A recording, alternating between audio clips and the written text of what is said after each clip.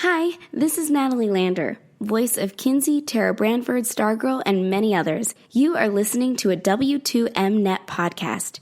You can visit W2Mnet.com for other podcasts about entertainment, video games, sports, and wrestling. Republicans, Democrats, battlegrounds, electoral college.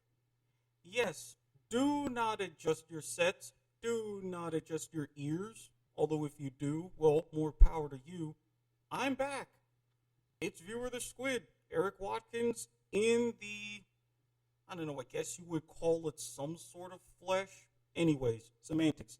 But after all this time, I'm back, and this is Point of Viewer. Yes, the show that if you listen to the kickoff has been mentioned far too many times. Well, it's actually a reality for once. And of course, me being me, I come back right on election night and going live, no less, of first, to try to decipher all of this craziness and to see, well, how screwed we potentially are. But in another first, I'm not alone. I would like to introduce to all of my lovely listeners a good friend of mine, longtime fantasy football cohort, the one, the only, Christopher Bernard. How you doing, Chris? I'm doing very well, ready for this election season to end, but excited for tonight. You and me both, because I, being in a swing state like Florida, I've had to put up with this for a year, and I'm like, enough's enough. I went in, I did my duty, I sent in my ballot by mail, it's counted, it's great. Now on we go. Let's start doing this. Let's just decide one way or another who wins. If we get 4 more years of Trump, we get 4 years of Biden. Either way, like I say, it's just going to be craziness. No, you're absolutely right. It is going to be insane. But I got to tell you, it might be over. Because Florida is Trump's home state, and he's actually been leading by 1.5 points there for the last few days. So it might actually go Trump this time. Well, I say this time like it didn't go Trump last time. This is one of those. Oh, go ahead. No, I was just going to say I think it's over for you. It'll be over in a few hours, unless you pull another 2000, and then you're kind of screwed. Don't even get me started about 2000. I was in high school. I wasn't living down here at the time, but everybody looked at me saying, okay, what's going on? And I would not have to, at the one point where that would happen again, not have to actually live through it this time. If I hear the word Chad one more time, I will punch somebody. No, I totally get that. Absolutely understand. And it's funny, speaking of Florida, since you're going in on that one, I was actually researching what they call bellwether counties today. Mm-hmm. And there is a rather new bellwether county in Florida. I'm trying to pull it up here. I had a whole bunch of notes that totally just lost them. Because I know usually, and this is absolutely true, everything is pretty much dominated by the I-4 corridor, right along where Orlando and Tampa. Everything south. You just nailed it. Hillsborough County. Oh, yeah. Right where Tampa is, right in that area. In fact, it's if I remember correctly, they've actually had the way that their election, the way that county has only gone against the general election in terms of popular votes. Since 1928, only missed 2 times in 92 and 2016. That's it. And especially given those 2 particular elections, it's not surprising because if you look at the demographics of the Tampa Bay area, you're talking, your Hillsborough, Pinellas, throw in even like a Pasco and all of those counties. it's actually pretty diverse. You're talking a few different really ecosystems. And let's face it, for those that know Tampa area politics, they are some of the absolute most contentious in the state. So it's not surprise usually whenever you're talking, even with either candidate going along the corridor, they don't even focus on Orlando so much. They really hit up Tampa. So, since we're talking about this, and polls close in about 7 minutes for the, I believe, 98 different electoral votes. Um, what's your official prediction? Honestly, given everything that I have seen outside of the polls, I ignored those. Those that I've talked to, some indicators going on, looking at the state of everything in play. I think my official prediction, Biden wins, but it's going to be close. It wouldn't surprise me if this is maybe within 10 to 20 electoral college votes. Okay. I did, as you are aware, over the last few days, I did a lot of research. This is probably the hardest election I've ever had to predict. Maybe 2016 was a bit harder, but this one is definitely up there. Um, I've got Trump winning 300 and 302 electoral votes. Okay, so you're talking, because if I remember right, in 2016, didn't he grab roughly 306? If I remember my numbers right? I believe it was, yeah, that was right about, that was it. Officially, he had a little bit less because there were some rogue electoral um, voters going on, but yes, he had 306 last time. So I'm predicting pretty much the same kind of outcome. Okay, I mean, with a lot of these voters and knowing those who are Trump supporters, they are very diehard. And in some They are. ways, their credit, kudos to them. So, one way or another, they're going to show up and show out at the ballot box. That's what you do, that's what you're supposed to They do. are. And it's funny, that's one of the statistics I was trying to look up, over the weekend or so, and I found a very interesting Politico poll that Mm-hmm. showed that 68% of Trump supporters strongly support him, and 71% of Trump supporters are actually voting for Trump. Conversely, for Biden, 57% of supporters strongly support him, while 63% of those who are likely to vote for Biden are actually voting against Trump as opposed to for Biden. And So yeah. So when you look into that, it's almost like, and to be honest with you, if I'm looking at that, if I'm Biden, I'm saying, okay, 63% of my supporters are only going to the polls to vote against Trump.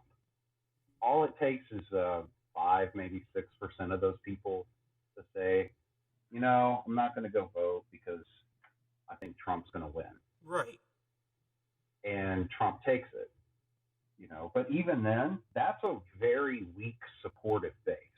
I wish I could have found 2016, those 2016 numbers, but I couldn't. Well, if They you're were very, looking at, and I did see some statistics of my own, if you were looking at just the likability among all registered voters and those who are likely to vote, everybody was focusing on, how much Trump was disliked on a wide 10, 15, in some instances, leading up to the election, 20-point margin to how much he was actually liked.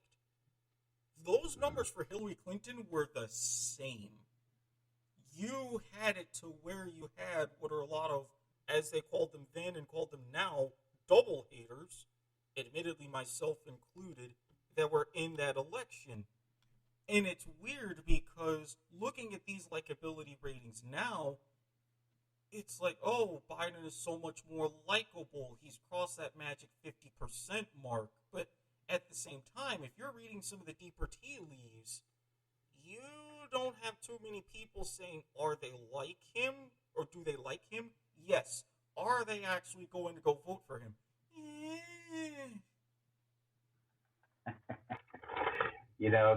That's what it all boils down to is will you go vote for the person you like?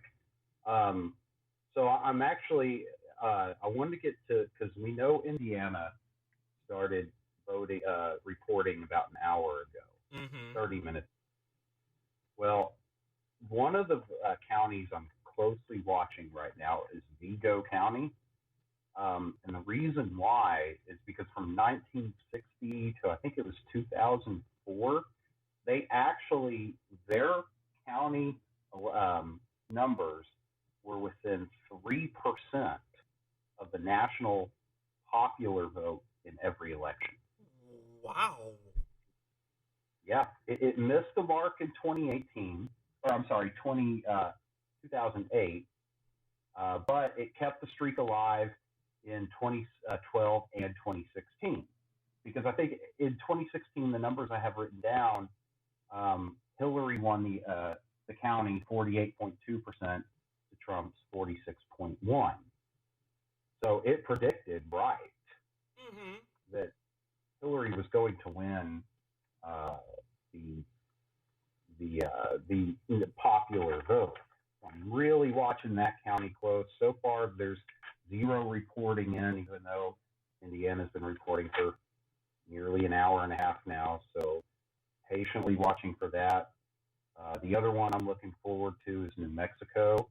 I think they close in a couple hours or so. Valencia County.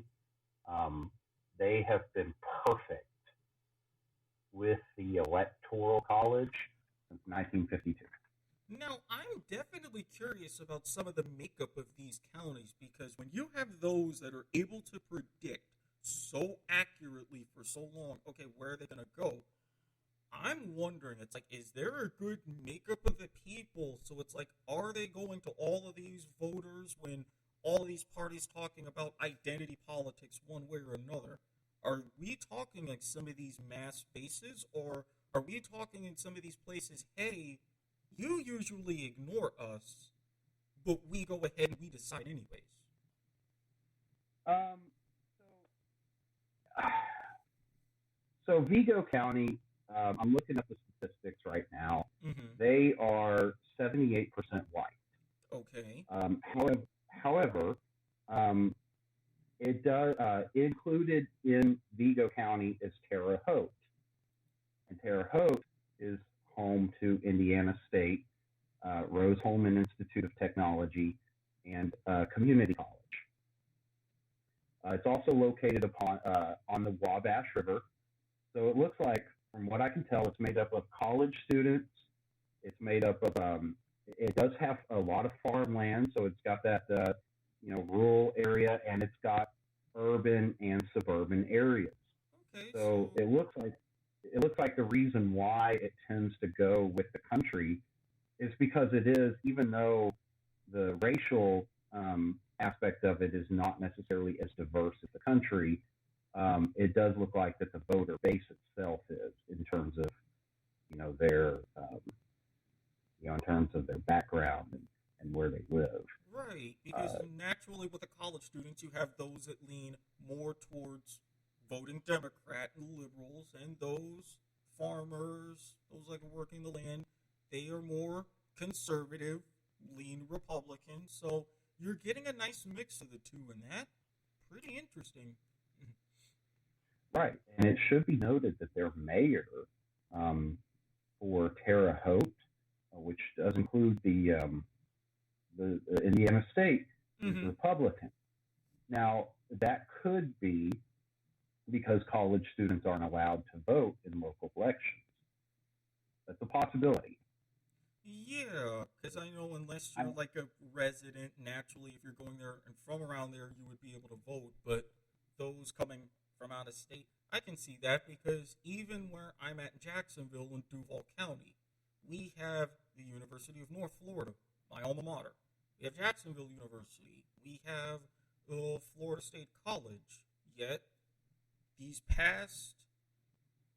within the past 20 years-ish, we've had more historically Republican mayors than we only had the one Democrat, Alvin Brown. Don't even get me started about how all of them. Yeah, never mind. I'll save that for later. I'll save that for later after my drink is ready because I think it just about is. I will say I just found a poll that was taken 2 days ago, and Biden and Trump were in a statistical dead heat at 48-48 each. Of course. For Vigo County. So this is going to be rough, and they still have not reported any ballots whatsoever. So there's no telling what's really going on. Here it is, Hillsborough County. They were just showing it on TV. It looked like Biden had just a slight lead. Yeah, because I'm looking at it, and if you're looking at like some of the major, Hillsborough County, Duval County, Miami-Dade, and Leon County, if I had mentioned that, where Tallahassee is, those three areas, really those four, Biden's got the lead. Everything surrounding Orange County, like you're going up north, Seminole, and all that, and farther south where Orlando is, that's leaning Biden. But for the time being, Orange County itself is going towards Trump. Given the makeup of the Orlando area, that also doesn't surprise me. The one I'm most curious about is really my home county in Duval, because we seem to find ourselves on a knife edge. We're supposed to be in the more deep red part of the state, but we're that little purplish blue dot that I can't say everybody ignores, but we're basically the Florida Man County. You don't know what we're going to do year to year. What county did you say? Duval County. Duval. That is in the Panhandle? No. Duval, that's right, Jacksonville, so you're looking far on the East Coast, and you're about half hour south of the Florida-Georgia border.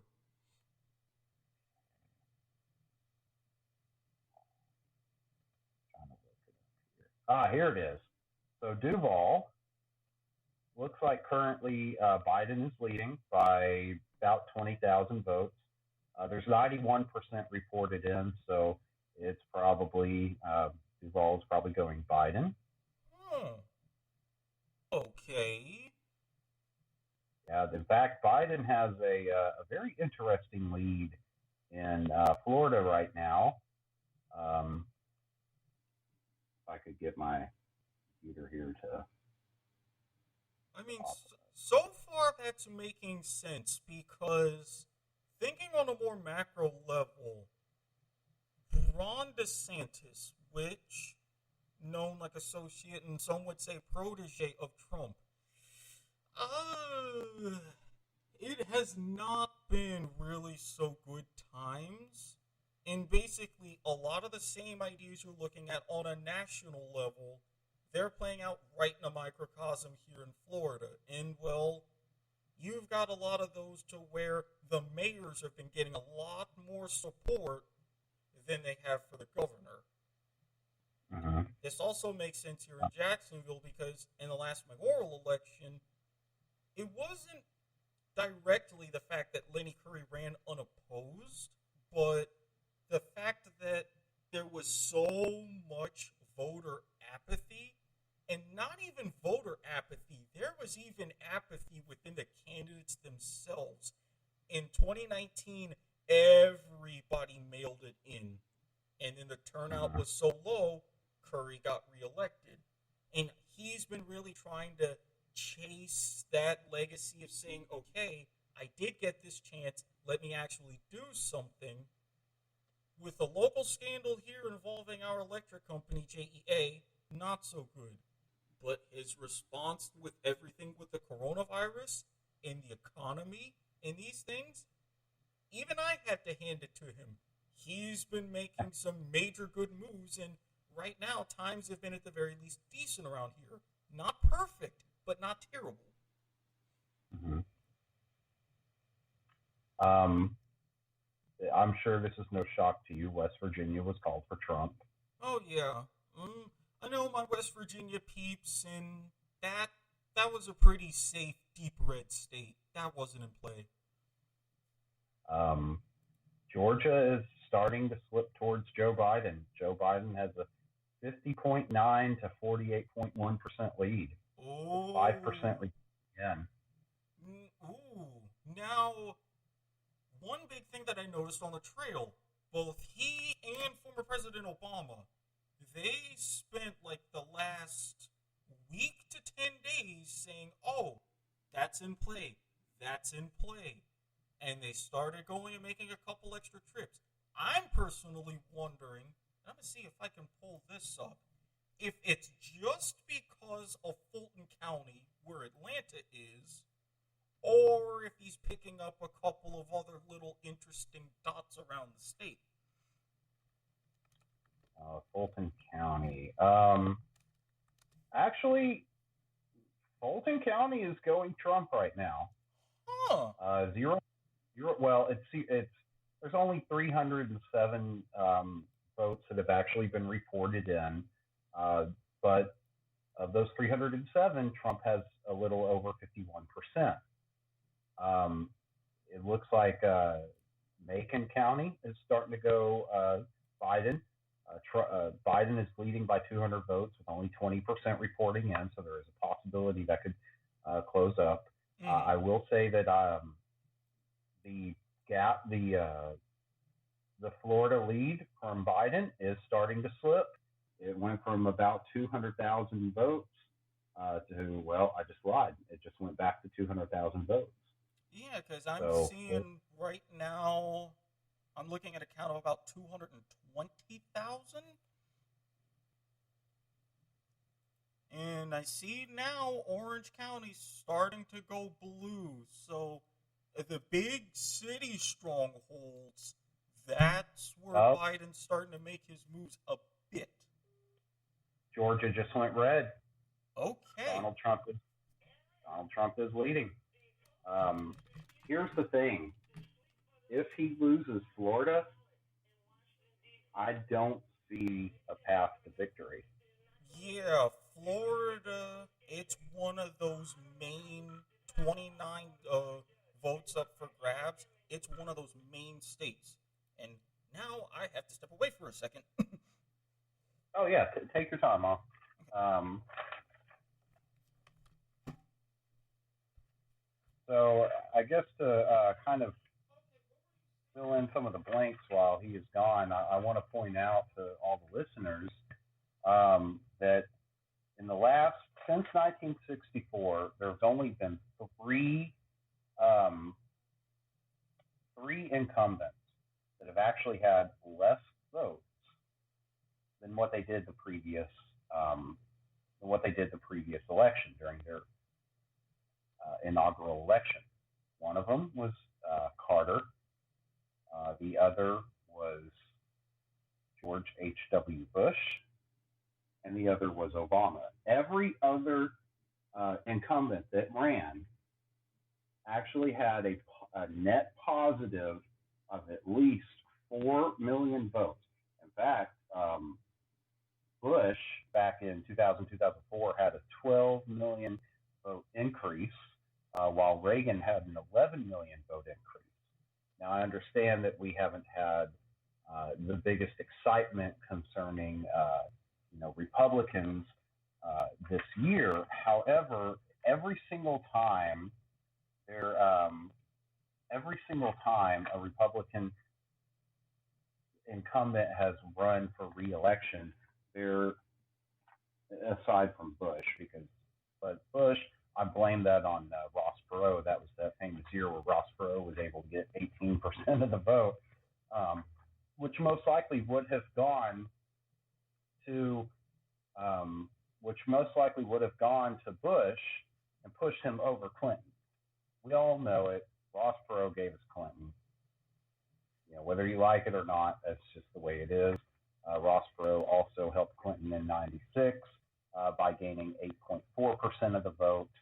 Um, Clinton, neither of his times running did he even get a majority. He only got 43% back in '92, 49.2% back in '96, which I think is funny because back then, when those candidates won, or that candidate won, nobody seemed to have a problem with how the electoral college worked back then, because just back then, Clinton won 31 states in '96, 32 states in '92.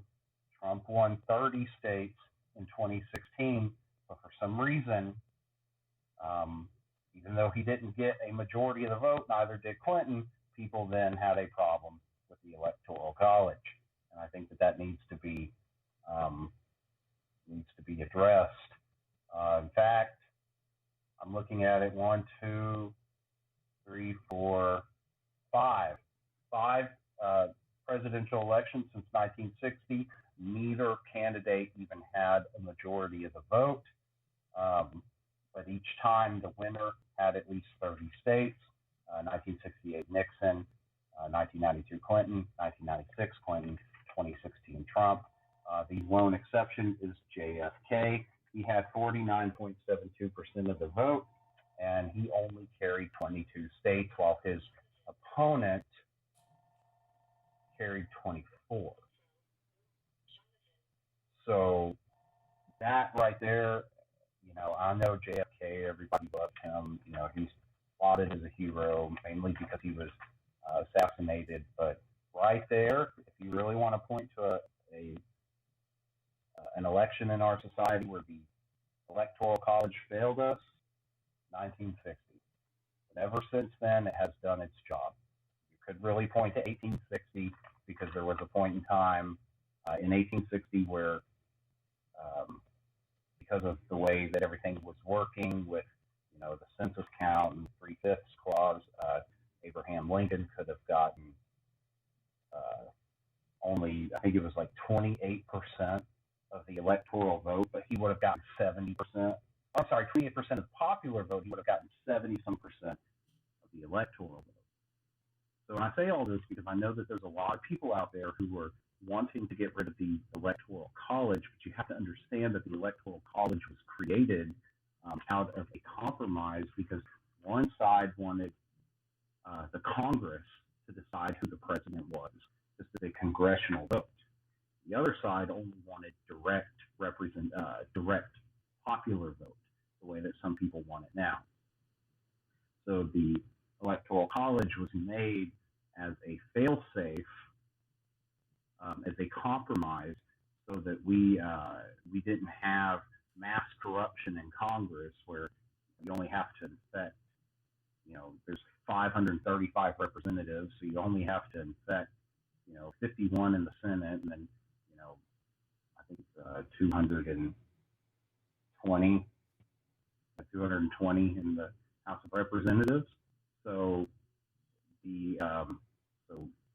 then you put it in, if you put it in the hands of just the people alone, California, New York, Texas will in fact it will in fact decide the election every single time, and it will be more California and New York. You don't want California and New York to decide your election. Have you seen what California has been doing for Thanksgiving? Yeah, I don't want that either. So instead of having those people decide our election, we have the entire country with equal voices based upon representation and population. Well, actually, and I'm glad that you kind of mentioned that as I'm back. First of all, remember, kids, when making anything alcohol related, if the recipe says to boil for 30 minutes, you make sure it's 30 minutes, not longer. And second of all, I've always had this kind of, how can I say this? I am not a big fan of the Electoral College especially the history of it, and as it is. I've always understood everybody's argument about, oh, if you strictly relied on the popular vote, yes, they're only going to campaign in really the big cities, and you're going to have all of your coasts and all of your big states, and they're the ones that are going to be decided. I get that argument. However, with the way that the representation is set up and the levels of inequalities in that representation, don't you think that at least inherently there's a flaw here and there? Well, I know the flaw that people tend to argue, which, by the way, Trump has pulled within by 67,000 votes in Florida, with only 78% reporting in. So this is going to be a really close race. I understand the inherent flaw that people come up with, because, well, you only have like 4 or 5 states that people really, that they campaign in, Mm-hmm. because all the others are just automatically decided because of how steep they are. Right. So I want you to look at, for example, California. Mm-hmm. California has 55 electoral votes. Mm-hmm. Montana, North Dakota, South Dakota, Colorado, Wyoming, Idaho, Oregon, Washington, Utah, New Mexico, Nevada, and Iowa and Arkansas. Now I could have gone way over there, but quick thinking on my feet. They don't even count. They don't even add up to California. I just named 12 states. Thereabouts. 12 states. So you're telling me, and when I say you, I mean the people who have that idea of the flaw. You're telling me that the people in those 12 states that I just mentioned should have a much less of a voice and less equal representation in terms of who decides what is essentially our chief executive officer of this country. Mm-hmm. They should have less of a voice than California. And I completely get that they shouldn't. Don't get me wrong, because whether you live in a place like Montana, I know some people who live in Idaho. I know some who live in Washington, in Oregon, in New Mexico, in Colorado. We both know people in Nevada. And you're absolutely right. All of those states, it should really have that equal voice. And even taking away the campaigning aspect, because it's always about your swing states like the Carolinas or occasionally Georgia or Ohio or God knows here in Florida. I've been getting stuff in the mail for forever. But it's like, and what really draws me in is like, okay, the per capita, or in this case, per electoral vote kind of an argument. I get why California has so many because, let's face it, they could essentially be their own country. There was even that whole disputed case about Calexit and all of the quirky international origins. We'll get to that later. But when you have so many people spread out versus so many people packed together, that how many people or how many hundreds of thousands of people per electoral vote argument, that's kind of like the middle ground in between both edges of the spectrum. And to me, looking at it in that mathematical sense, I'm like, yeah, that makes sense. You should have this level of power. Your voice should matter. Those votes should count. But you've got more people representing this one vote versus these few people representing the same one electoral vote over here. So it's one of those kind of quirks that I see. It's like we could do a little bit better than that. So I want to read something to you because while you were talking, and I was listening, Mm-hmm. while you were talking, I remembered a certain statistic in my head concerning the number of counties that Donald Trump won versus Hillary. And so I wanted to look it up, and I found this on the Associated Press. Clinton in 2016 won 487 counties nationwide. Mm-hmm. Donald Trump won 2,626. Whoa. Yeah. And you're saying that those 487 counties, and I understand they're packed with people, but 487 counties, if we had gone straight by national or popular votes, those 487 counties looks like 1/5 of what Trump won would have decided our president. Furthermore, let's go even further. Those 487 counties didn't even make up 50% of the country. They made up like what was it, 49.2% of the country? Yeah, when you're looking at by the overall voter totals. Yeah, those 487 counties nationwide, they carried Hillary to get 49% of the vote. That's not fair. You're literally disenfranchising about 85 to 90% of the counties out there. And as someone who knows a thing or two about disenfranchisement, you've got my attention. Yeah, I'm sure, because, unfortunately, there has been a lot of attempts to disenfranchise votes of, well, you know where I'm going with that. Mm-hmm. So here's what, if I had the power, here's what I would say. Looks like next polls closing include Florida and Pennsylvania. I thought Pennsylvania is closing next. This is great. Oh boy. Hey Ben. Hey Ray. I hope you guys are listening. You as well, Hannah. Those are all the people that wanted to listen. They asked me to give you a shout out. Here's what, if I had the power, here's what I would do. And it's something Democrats would never do, simply because of the power that they would lose. Okay. I would love it if they went to a Maine and Nebraska style electoral college type distribution.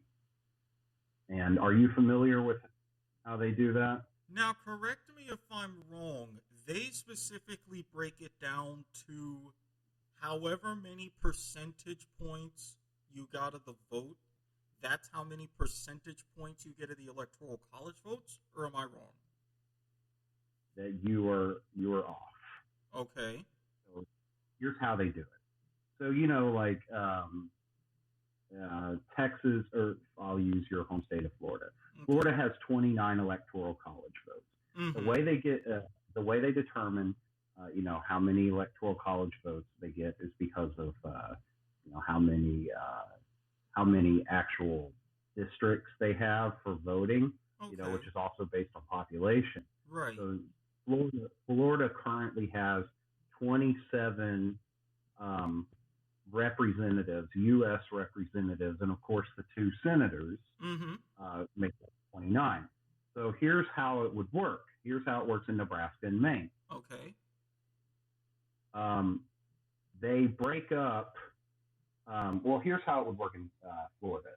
So the 29 different districts, if like say 10 or 12 or even 13 districts go Trump gets 13 of those electoral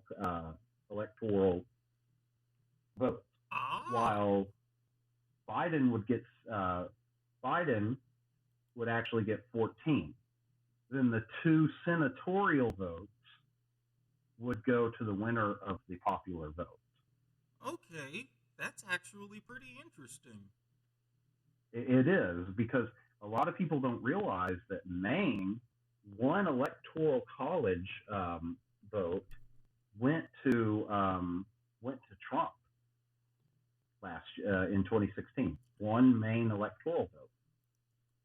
All 3 or whatever of Nebraska went to Trump, but mm-hmm. one electoral vote went to Maine. And if you ever, and I'm sure you have, if you ever truly look at the way California and Nevada vote, Mm-hmm. Nevada, the only reason Hillary took Nevada in 2016 is because of one county.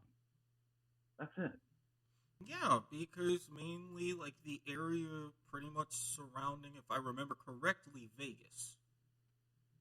Yeah, I believe that's Henderson County. Could be Mm-hmm. wrong. Henderson County. Yeah. Um, And then, so yeah, even when you look at the split of California, once you get like central part of the state, Inland Empire towards the valleys, south of Fresno as you're going down, all of your cities and places in the south, your LA, San Diego, San Bernardino, all of those places, they would definitely lean much more blue. They're much more urban. Whereas you go farther north, outside of like San Francisco, Silicon Valley, you go deeper into the hearts of Fresno and all these places, it's more red. Entirely different kind of California up there. yep. In fact, I'm looking at it right now, and Trump took Kern, Kings, Tulare, Inyo, Mariposa, Madera, like all the northern counties. Trump took them all. Yeah, and Um, those, and right, we're mentioning like Kern and those are around the Sacramento area, right around there. I'm looking at God,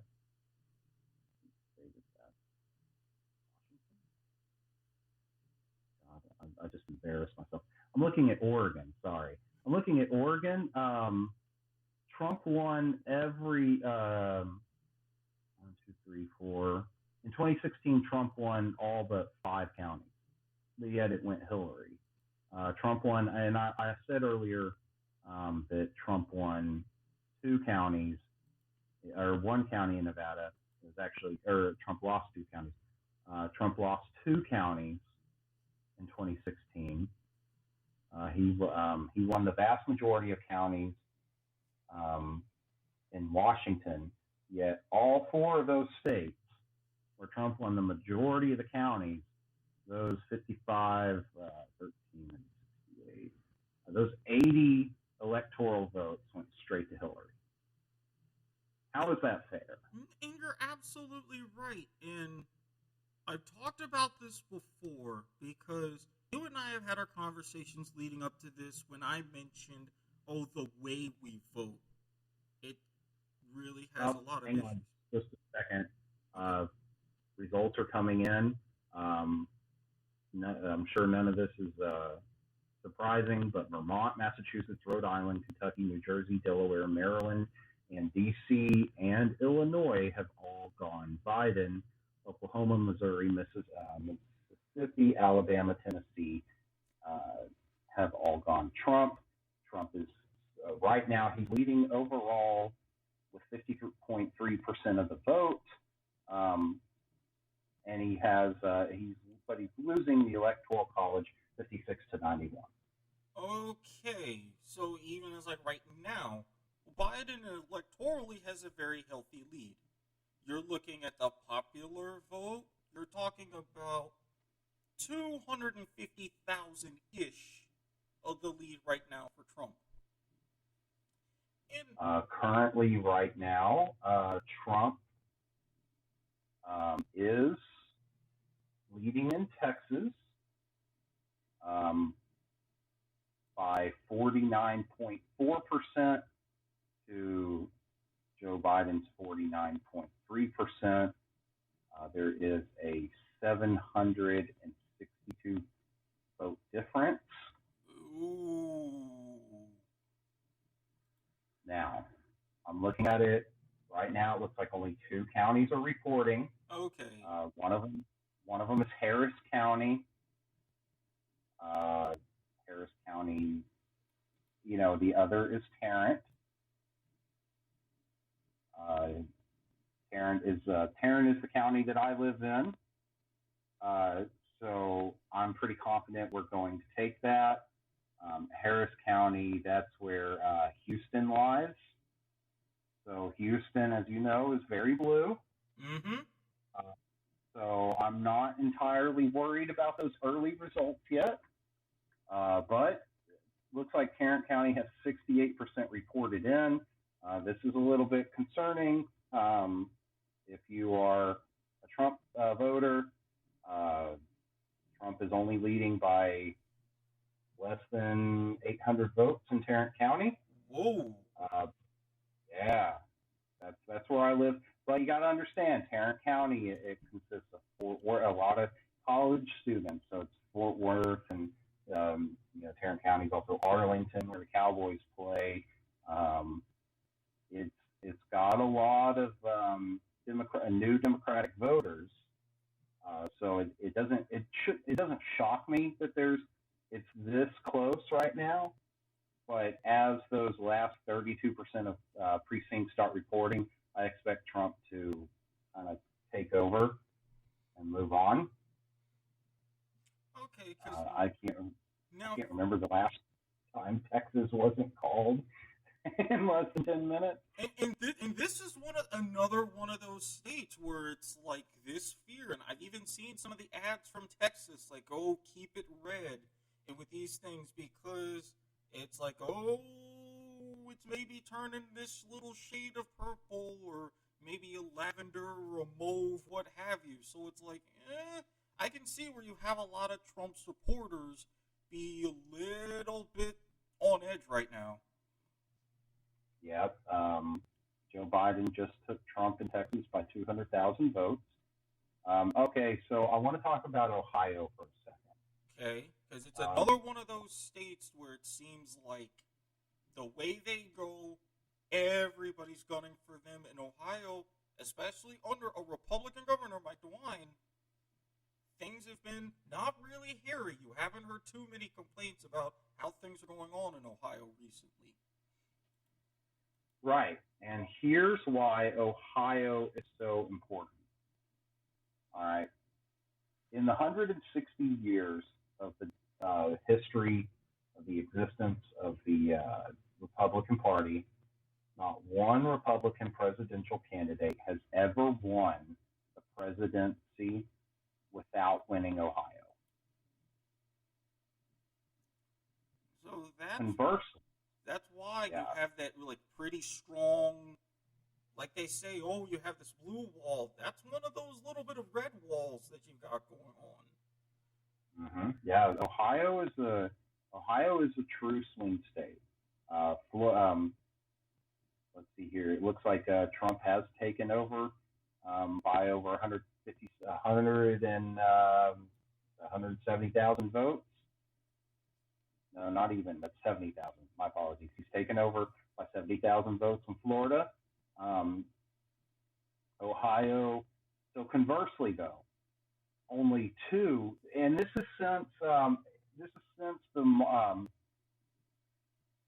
advent of the modern or the advent of the two-party system that we currently reside under. Only two Democrats have ever won the presidency while losing Ohio. Yeah, so it's pretty much like the adage goes, as Ohio goes, the country goes. Yeah. So, this is pretty important right now. Trump is only getting 41.1% of the vote. 34% precincts are reporting in. There's about a 300,000 vote gap. A lot of counties are not. It's funny because most of the counties that are reporting are actually leaning Trump. I'm counting 6, 7, 8, 9, 10. Only 11 counties currently that are reporting are actually going Biden. So it could be, Delaware County, Franklin County, Montgomery County. Man, they're going strong Biden. I'm seeing Cuyahoga County with Cleveland. Woo! Again, early, but Biden's mopping the floor right now up in that area. Yeah, you got almost over half the counties haven't even started reporting yet. Right. And most of the counties that are reporting are leaning Trump, while a very few are leaning Biden, so it's still too early to tell as far as that's concerned. So I really wouldn't, if I was a Biden supporter, I wouldn't be celebrating yet. If I was a Trump supporter, I wouldn't be biting my nails yet. So And, everything should be.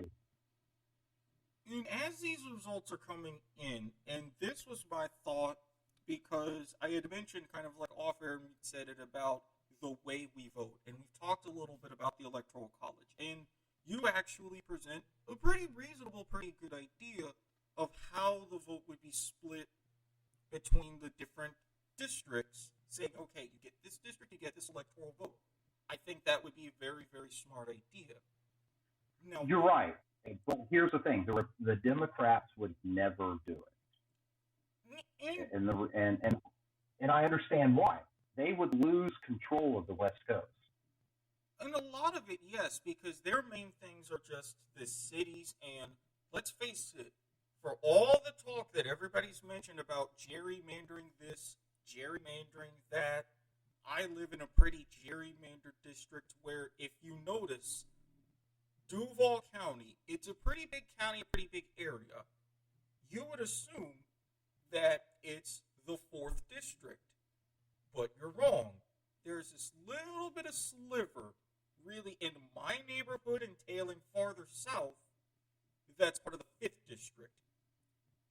How that happened? Yeah. Gerrymandering, and it goes on both sides. But my main thing, and I know this is something, it's not, neither party would agree to this, Republican, Democrat, simply because it would be way too much of a wild card. For those that know me, and I've mentioned this on previous episodes, I had talked about ranked choice voting and all these benefits. It's like, oh, everybody's going to ranked choice voting, and you get this instant runoff, and here's the math behind it. And I'm like, no. You really want to simplify things and have this done to where you wouldn't have to worry about the Electoral College, and ideally in my world, you wouldn't even have to worry about primaries. Everybody, be it taking for this election, for example, everybody, Trump, Biden, Joe Jorgensen, Howie Hawkins, all of these candidates would be able to have a fair shake. The approval system. I agree that they should all be given a fair shake. In fact, for as far as the debates are concerned, I've always said, I've always thought that the requirement should be that they're on 45 ballots. Yeah, and it's looking at for the convention, like for the committee for presidential debates. I looked at it, and it looks. Is that going for Tennessee as we have a result coming in? Oh, yeah, Tennessee has gone Trump. Okay, so that's 11 more votes in the bag for him. So that tightens things up quite a bit. No, it must have already been called because nothing's changed. It's still 91 to 56. Okay, so they now. must have included those previously. All right. So when you look at for the Commission on Presidential Debates, which far different from the League of Women Voters who used to run debates even as recent as the 80s, this one requirement that has annoyed me, it says you must have a mathematical chance to win the Electoral College. And I think to myself, why? You're pretty much phasing out, like the media does overall, all of these great candidates with other ideas that neither major party wants to adopt, yet all of these people who are willing to vote for them, who are willing to see these different levels of change, and they're just being ignored. I don't get that. And for me, I think if we, at some point, I would love to see this, and especially because it's a very easy change in infrastructure. When you're filling out your ballot, in a first-past-the-post system like we are, it's you pick one, you pick your only one. That's it. You, like I, and everybody else, we do our research and we see, okay, who is the best candidate because I can only choose one. Under the approval system, You can choose more than one. Say, ooh, I like this candidate, but I also like this candidate. I can go ahead and I can vote for both of them, and that would be legal. And then when you're tabulating all of the votes, whoever appears on the highest percentage of ballots overall wins. So you're for a straight popular vote. Well, in popular vote, but not first past the post popular vote, because then that just further messes with the two-party system that we have now. I'm for almost like you would call it a jungle primary or a unitary. It's like every candidate gets their chance, even if you have multiple Democrats or Republicans. Instead of having them do Isn't that how California does their primaries? I don't think so. I think with everybody, when it comes to their primaries, and even the only states that really do that are non-primaries are where you have your caucuses, where you go in your room and you say, hey, I'm voting for this guy or this person, and then if they don't get enough, then all the people whose candidates were eliminated flock together. So that's more of like the ranked choice style. Here it is. So I found it on Ballotpedia. Okay. This is California utilizes a top two primary system. Mm-hmm. So in a top two primary system, all candidates are listed on the same ballot. The top two vote getters, regardless of their partisan affiliation, advance to the general election. Okay, so that's similar to how we even vote for our mayor here in Jacksonville. We have what they call the unitary election. It's a free-for-all. Then the top two just go ahead on, and then we have a projected winner in the Senate. You know what? I got to hand it to you for this one. I thought that with all of the things coming out with Mitch McConnell, oh, he took it. You proved me wrong. Addison strikes again. I'm telling you, man.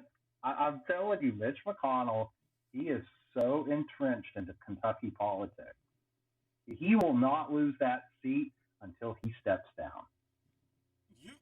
You're right on that one. And it's all the people who were saying about with all of this and all of the Russian money, because there were multiple reports about different companies that he had a hand in bringing them into Kentucky, and all of the Moscow Mitch stuff, which I admit I liked the shirts and the mugs. Okay, they've got him for another 6 years. Couple of things. Florida, Trump has now pulled ahead by a little under 200,000 votes.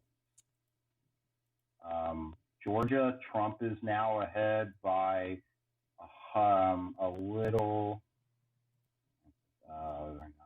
Looks like he's ahead about a little under 80,000 votes. Yeah, I'm seeing about 70, almost 78,000, looking up via The Guardian. I'm using, and please, whoever's listening, do not use this as evidence of anything. I'm using the Fox News interactive map. So that's how I'm trying to get all these. So, man, Indiana, Vigo County, no results yet. Uh-oh. I don't know if that's a good thing or if that's a bad thing. I don't know what's going on. But it looks like all of Vigo County's surrounding counties are all going Trump. The only county currently, I lied, St. Joseph County, Lake County, and Marion County are, in fact, going Biden right now. And it doesn't shock me that Marion County is going Biden, because that's where Indianapolis is. Mm-hmm. And, obviously, big cities, there's urban areas that surround it. And as we all know, apologize for this, there is a stereotype of who lives in urban areas, and those people tend to vote Democrat. So this doesn't shock me that Marion County is going Trump as of right now. Well, I mean, I'm sorry, Biden's going Biden. Yeah, The rest of I know a couple of people. I have some good friends of mine who live right near the racetrack, and they've had some crazy adventures. But the demographics, and you're absolutely right. And this is one of those things that they had mentioned going into this, the Latinx vote. And I have my friends, and in their neighborhood, it is becoming more and more Latinx, all kinds of, from what I've heard, delicious food trucks.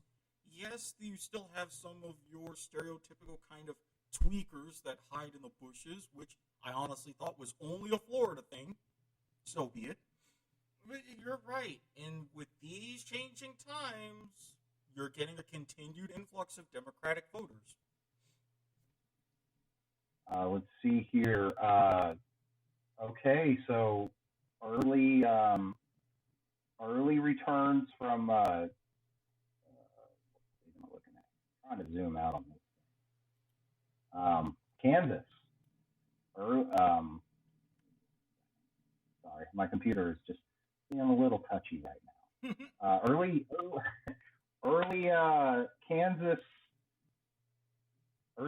returns. Joe Biden is winning by 40,000 votes with 30% reporting in. It looks like that there's 4 counties currently reporting. 3 of them are going towards Trump. The one county that's going very heavy Biden, leading by about 45,000 votes, which is pretty much the difference. In the statewide vote is Johnson County. Johnson County is trying to look them up here. Looks like they're in the Kansas City metropolitan area. Yep, just south of Kansas City proper. Okay, so that explains that. Let's see if I can find their history of going towards a presidential election. Johnson County actually last election in 2016 went Republican by less than a 3-point margin. In fact, President Bush, he actually received 61% of Johnson County in 2004. So it does look like, but their third congressional district is a Democrat, Sharice Davids. They elected her in 2018. The two, I know it doesn't really matter, but the 2 senators from Kansas are Republicans. It says here in the past, Johnson County has been solidly Republican. So this is interesting why they would be switching this fast. It does show that it shows 0% reporting in. So there is a possibility it's just early vote tallies being. Yeah, because sometimes they'll have all of your early votes coming in. They'll lump them together with those voting on election day, or for those that get to count before election day, which I'm going to be honest, should be every county in every state. I'm sorry, they just called Indiana for Trump. Okay, so that, especially since you've got that Mike Pence's home state, not really a surprise there. I didn't see a lot of any kind of Democratic push whatsoever in Indiana. So, which is weird because Indiana twice went for Obama. Well, so they would, and I mean, I know it's not a whole lot, but that's 11 electoral points.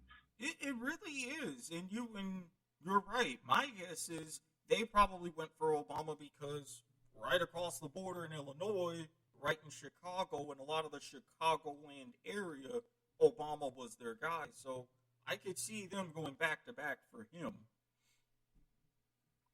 Let's see here. Texas. Texas is starting to report in now. Looks like Bexar County. Bexar County is currently going Biden. Bexar County is one of those bellwether counties that I was researching earlier. Let me see if I can pull them up real quick. Let's just Now, go. is it, because I've heard that county pronounced two different ways. Is it Bexar or is it Bear? Because I've heard it with the X and then with the silent X. And I was thinking, oh, in my head it was always Bexar, but then I heard it pronounced Bear, and I'm like, what? Uh-oh. Hello? Can you hear me? Yeah, I can hear you. Okay, my apologies. All right. I don't know what happened there. My sound cut off. So I don't know if it's Bexar or Behar. I just call it whatever I want, and other people are just going to have to deal with it. Just like I call Nevada, I call it Nevada. You know. But Bexar County. So check this out. So Bexar County, the county seat is San Antonio. They've had two misses. They have voted along with the nation and missed only twice. And here's what's interesting. Their two misses are 1968 and the infamous election of 2016. Oh, boy. Right. So, looks like Jim Hogg County totally went Biden. Looks like Tarrant County is, it's still, Trump still has a 700 point lead, 700, a 700 vote lead. But it's still only 68% reported in. Dallas County shouldn't be shocked because they're idiots. I shouldn't be shocked about this because they're going Biden. I guess I just showed my bias a little bit, didn't I? I saw what you did there. You what? I saw what you did there. I know. I hate Dallas County. I really do. They're a bunch of idiots over there. It wouldn't have even. I would still say it even if it wasn't for election night. I'm not even gonna lie. Hang on. All I'm right. getting there. All right. So something interesting I found yesterday. You're aware of the Rasmussen daily presidential reports, right? Mm-hmm. So I actually found yesterday that the 52% of likely U.S. voters approve of Trump's job performance. Now, I understand where. Wow, I'm getting some weird feedback. Yeah, hang on. I'm sorry. Okay. My earbuds went out, and I don't know why. They were fully charged. I hate it when that happens. Yeah, that's what. Okay.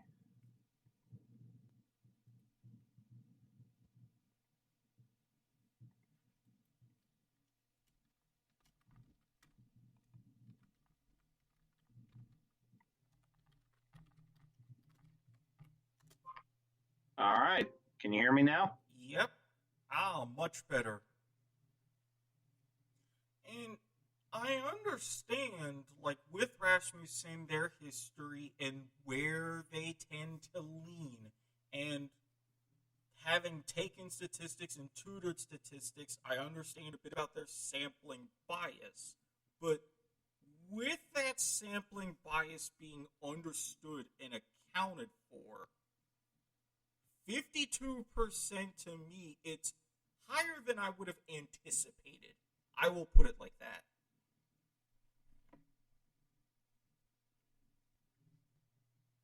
Because from all of the other different places that I've been seeing really throughout this time, and again, ignoring the polls because of what happened in 2016, usually that number is around somewhere in the 30s or really, really hanging in the 40s.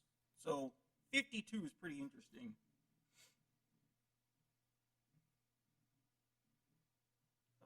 we still have some technical issues on Chris's end, but kind of going back to my thought, and I'll reiterate with this case, and as we were mentioning, going all the way back to how California does with their unitary primaries. Under the approval system, it goes even beyond to where there would really be no runoff whatsoever. You have everybody on the ballot, whomever, and in the case, like, say, for city council seats or something where you would have multiple seats, you would have your top candidates, however many you need. Say if you needed like 3 seats, your top 3, they would be going through. No real need. And as we're going through this now, we're starting to get those ballots be delivered in Mecklenburg County, North Carolina. You've got Arkansas closing, which, as of right now, it's still a little bit too close to call, but given the states surrounding Arkansas, your Mississippi, your other Gulf states, they're either called for or are leaning Trump. So you would expect that really southern stronghold, and even now with some counties in Georgia, Candler County, Trutland, Pulaski, and Webster. So you're looking really towards kind of like that middle part of the state of Georgia. Those counties are now starting to report they're going Trump. But you still have around in Fulton County, Cobb County, Clayton, around in the Atlanta metro area, leading Biden, areas around Augusta, Richmond County itself, not reporting yet, but surrounding McDuffie, Columbia, Burke, they're leaning Trump. So that the southern swing, that's starting to lean more and more red, at the very least for the time being. So as the night goes, it's going to get much more interesting. What's going on? Also taking a look at some of these House seats, as we have our usual House elections. No surprise about 4th District. John Rutherford cleaned up. He won over 60% of the vote. And for my district, in the 5th District, Al Lawson won, winning 65% of the vote. So at the very least so far, it's breaking down about... All right, can you hear me? Yep, welcome back. Man, I don't know what happened. I had some technical difficulties there. Oh, trust me, if you ever listen to episodes of the Kickoff, there are nights where we are the kings of technical difficulties. I will believe you on that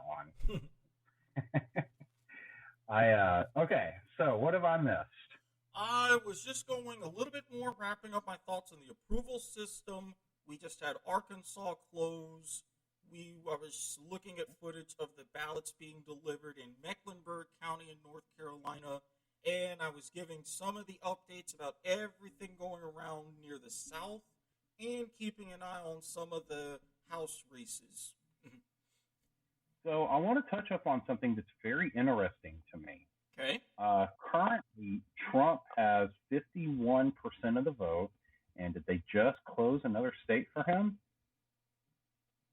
Because the electoral vote just went up. Let me go and Mississippi, see. Alabama, I think they were already called. Yeah, because right now, according to the Guardian, well, right now, they were just saying with Arkansas, even though it's a little bit early, they're calling Arkansas for Trump. So right now, again, following based on the Guardian, you've got 85 votes or electoral votes to 61. Biden in the lead right now. Oh, wow. It's looking like, okay, so as far as the popular vote is concerned, because this is what all the people who didn't vote Trump or didn't want to vote Trump, supported Hillary, talked about. Trump is leading 50.1% of the vote. and he hasn't let up on that. Nope. He's been hovering between 50.1 and 50.5% of the vote. Yeah, right. That's huge. Yeah, right now, going by the lead on my screen, it is almost 450,000 so far. Mm-hmm. So it's looking like it's going to be one of those. California's going to rush in once Texas really starts reporting its. Once Texas really starts reporting, because there's only 46% reported in, and currently Trump is closing that gap real quick. Kansas, oh boy, Kansas is not looking pretty, but it's only 32% reported in. So, Michigan, early returns, 7% in. Donald Trump is leading with 59% of the vote. Yep, he's got about a little over a 70,000 vote lead right now, 7% in. Again, the talk of that blue wall this, blue wall that. These states are funny. They really are. That's really interesting to me. And right now, as you're getting more returns in Ohio, Biden hanging on by a little over 370,000 votes. And now, for the one that everybody had their eye on, Pennsylvania, 5% of the votes counted. Again, not sure if this is early voting or what have you. Take that for what it is. Biden has a 223,000 vote lead almost. Okay, so let's check to see what counties are reporting. Which one does Kenny live in exactly? So it looks like Center County is reporting in. They have a 17,000 vote. Let's see, Center County. Let me do a little Pennsylvania. So it looks like Center County is home to the county seat is Belafonte. See if I can find their presidential election history. As of November 14th, November of 2014, I should say.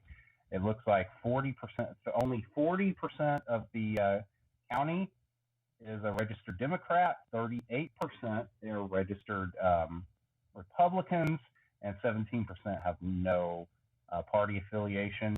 It says here Center County has, for many years, been a strong Republican county. Mm-hmm. It has been more competitive, though, in the early 21st century. Looks like in 2000, Bush defeated Gore with 52% of the vote to Gore's 43. 2004, Bush won 51 to 47. It says here, Governor Ed Rendell and Bob Casey both carried center, and Democrat Scott Conklin decidedly won the state house. Barack Obama, he carried the county 55% of the vote. So that could be what you might be seeing in Center County for those early returns is there, I'm sure, because I believe Barack Obama was going around Pennsylvania. Mm-hmm. He hit up stops Philadelphia, Pittsburgh, mainly your cities.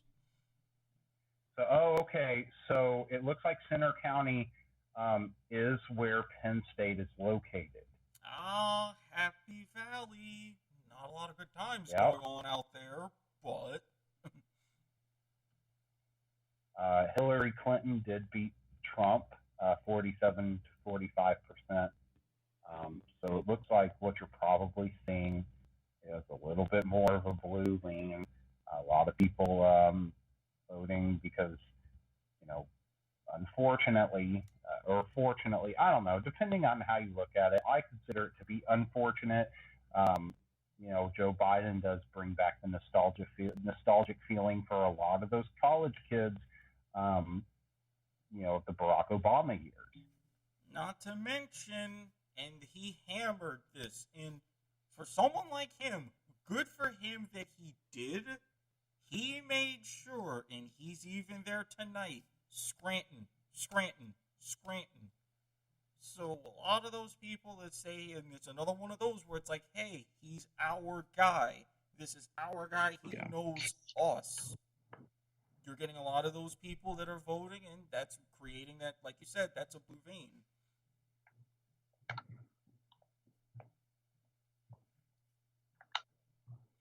And for anybody that's wondering, as far as like, oh, we're talking about these knife edges, and this is the one argument that I could not stand. Again, voting third party. Oh, you're voting it away, you're voting this way. Not a lot of people are voting third party.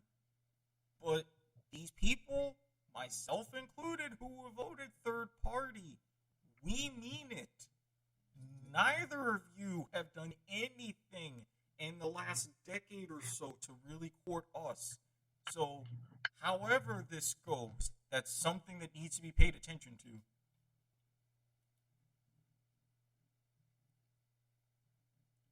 Something that really needs to be paid attention to. So now we're getting a few more results here and there. Now it looks like they're starting to update North Carolina. Interesting as far as with the Senate race. Cunningham leading Tillis. And that's another one that looks like that's starting to lean a little bit more blue. You've got Durham County, Forsyth, Henderson leaning blue, but Mecklenburg County, those ballots are starting to come in. They will start to be tabulated. That one, that could help swing that state either way. Now checking on my home state of Florida, this one, for right now, little bit of leanings, but you have the Panhandle, which, thanks to them being on Central Time, those parts of the Panhandle, as you're getting closer to the Gulf Coast and some of those borders, their polls closed at 8 o'clock Eastern, 7 o'clock Central Time. So you have very few reports coming in from those so far. But right now, again, your more strongholds with your cities. Duval County, here Jacksonville, that's Biden. That seems like it's pretty safe. Over 96% reporting. Leon County with Tallahassee going almost 2-1 for Biden. Hillsborough and Pinellas, they're either strong or leaning Biden.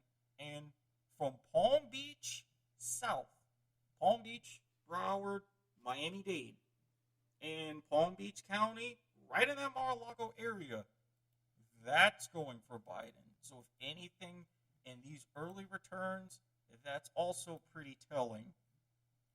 Again, everybody just keep that in mind.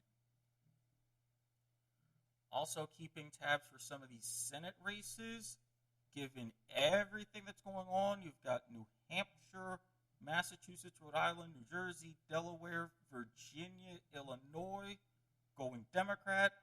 West Virginia, we previously mentioned Kentucky, Tennessee, Arkansas, Oklahoma, going Republican.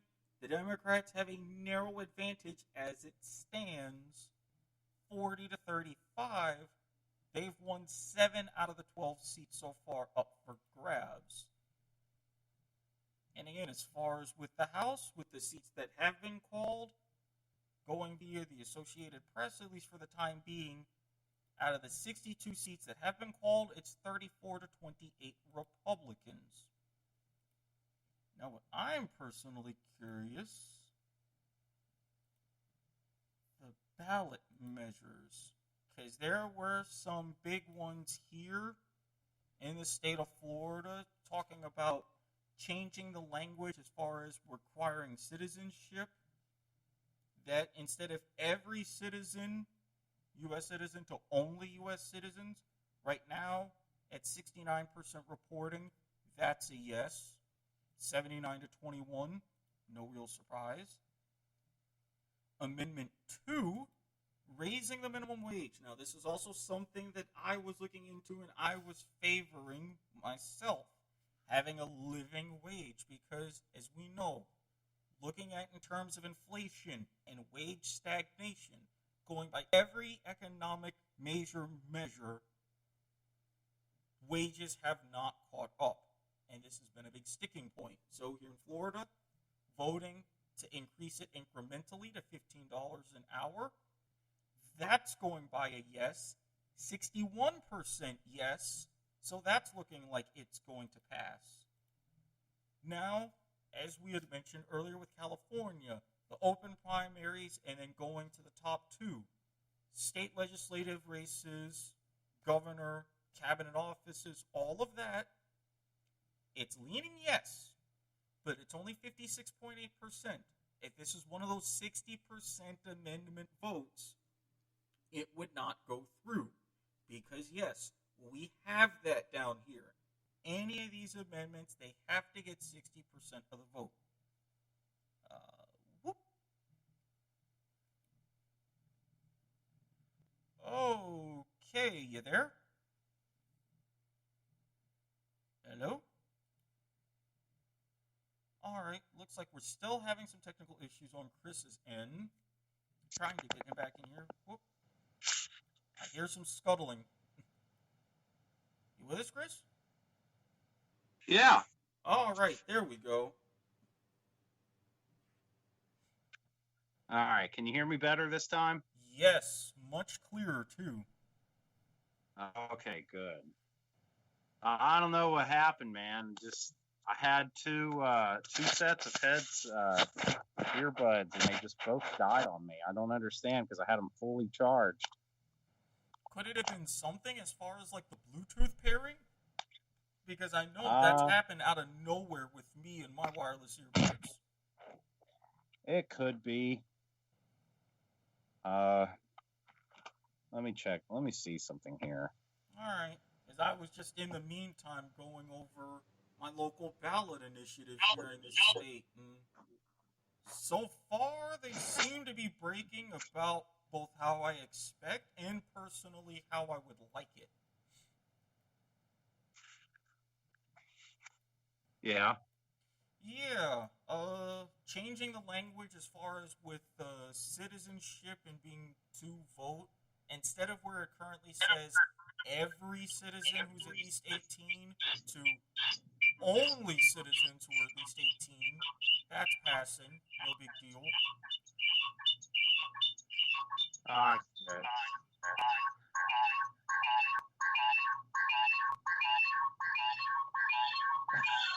Alrighty. And that's what we call in the business a feedback loop, ladies and gentlemen. Oh man, I tried to connect my Bluetooth to the phone. It just, man, telling you, technology. I've had those days too, where it's like nothing wants to cooperate whatsoever. Yep. All right, so let's get back to it. Now that I've caught some, let me catch up here. Any interesting thing happen?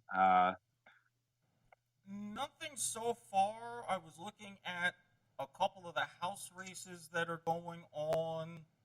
Again, in an era where TV personalities are getting more of a bump, the one TV personality here in the 4th District here in Florida, that did not work as that stays red, but the 5th District stays blue, so life goes on status quo. Let's see. Early reports are showing, early returns are showing North Carolina is leaning Biden by about 300,000 votes. Yep, I was covering that one as the counties were starting to come in. One of the main ones in there is going to be Mecklenburg, where Charlotte is, but for right now, you've got Henderson, Forsyth, and Durham County, right as part of the Raleigh-Durham Chapel Hill triangle. Those three are going for Biden, whereas Wake County, where Raleigh proper is, only 3% reporting, but Trump has got a bit of a lead there. Still, Vigo County is not reporting. Trump is. Oh, he's falling behind in Texas. Oh, man. They were not kidding when they said with the demographics of Texas and how it's changing, because I noticed a little bit more with Beto O'Rourke out there getting that presence, and again, that Latinx or Latinx vote, they were getting a more and more reading the tea leaves, and that could go more to Biden. So that's going to be interesting, not just for this election, but for elections going forward. Oh, this is interesting. If Texas goes blue, no Republican will ever win. That normally people would think that I would be cheering about that, but people would. But I'm like, y'all really that would don't literally know. Texas going blue would be the death of the Republican Party. Well, I mean, if it means someone's like the Libertarians or the Greens would get more notice, more power to it. As you see. Yeah, that would mean. Let me see here if I can get like a Texas. Let's see, Texas. Looks like Joe Jorgensen is pulling about 1% of the vote. I mean, there's 54% of polls or 54% of precincts reporting. Mm-hmm. Joe Biden is only leading by 200,000 votes. Yeah. And if you go look at the current county map, all of West Texas, I mean, most of West Texas has not even started reporting yet. The central counties have not yet started reporting. So this could be fool's gold. But if I'm a Republican, I'm looking at this and going, okay, what do we got to do? Kansas, 37% reporting in. Trump is losing by 40,000. I mean, Kansas used to be a state. I mean, even up until, just a few years ago, just a few elections ago, where that was one of those states that was called within 10 minutes. But Michigan used to be one of those states as well. Michigan was part of that blue wall, and it's currently leaning red.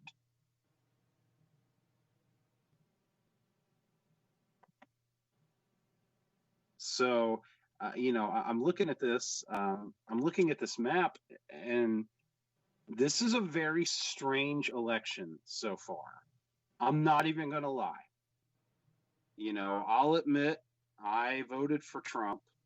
Not necessarily because I liked him a whole lot, but because I felt out of the two most viable candidates that could win, he was the one that I felt could run the country the most, or the best, I should say.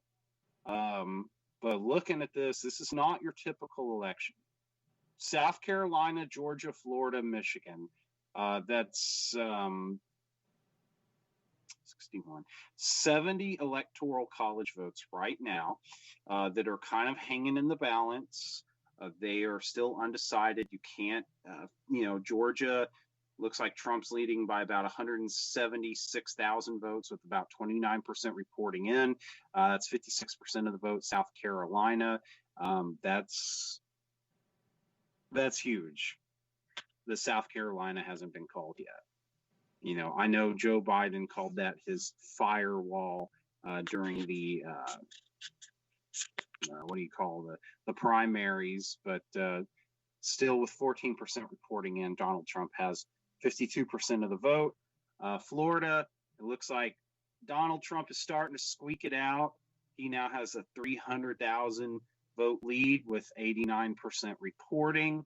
I'm sure if I tried to look at the counties, there are some pretty important counties that still haven't reported all the way. That's why they haven't called it.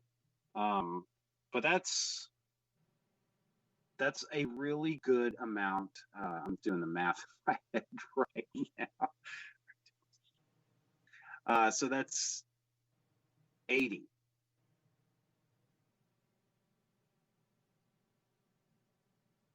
I'm sorry, not 80. 70 electoral college votes.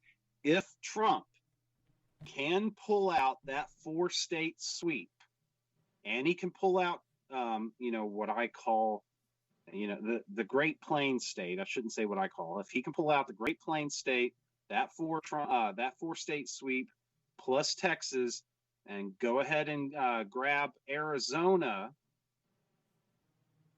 then there is a very clear path to victory. Now, Arizona's another one of those states that, again, somehow or another has started to be in play, even with, everything that went on in recent years with Joe Arpaio. Yep, you're absolutely right. So man, this is becoming a really interesting election, man. I told you. I said you're not gonna really know one way or another the deeper election night goes, because with how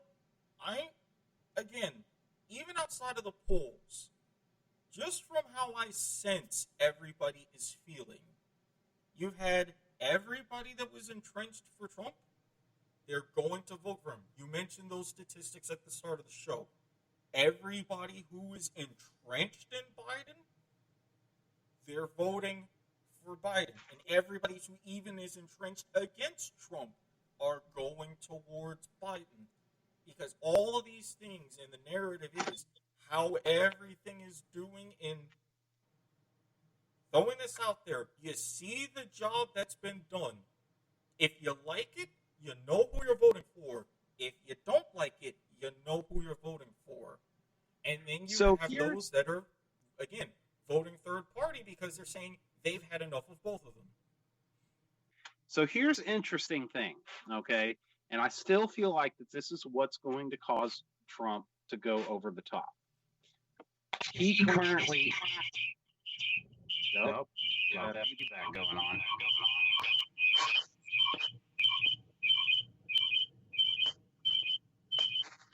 I don't know if that's crickets or applause trying to creep in back there.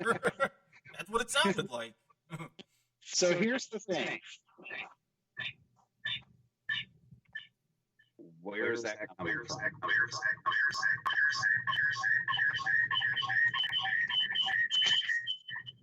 Look, if anybody who happens to be high who is going to listen to this in the future, I'm sorry. Just take a deep breath and close your eyes.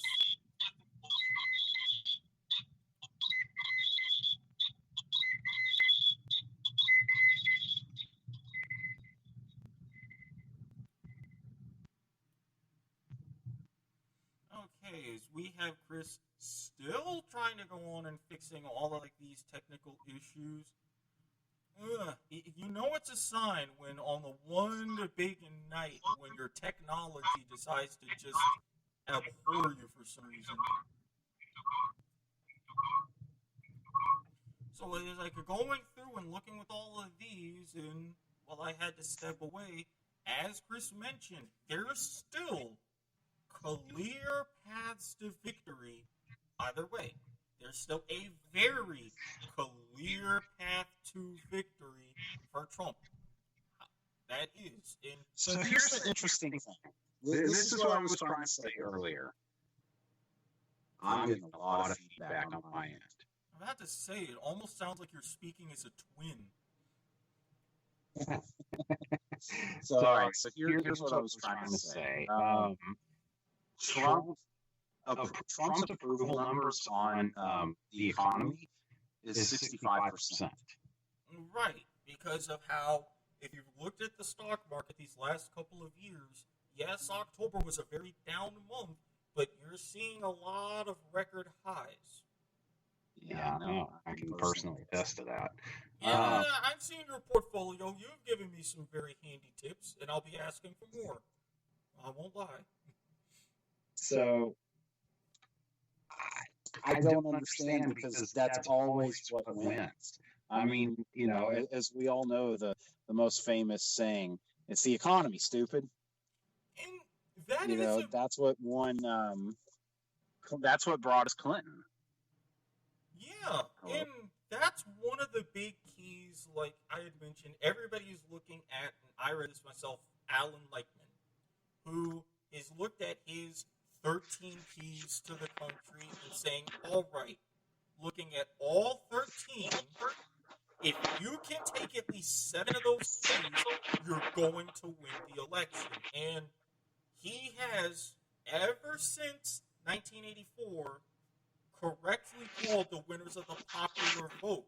And aside from 2000, just to stop you right there, Colorado has been called for Biden. Okay, no surprise there.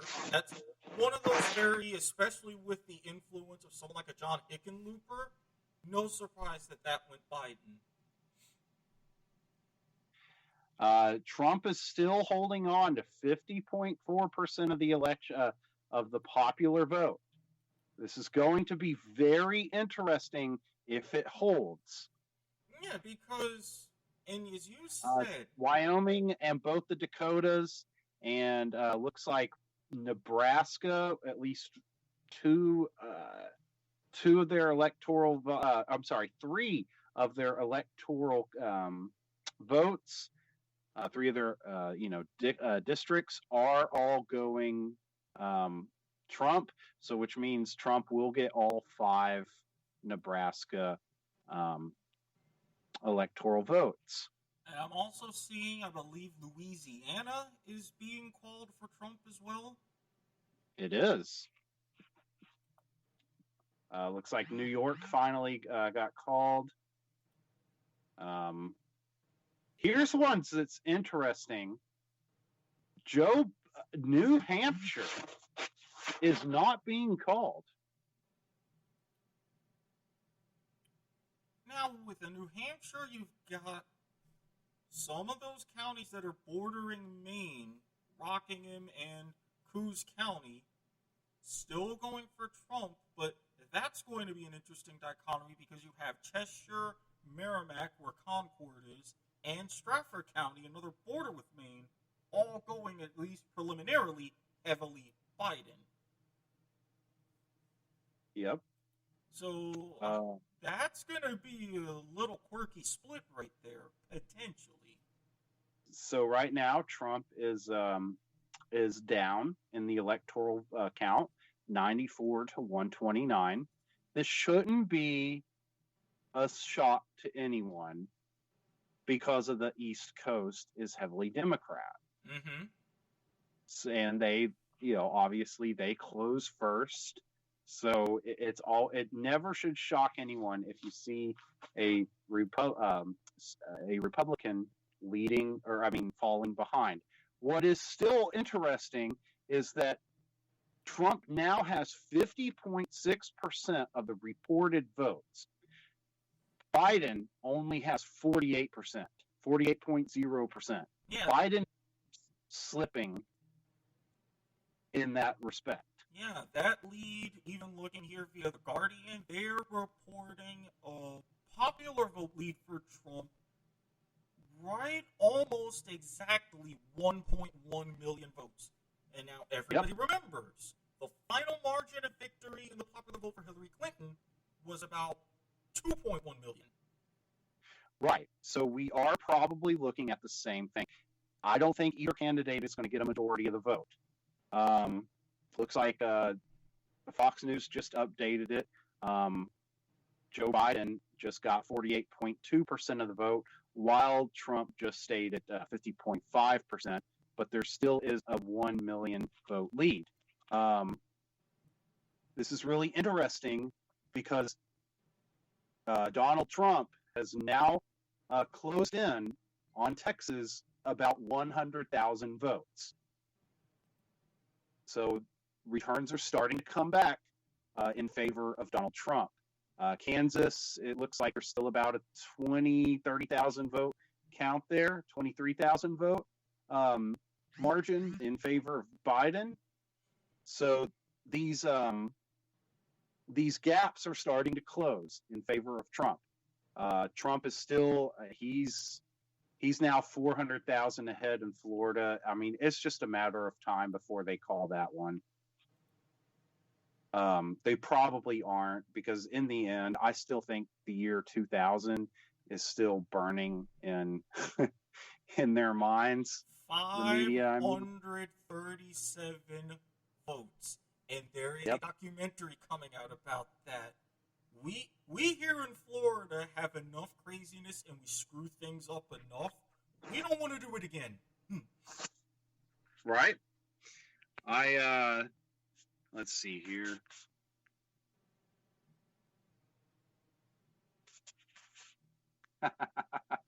Oh man. So a friend of mine, really good friend, Ben. Mhm. He's the music director. Oh, there it is. Okay, can I talk? Yeah, it's still slightly less iffy. I know what the problem is. Hang on. In the meantime, I'm going to check on a couple of these more interesting. I'll bet it stops now. Well, so far it seems like it stopped, and so a friend of mine, Ben, he's the music director at the church I go to, and so on Sunday night, because I'm part of the I guess team, the video team, right? Mm-hmm. And on Sunday night, I accidentally walked away with the headphones that we use to communicate between each other on what shots we want to take, and I gave it back. We met at the gym last night. I gave it back to him. He just texted me. He goes, "I know why you subconsciously took those headphones. You could have used them for your call tonight." I'm like, man, I can't even lie though. Like, that's so true. I guess I did. Because I really didn't even realize I took them. It was so empty-headed of me to do that. Well, sometimes your brain knows like that. He's like, hey, wait a minute. I got something important going on. I may need these. Let's just kind of get the muscles going in that direction. Right. So far, four of Nebraska's 5 electoral votes have been called for Trump. There is still one remaining, and it is currently leaning Trump. Maine, 3 of their 4 electoral college votes have been given to Biden. 1 is still up in the air, and they are leaning towards Trump. How long until the next polls close? Oh, Do you have an idea? We just had our 9:00 polls close, so we're looking like another hour to go. And I'm also keeping an eye on some of these senator races. Part of that narrative focusing on because I'm only focused on that national election going on here. And see, for me, it's all about the different layers, because it's just, all right, is there going to be, like with everybody, all the Republicans and Trump saying, oh, it's going to be a big red wave, we're going to take back this. And then you have Biden in his camp, oh, it's going to be this blue wave and this blue tsunami. I'm like, okay, which one is it? We're clearly not going to have both here. So what's going to be going on, at least for these next 2 years? So how is the House and the House and the Senate? How is the balance of power shifting so far? Well, for right now, and this is going via the Associated Press, they've called 82 seats, 48 going Republican. So now, right now, the Republicans have an advantage. And for the Senate, of the 15 seats that are up for grabs, it's an 8-7 Republican split. So as the Senate stands right now, you've got a 40-38 Democratic majority. But for those key races, like I was talking about, some of those is they have the vulnerable candidates. Lindsey Graham in South Carolina, he's sitting on about a 57,000 vote lead, but with only 21% of the precincts reporting. Then you have in Maine Susan Collins, only 2% of those precincts reporting, but she's sitting on a 4,300 vote lead. So some of those seats are much less vulnerable. I will be right back. So I do see that so far the Democrats have netted one seat.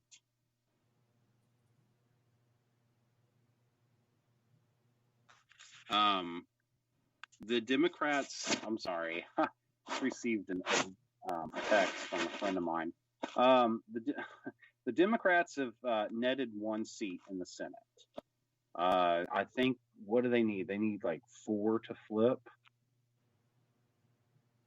I know that Republicans need 21 seats to flip. And it looks like Republicans just gained some more seats. It's 50 to 35. It's 50 to 35 currently. As we go further,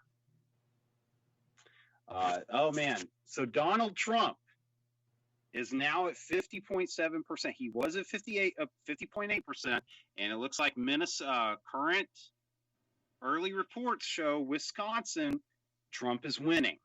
Now it's only 1% of the precincts reported, and there's less than 1,000 total votes reported. So let's not get too antsy on that. But Minnesota looks like there's about 1,400 votes that have been reported. Joe Biden has a little bit of the advantage on that. Shouldn't be shocked, as Minnesota did go Hillary last time. But man, if Trump can hold on to Wisconsin, if he can hold on, if somehow he could pull out that Wisconsin, Michigan, Texas, Kansas, Georgia, South Carolina, and Florida, that's going to be huge.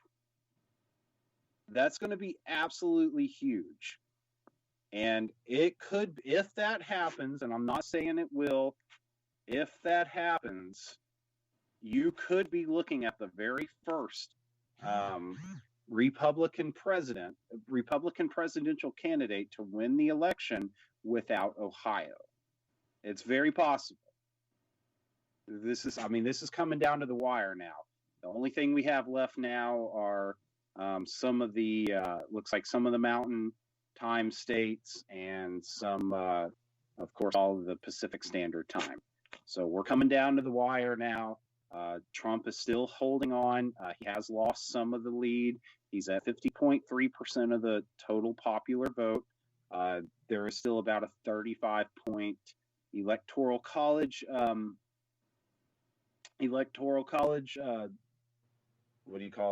Gap there, but again, that's nothing we should be. That's nothing any candidate or people should be celebrating or worrying about at this point.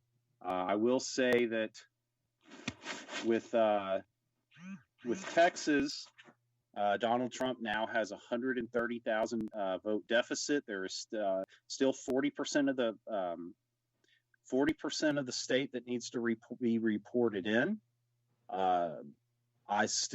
If I was in Texas, I still wouldn't be celebrating. I still wouldn't be worrying. There's quite a bit of counties that have actually not reported in.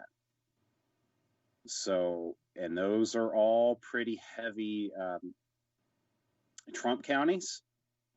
So there's still nothing to really worry about. If you're a Texas resident and you happen to be a Trump voter, but if you're in Texas and you're a Biden voter, I probably would put down that champagne. It's nothing to drink.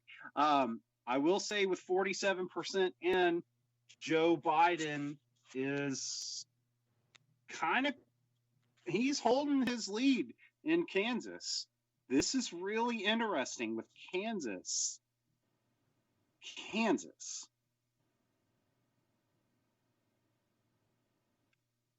So I don't know what's about to happen, but we're going with it. Iowa still hasn't reported yet. That's they're probably definitely going to go Trump. Pennsylvania looks like there's 11% reported in. Joe Biden currently has 65% of the vote. I don't see a path to Donald Trump winning Pennsylvania. That hurts, kind of. But if he can hold the Michigan, Wisconsin, Minnesota lead and pull out Arizona, along with South Carolina, Georgia, Florida, and Iowa, it looks like it really doesn't matter at that point. Kansas, Texas, I still think that they're going to, I still think that it looks like, he's pulled within 71, just 100,000 votes. It's going to be interesting as time goes on, how much this will swing. Eric, are you there? No? Okay, no problem. So let's go on and look at the current. It shows here that the Democrats have still only netted one pickup of the in the Senate. Republicans still have a 54-38 lead in the House. There's kind of a lull in the release of polling data. It looks like that Donald Trump is starting to slip a little bit in the total number of votes. He now has what looks like about an 800,000 vote lead. That means Joe Biden got about a 300,000 vote edge somewhere in the last 25 to 30 minutes. But he still holds 52. Donald Trump is still winning with 50.2% of the vote. If he pulls out a majority of the vote, here's the thing. If Donald Trump can hold on to 50 or more percent of the vote, and he loses the Electoral College, that will create a true democratic crisis. It will. Democracy will be in crisis because there's no way anybody should ever win the majority of the popular vote and lose the Electoral College. And before anybody brings it up, 2016 there was not a majority. No candidate won 50 or more percent of the vote. Hillary came close. She didn't win 50% of the vote. That's when it comes down to down to how many states you want. Typically, the person who wins the most states, if there is no clear majority winner, is the one who actually wins the presidency. If we check in on Minnesota, looks like Minnesota has 1% reporting in. Donald Trump is actually leading with 59% of the vote. Wisconsin looks like he's 1% reporting in. He has 65% of the vote. Michigan, 17% of the 17% coming in, and he's widened the margin to 57% of the vote. Ooh, that's pretty big. That's mighty. Yes, and I am back. That's mighty significant in Michigan because that was one of the main states, especially the last couple of weeks, where the Biden campaign was most present. But it was one of those to where you're there, but I didn't see anything more concrete of what they were offering. And this has been kind of an interesting thing that I've been looking at. Sorry. As you were just talking, Wisconsin is now leaning Biden, looks like by 100 votes. Yep, 97 by my count. And this is one of these things that everybody is looking at as they were going out voting today and voting early.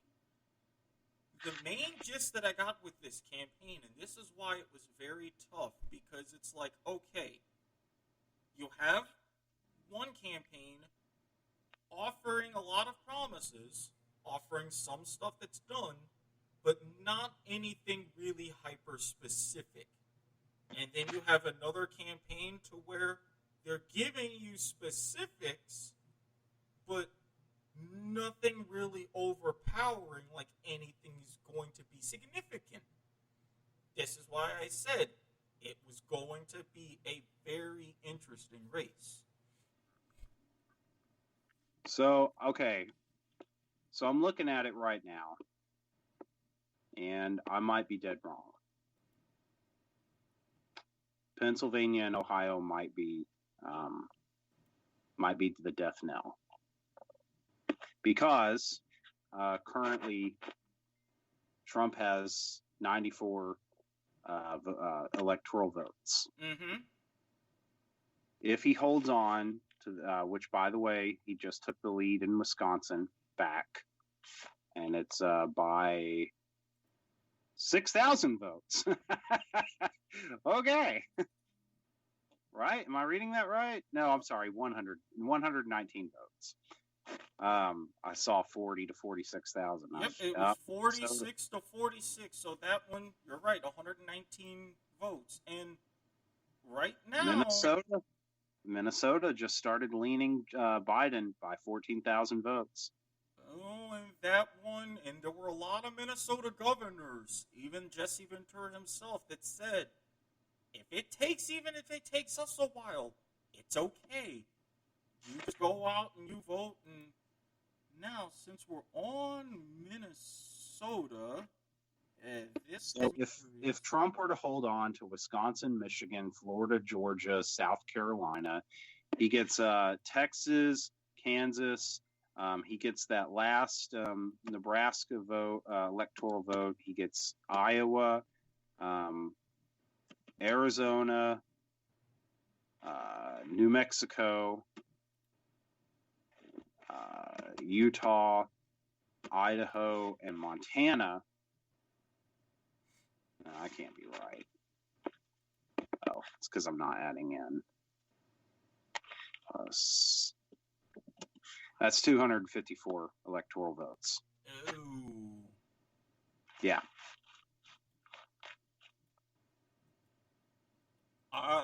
From the looks of it, they were talking about that blue wall, and I'm seeing Virginia, that was already called, Maryland, Delaware, Jersey. Can we talk about Virginia for a second? So I'm not understanding Virginia. Back in the 60s, 70s, and even 80s, it was such a red state. Like it was, it's like Texas is today. It's just a red state, very comfortable, right? Or was anyway. Yeah. Then it started becoming a swing state. They went for Bush 43 in 2004, Virginia did. But since then, they've been such a blue state. Like, how did that happen? Demographics changes. If you look, and I know it's not exactly Virginia, but this is where my mom's from. I have a lot of family up in the DMV area. If you look at the demographics of DC, it was mostly urban, but because you've had all of the people, the older voters, and it's basically saying it, your older white voters and your representatives of those in Congress, DC you could count on being fairly Republican. That's Virginia, it was the same. But as everything started from the 80s, 90s, and really since the 2000s, you have had more and more younger, wealthier population come in. My mom says all the time, DC's been taken over by the rich yuppies.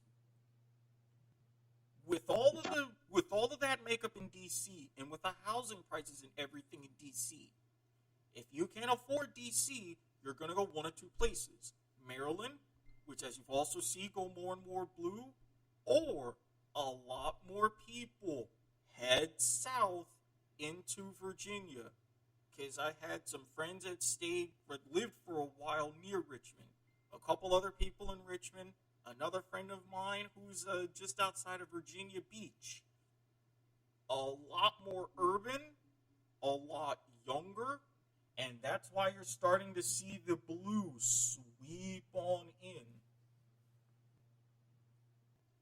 Oh boy. So I'm looking at Ohio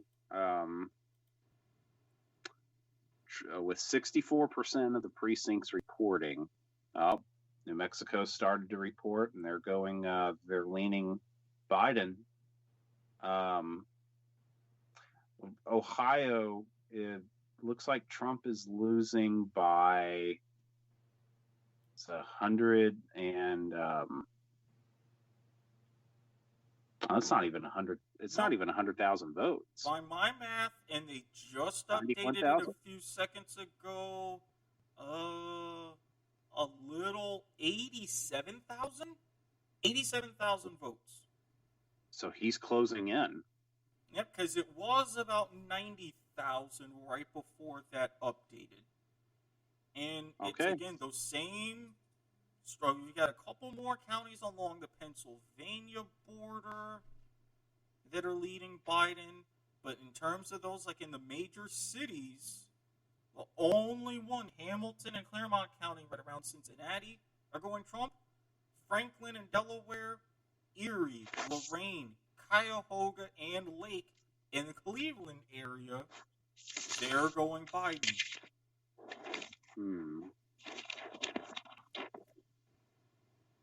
This is really interesting. So one of the things that I was doing, one of the, I guess, things that I observed, points that I observed over my research of this election over the last 4 or 5 days was that the one thing I noticed is that Democrats, they tend to unify. They're starting to, because Republicans, they don't. Well, and here's the rub. For the longest time going into 2016, and I remember this saying always, Democrats fall in love. Republicans fall in line. Now, after that 2016 election, when Trump got into office, and in those 4 years since, both parties took lessons from that. The Democrats are saying, look at what happened to us because of all of our BS in infighting. And you even saw the left-leaning, like you mean your MSNBCs with Bernie Sanders, which at the beginning of the campaign, I will say this, I was a Bernie Sanders supporter. Oh, man, so disappointing. Well, because if you think about it, Bernie Sanders, Andrew Yang, there were a couple of others. Because I am the person that if you have good ideas, and if you have, I wouldn't even say ideas that match fully with mine, because some of them didn't. If you're doing something to where I can see it makes sense, either party, okay, I'm with you. I am a kind of person, I go line by line by line. Biden, even Elizabeth Warren didn't strike me that much, so that's where I was. And even leading into 2016, Kasich was even looking pretty good to me, but that's beside the point. So with all of these, when you saw all of those that saying, okay, enough of this, we are going to push Biden, Biden, Biden, Biden. Republicans have done the same thing. We've got to do this too if we ever want to have a chance. It started working. But then you have your Republicans. Just like that Tea Party split in 2010.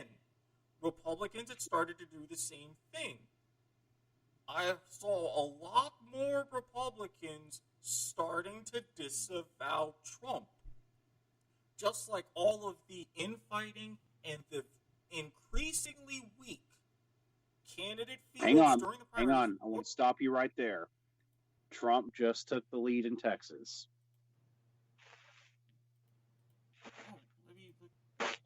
Oh, and it's slim, little less than 14,000.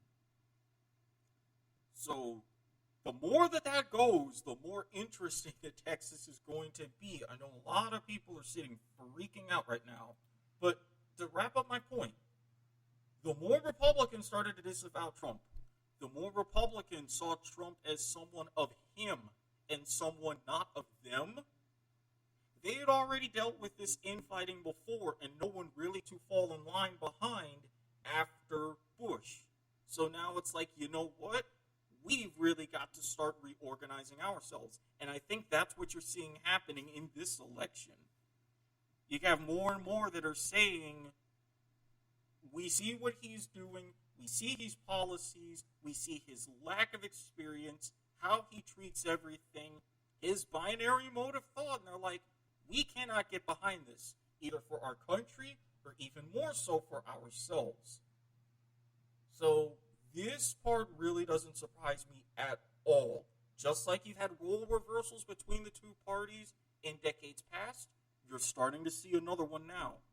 And given about every 2 decades, you really kind of do. I'm sorry, given 2 decades what? You were really kind of due for another switch, because you go back to even the party platforms back in 1980. You look at the Republican platform, you look at it today, it's much more Democrat, those ideals. You look at the Democratic Party platform, it was much more current Republican ideals. You started I don't know about that, man. Well, to an extent. I got to pull the plug on that what you just said. Okay, if I'm wrong or I'm sitting, I've got my drink, which is actually more delicious by the second. Go ahead, I'm sitting at the bench. You can change my mind. All right. So you say all right, hang on. That's weird.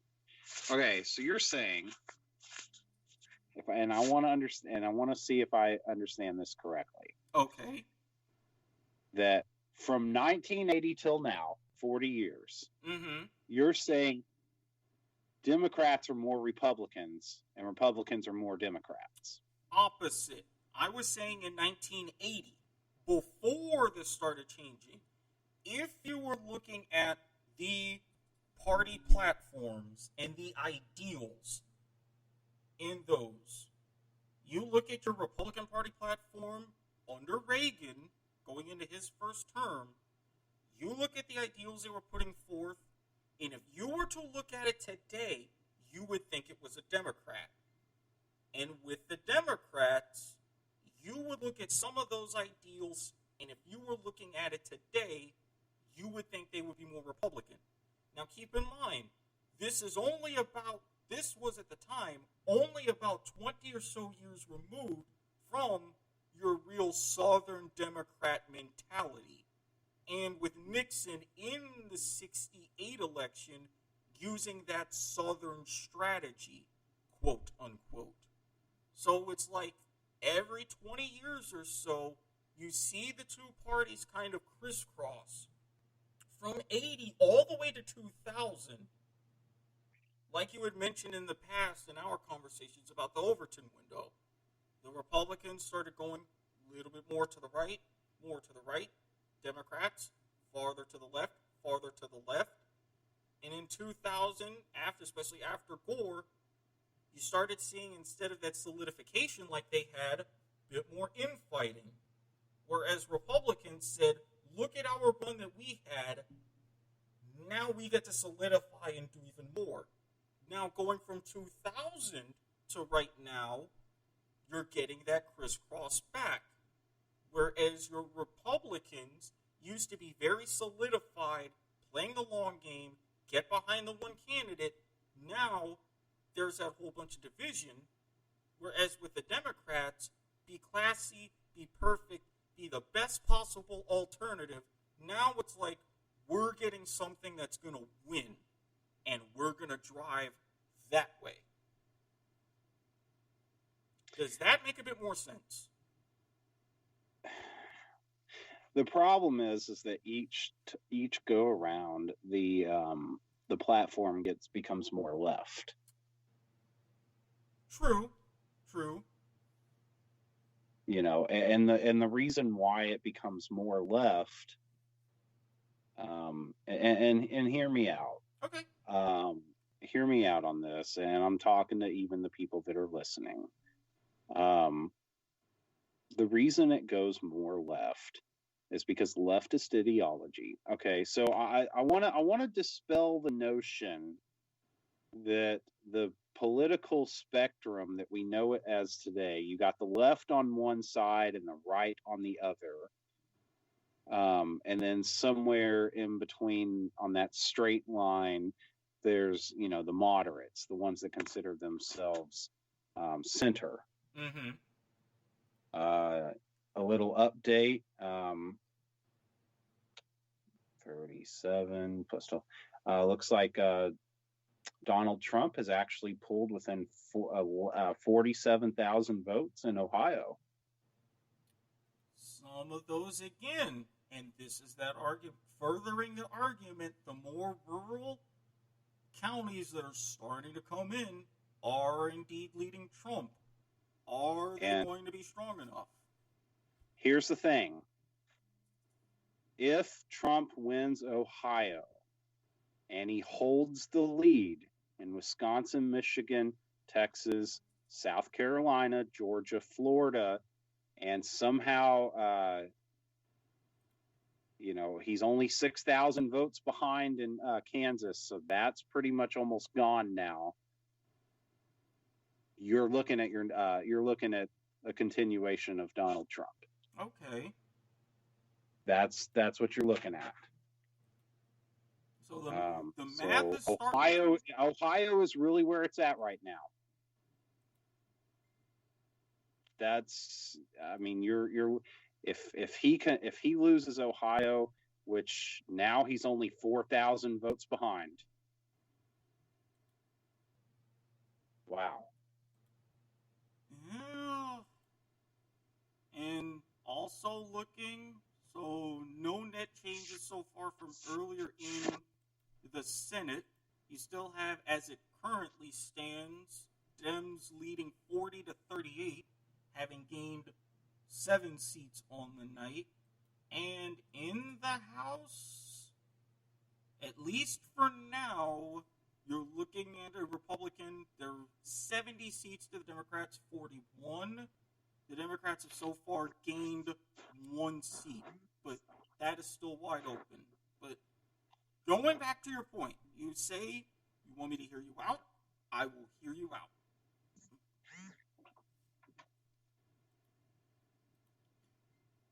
Okay, so while that's going on, as I was saying, because now he's got some... all right. The infamous calls of nature. So, going on, as I was saying, so far it looks like a slight gain for the Democrats, but they're still behind. So far, your reliably deep red states going deep red. Texas right now is an even split. Florida still kind of purple. Tennessee, Kentucky. So now the focus is going to be on the Midwest, where Iowa's wide open, no results yet. Minnesota, we were mentioning before, they're going to at least initially keep a couple of their seats, but right now... Kansas, I'm sorry, I don't mean to interrupt you, but maybe you just mentioned it, but Kansas has been called for Donald Trump. And, wow, Donald Trump now leads by 20,000 votes in Ohio. Okay. That's it right there. If he can hold, wow. Okay, I'm sorry. I'm about to let it come out. Oh, dude, that's exciting. Oh, man. I've been trying to be unbiased all night, but I'm a Trump supporter. I'll admit it. Dude, that's so cool. I'm sorry. I just had to get that out. No, that's okay. Hey, You're getting it out, and I'm flat out letting everybody know. I'm thinking, and I'm going to say this since it's my podcast, the way I see it, from my personal standpoint, either way, we're kind of fucked, one way or another. These are my No, feelings and I coming into get it. it. Like, here's the thing. All right, you said earlier that, and I think we were discussing something, and I had a point, but I kind of got distracted by the numbers and an exploding bladder. Yeah, we were discussing basically how the political spectrum and how observationally, at least coming from me, the parties have kind of had this both along the political spectrum, a bit of a flip flop, and then for their mentality of going and approaching elections since 2000, there's been a flip flop.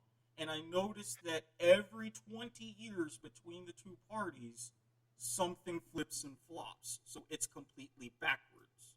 And you were going on with your point as far as the political spectrum, the left, the right, and the moderates. And I want to refresh your memory a bit and tail into this point.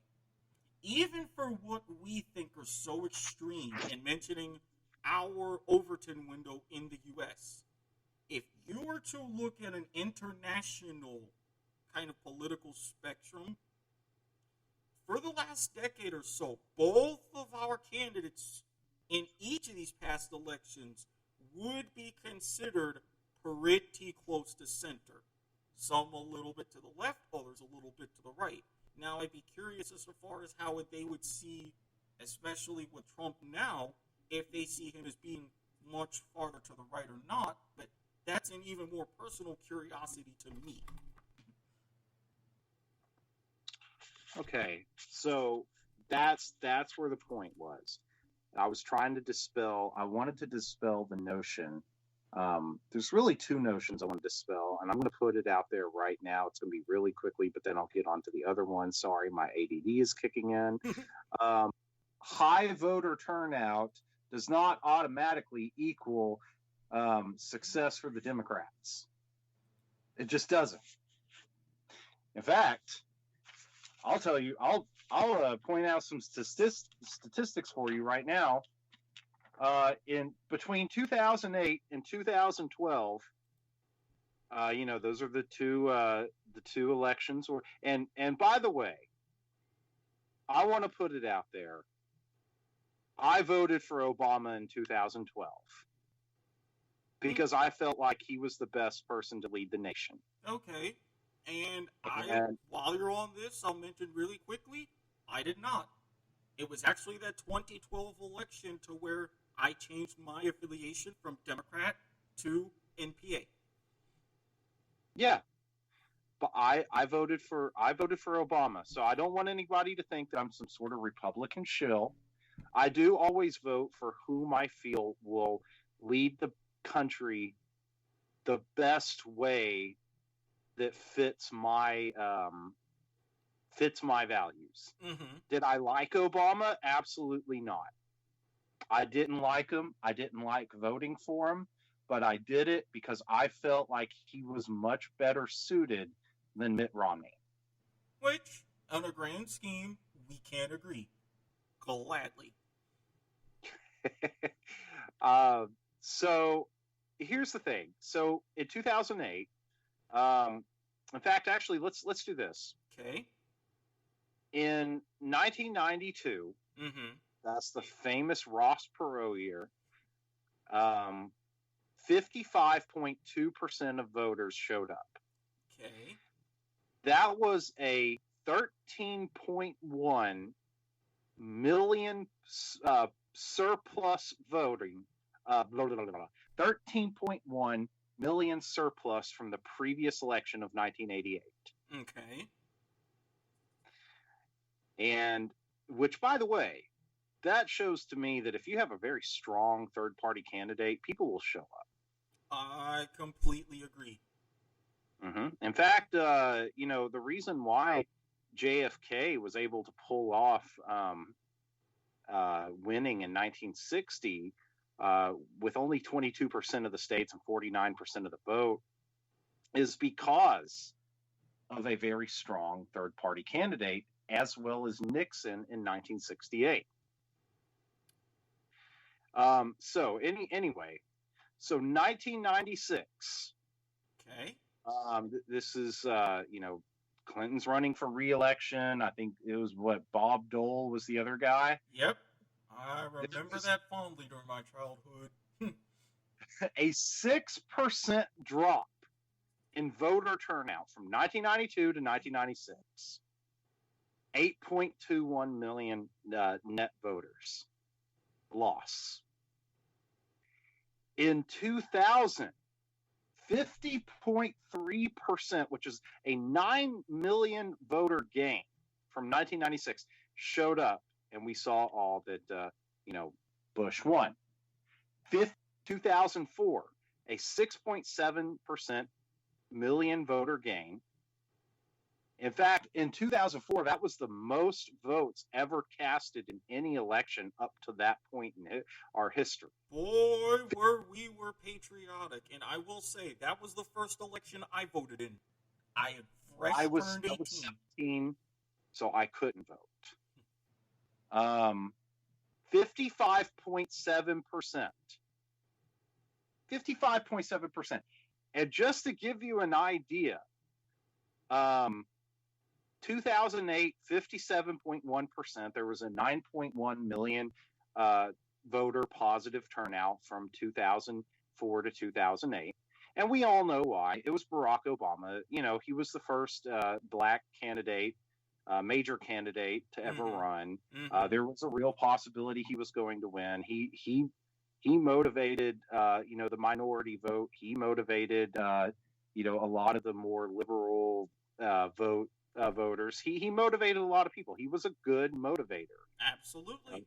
He, in my opinion, Barack Obama. George W. Bush was the white Barack Obama. Because whatever you want to say about George Bush, about how he spoke or whatever, which, let's be real, it's much better than the current president. Even though I support him, I know that it's tough to kind of listen to him sometimes. George Bush knew how to unify people. Yeah. And he knew how to motivate people. He did. I mean, do you really think that if a 9/11 happened right now, I mean, who would you rather trust if 9/11 occurred right now to unify the people? Obama, Bush Jr., or Trump? It's a tough call. Remember that rousing speech?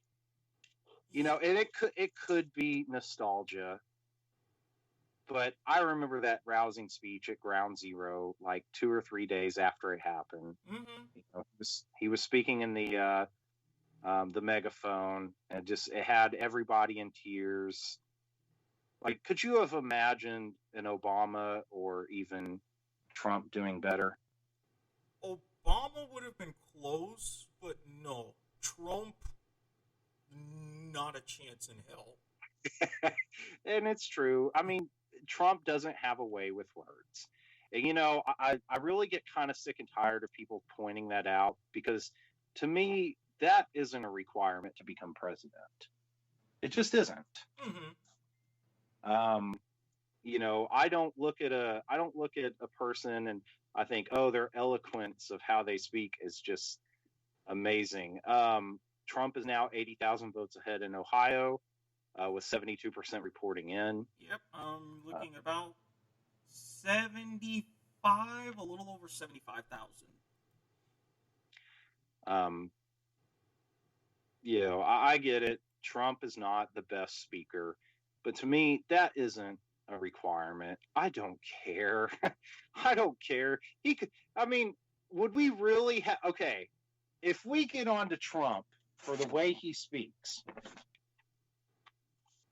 would the left get on to, say a deaf candidate? Ooh. What if he was mute? Yeah, that I could see a lot of people having issues with potentially a deaf candidate, even more so with a mute candidate. So, Um, what about blind candidate? well, you had a blind governor, Patterson, up in New York. He was a presidential candidate. No, he wasn't a presidential candidate, but he was actually governor. And I remember with his big speech that he made, basically telling on himself about all of his things that he did in his personal life, like all the campaigns, the opposition research, the dirt that they would come up with. He just stood at the podium and he's like, yeah, I did this, I like this, I did this, standing up there. And I'm like, man, I kind of like that guy. Yeah, no. I mean, we have seen more and more. Like, I mean, look at Governor Greg Abbott. Mm-hmm. He's in a wheelchair. A lot of people don't know that. But yeah, he's disabled. He's in a wheelchair. Look at Dan Crenshaw. I mean, he's half blind. Hang on, give me just a second. Fill the void real quick. Sure. I have to answer this text. I'm sorry. No, that's okay. And I definitely understand with a lot of these where you're coming from, and that's true. It's just, and I'll kind of answer and take this point to kind of refute that. I completely get what you're saying, that it's not a requirement to always be like this rousing and eloquent. And I completely understand about the Bush speech. I lived in Maryland at that time. My high school it was about 5 minutes from Andrews Air Force Base. If you were to go near some of the main gates of the base, across from there is a big strip mall. I used to eat at the Checkers were there. There was a barber shop there. That's where I went to get my hair cut. So for me, I didn't like kind of what was eventually coming, but in that moment I completely understood. And I get like everything for now. But we in a lot of ways are spoiled by that, spoiled by people who could unify and motivate and do all this. And then even if you look at certain international leaders right now that have been doing things and handling things with the pandemic, you could go to the Prime Minister Jacinda Ardern of New Zealand, who was just reelected handily.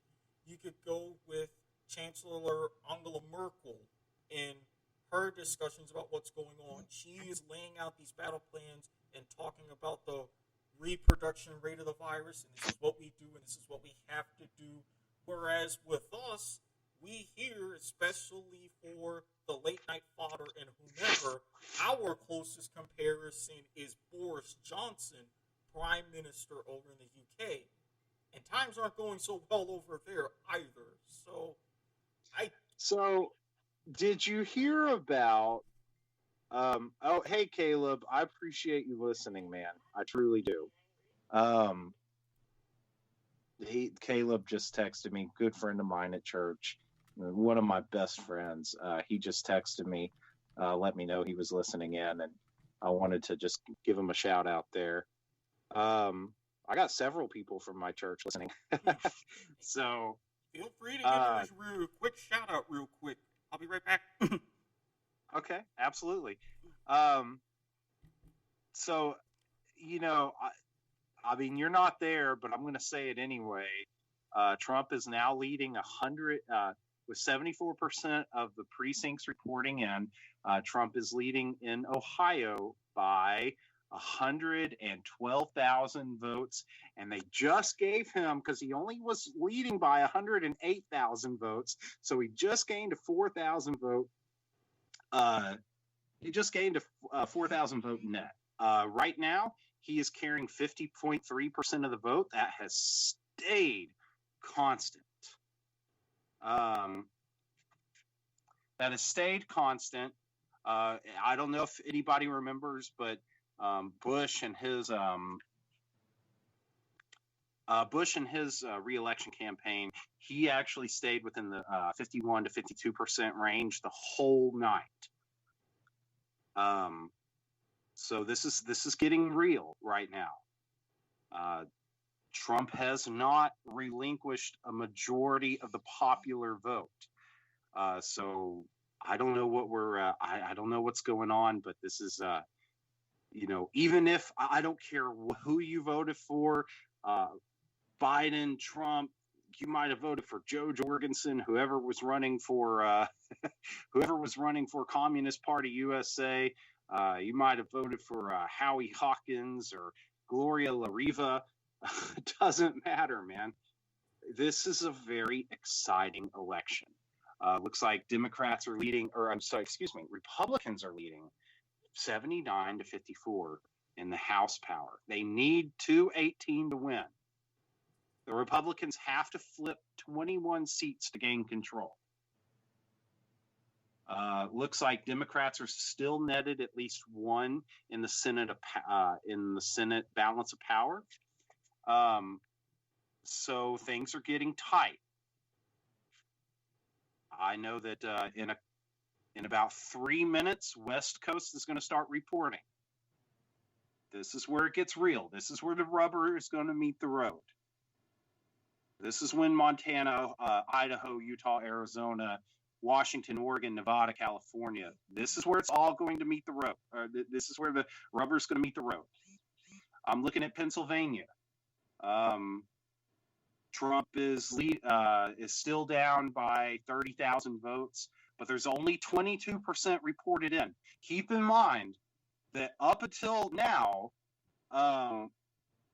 Ohio was an 80,000 vote edge for Biden up until about 72% of precincts reported in. So this is still a very close race. This is a very close race. I'm sorry. Hey, Caleb, I appreciate you listening. I know I gave you a shout out earlier, but I want to say your name again. So this is a very close race. It's not over. It's not over by a long shot. Trump voters, Biden voters, it doesn't matter. You haven't won. You haven't lost. We still have a whole third of the country to go through. Yes, California's going Biden. I can't deny that. It looks like West Coast is going to close in 50 seconds. California's going Biden. We can't stop that. Okay? But it's still a very close election. Ohio is where the balance is going to be held at. Because look at this, Wisconsin, Michigan, they're still up in the air. Minnesota, now, okay, well, maybe Minnesota did go Democrat last time, so whatever.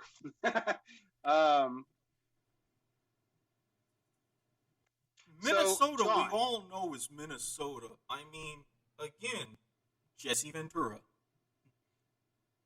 Man, I have such mixed feelings about that guy. All right, here it is, Vigo County. What I've been waiting for all night. Still no reporting. Oh. Got so excited. I had my my mouse pointer over the wrong county. Yeah, because I was seeing Vermilion County starting to report, but Vigo, nothing. I'm seeing overall another. 1, 2. Oh, sorry. Go ahead. No, I was just counting. I see 6 counties in Indiana officially going Trump. I don't know. Did you hear anything I said while you were gone? Not particularly. I remember the last update, and that's as I had to walk away. All I was saying was this. All I was saying is this. this election is not over by a long shot. Mm-mm. It's going to go late into the night. Mm-hmm. And, Biden supporters, Trump supporters, neither of you should be. Now, I get it. You did flip, Trump did flip Ohio, and I'll fully admit I'm kind of excited about that.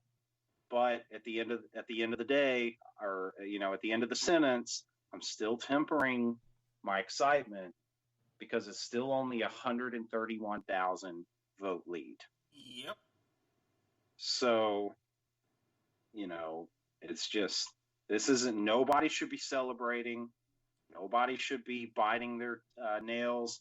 Nobody should be, pouring that drink out of depression. No, Just, if you're gonna pour a drink, just pour a drink regardless. And again, if you by chance like to smoke like I do, go ahead and light up anyways. Find yourself some good stuff on YouTube. Hell, I actually might go finish off a bit of my edible and start going through and searching for episodes of Wishbone. Long story. I don't drink, but boy, am I drinking some water tonight, man. Hey, and especially flavored water is good too. I've had some damn good flavored waters and seltzers. More power to you. I want you to do me a favor. See if you can find, before I do, Okay. Valencia County, New Mexico. Valencia County? Okay. Yeah. See if there are any numbers that the Guardian is reporting. Sure. Because I don't think Fox News is reporting. Oh, early. Oh, snap. Not seeing any reporting from the Guardian on Valencia County. 48% of Arizona has reported in, and currently Biden is leading 53-45. Ooh, that's another. I was been speaking earlier about the Latinx vote. Arizona being a border state, not to mention the Native American vote. The Navajo tribe is starting to make noise. They are making noise for Biden, so keep that in mind. That's going to be important. Plus, everything that happened with former Senator Gabrielle Giffords, her husband Mark Kelly, who's running. That's another one of those keys that I've been looking into. Well, if I remember right, didn't Arizona go Hillary last time? I'm going to look that up. Hang on, I can do it. Okay. Because I'm not finding Valencia County at all on the Fox News. Okay, so me neither on the Guardian. In 2016, Arizona went Trump. And Big Rob. Okay, hashtag phrasing, even though I normally wouldn't say that. On top of the Mark Kelly situation, on top of your influx in demographics, 2 or 3 key people who put their support behind Joe Biden, right? Tell me. Cindy McCain, late Senator John McCain's wife, and her daughter Meghan McCain, whom many of you would know as a co-host on The View. She openly supported and mentioned she was voting for Joe Biden. So, Arizona political royalty leaning blue. Now, let's hold the brakes for a second, because as of right now, only one county is reporting, and that's Pinal County. Right. I don't know. Actually, hang on. Well, because I'm not seeing reporting on the Guardian, but I'm seeing reporting via the Associated Press, and I am seeing via the Associated Press, Pinal, Pima, and Maricopa County all leaning blue. I just had to refer. No, in my on mine it shows Pinal, um, Yavapai, and Mojave leaning red. Really? Yep. Okay. In fact, Trump, man, they just updated it. Trump went from a 300,000 or a 380,000 vote deficit to now only Just under 200,000. yeah, just under 200,000. So it's not over yet. And it's not over yet. And I will say, as far as how the Senate race is going, oh, Kelly is leading McSally by almost 260,000 votes. Interesting. This is why I say, and you're right, I am pumping the brakes as far as the presidential, but there's also a lot going on down ballot as well, and it also looks like for another Senate seat, another one who is supposed to be vulnerable in South Carolina, it looks like they're calling for Lindsey Graham. So I knew he was going to win, man. I knew that wasn't going anywhere. My question, don't get me wrong. I didn't get excited just now because I'm a Lindsey Graham guy. I just got excited because I knew that was going to happen. Yeah, and my question is, what was the whole situation with him begging for money? That got me a little bit confused. I don't know. Because he was going on and he made multiple appearances saying, hey, I'm getting outspent, I'm getting outspent, I'm getting outspent, donate, donate, donate. And I'm like, I don't know about South Carolina, but I know the kind of ads that I'm seeing, and that could be weird, but nope. They called it for that, so... Oh.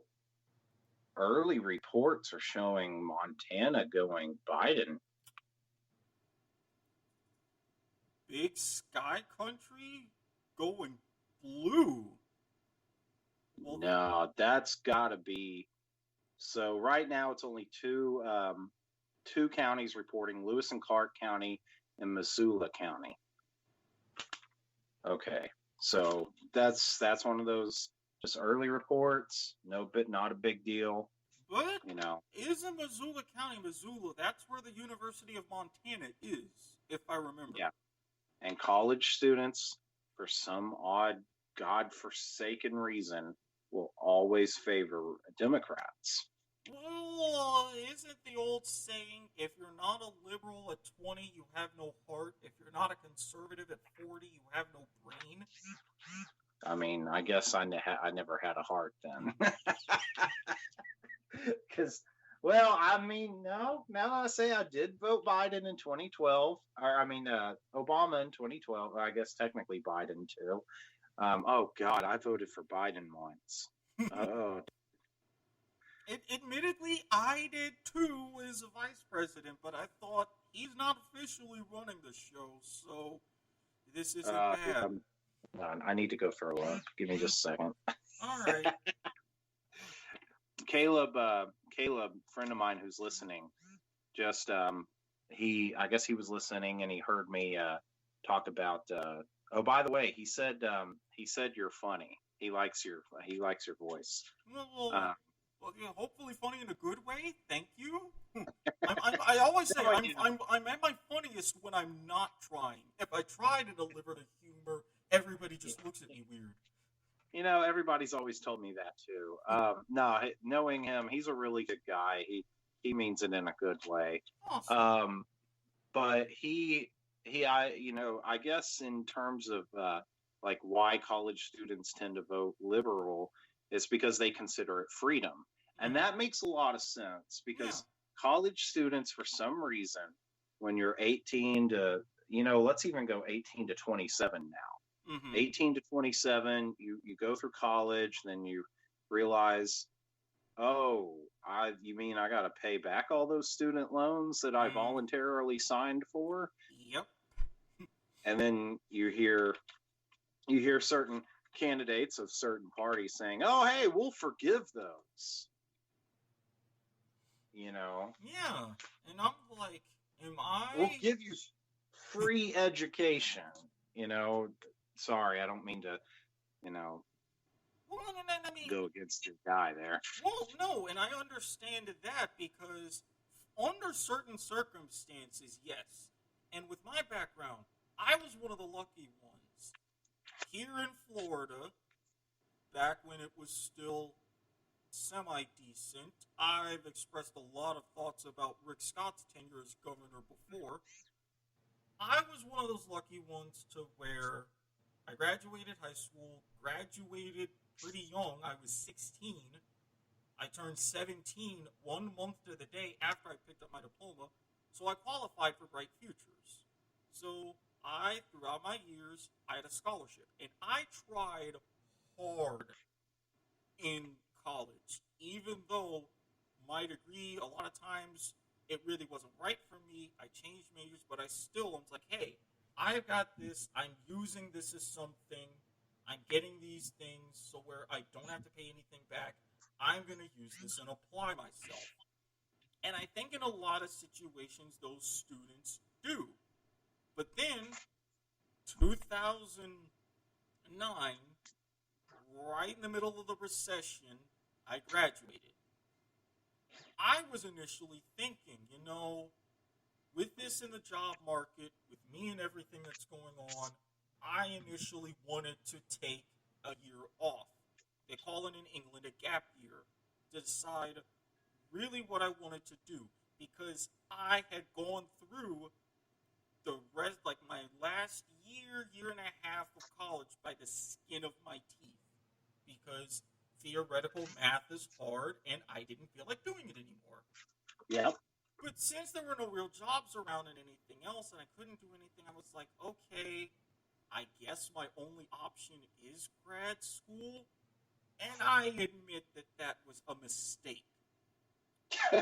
A somewhat costly mistake. My mom, sweet woman, being as awesome as she is and as she's always been for me, mentoring her on the kickoff, Mama Watkins, love you, even though during this podcast you whatever. She said, you know what? Since you tried so hard, since you went through, since you got your degree, I'll pay for your first year of grad school. And I kept telling her, you don't have to do this. Because in the back of my mind, it's like, I want to give myself an out in case this really doesn't work. Come to find out that especially after that second year and taking out loans for that second year of grad school, it didn't.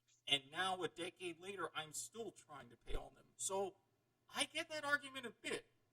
But at the same time, I'm looking at it, it's like, I don't really want to bite off more than I can chew. I'm just trying to get what I need so that way I can move up in the world.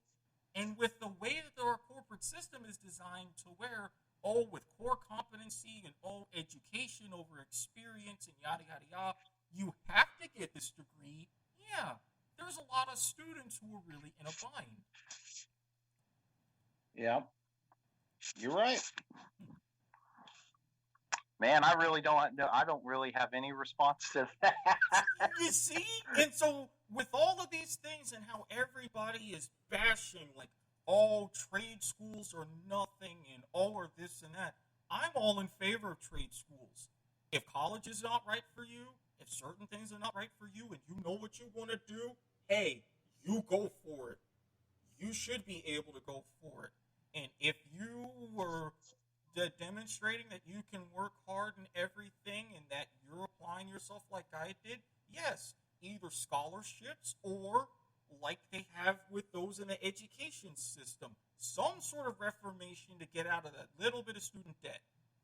Because in times like this is where we know you have these moments to where a lot of these unforeseen events, jobs are going to be hard to come by, they're going to need some help.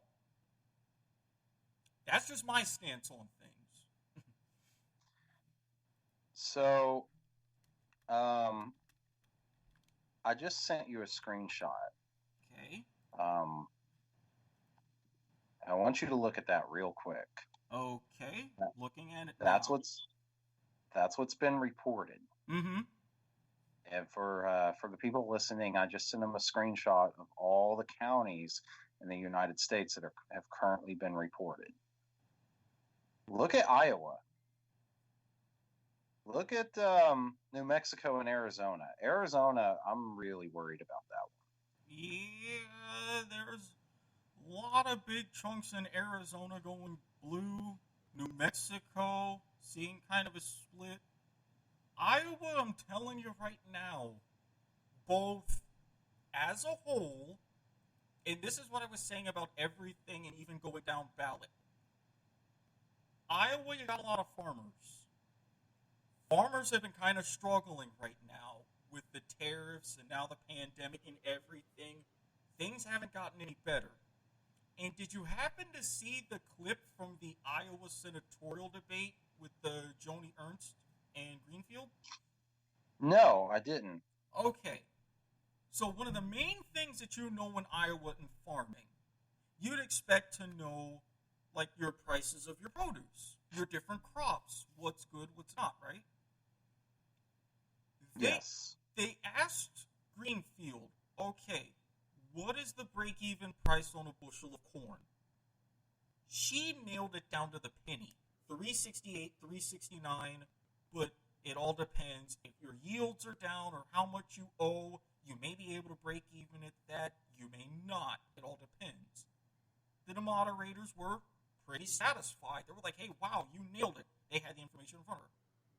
So they asked Joni Ernst, who, for her first campaign commercials going in the Senate seat, it was all about her being on the farm, in a barn, around the pigs and everything. So they asked, what's the break-even price on soybeans? She went into a whole thing about trade. Then the moderator asked, it's like, oh yeah, thank you for that statement, but I don't think you asked the question. Then she mentioned about the price of soybeans. She said it was like $5.50. The moderator just looks down at the paper and it goes, you were a little bit off. $10.05. Then she says this thing about, oh, I didn't hear you, or I thought you were asked about corn and stuff. And the other moderator was like, yes, we asked her about corn. We asked you about soybeans. You can take another guess at it. And yeah, that if I can find a clip real quick, I can send it to you so that way you can get the full context. Okay. So Montana, still 16,000 vote, 16,000 vote deficit for Trump. That's interesting.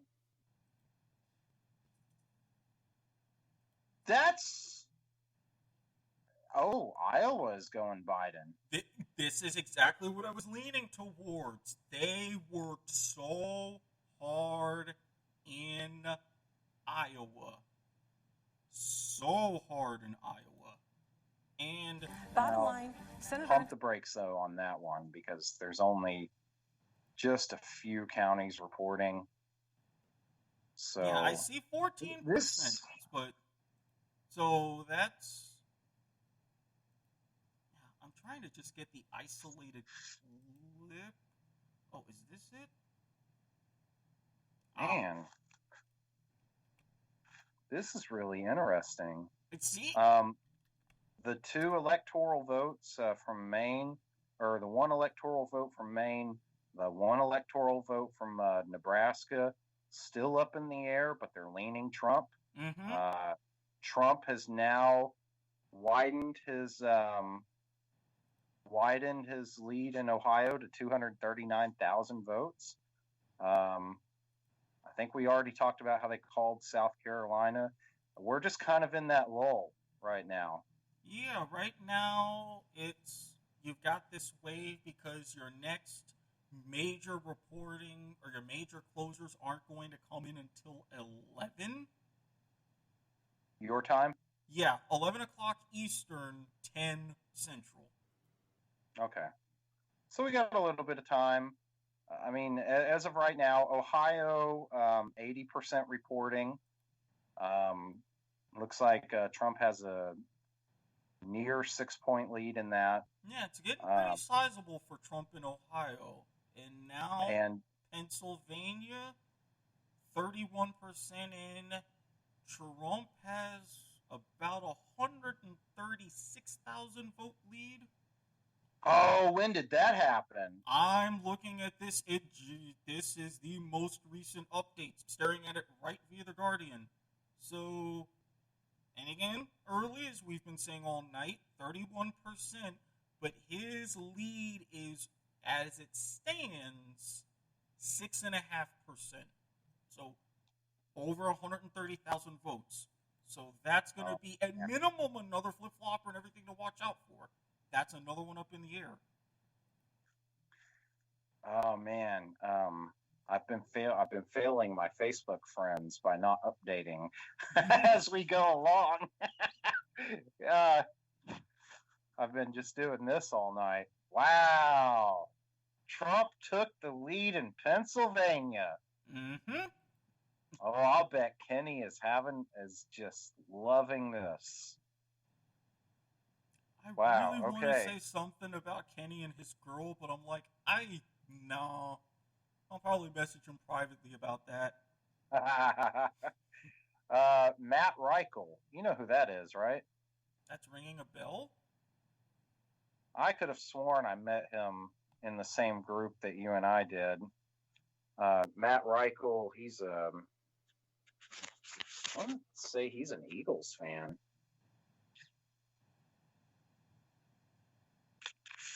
But are we even?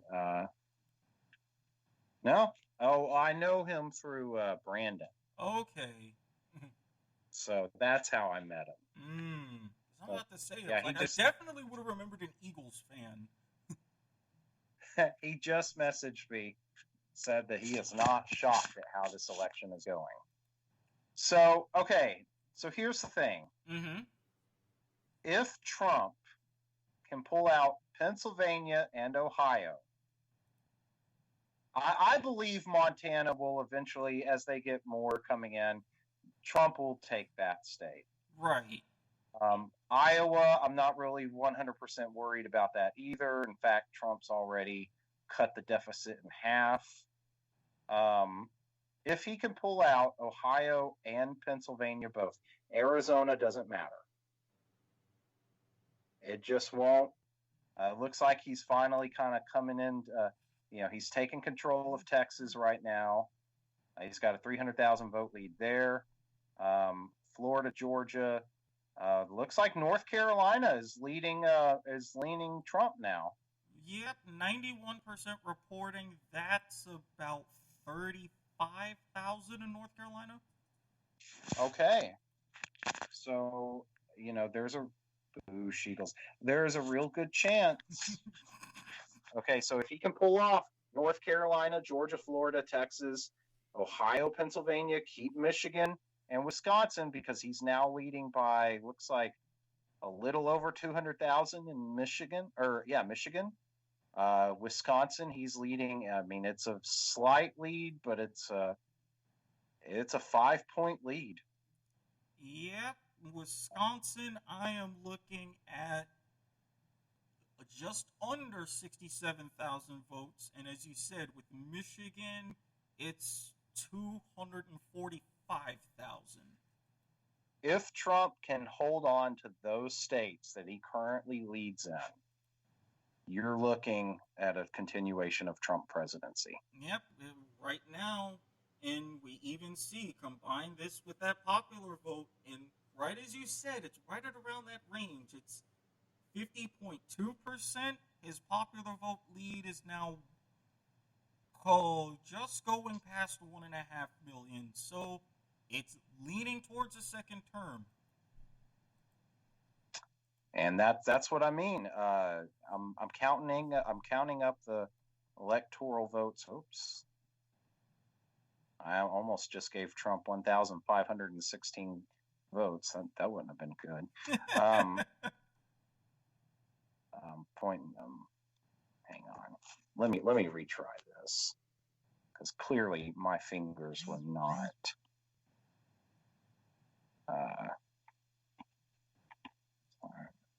There we go. All right, so let's try this again. So if he just holds on to where he's leading, and I firmly believe he'll get Montana and Iowa. It's just a matter of time. I mean, Montana, yes. Iowa, I'm a question mark on. I'm not saying You that he think so? definitely won't, but I think to me at least, Iowa's a question mark. Okay. So let's just count Iowa out. Okay.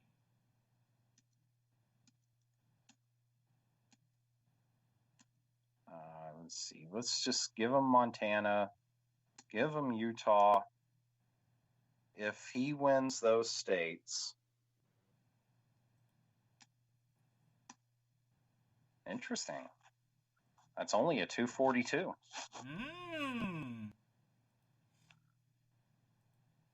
So he needs Iowa. Yeah. And he needs Arizona.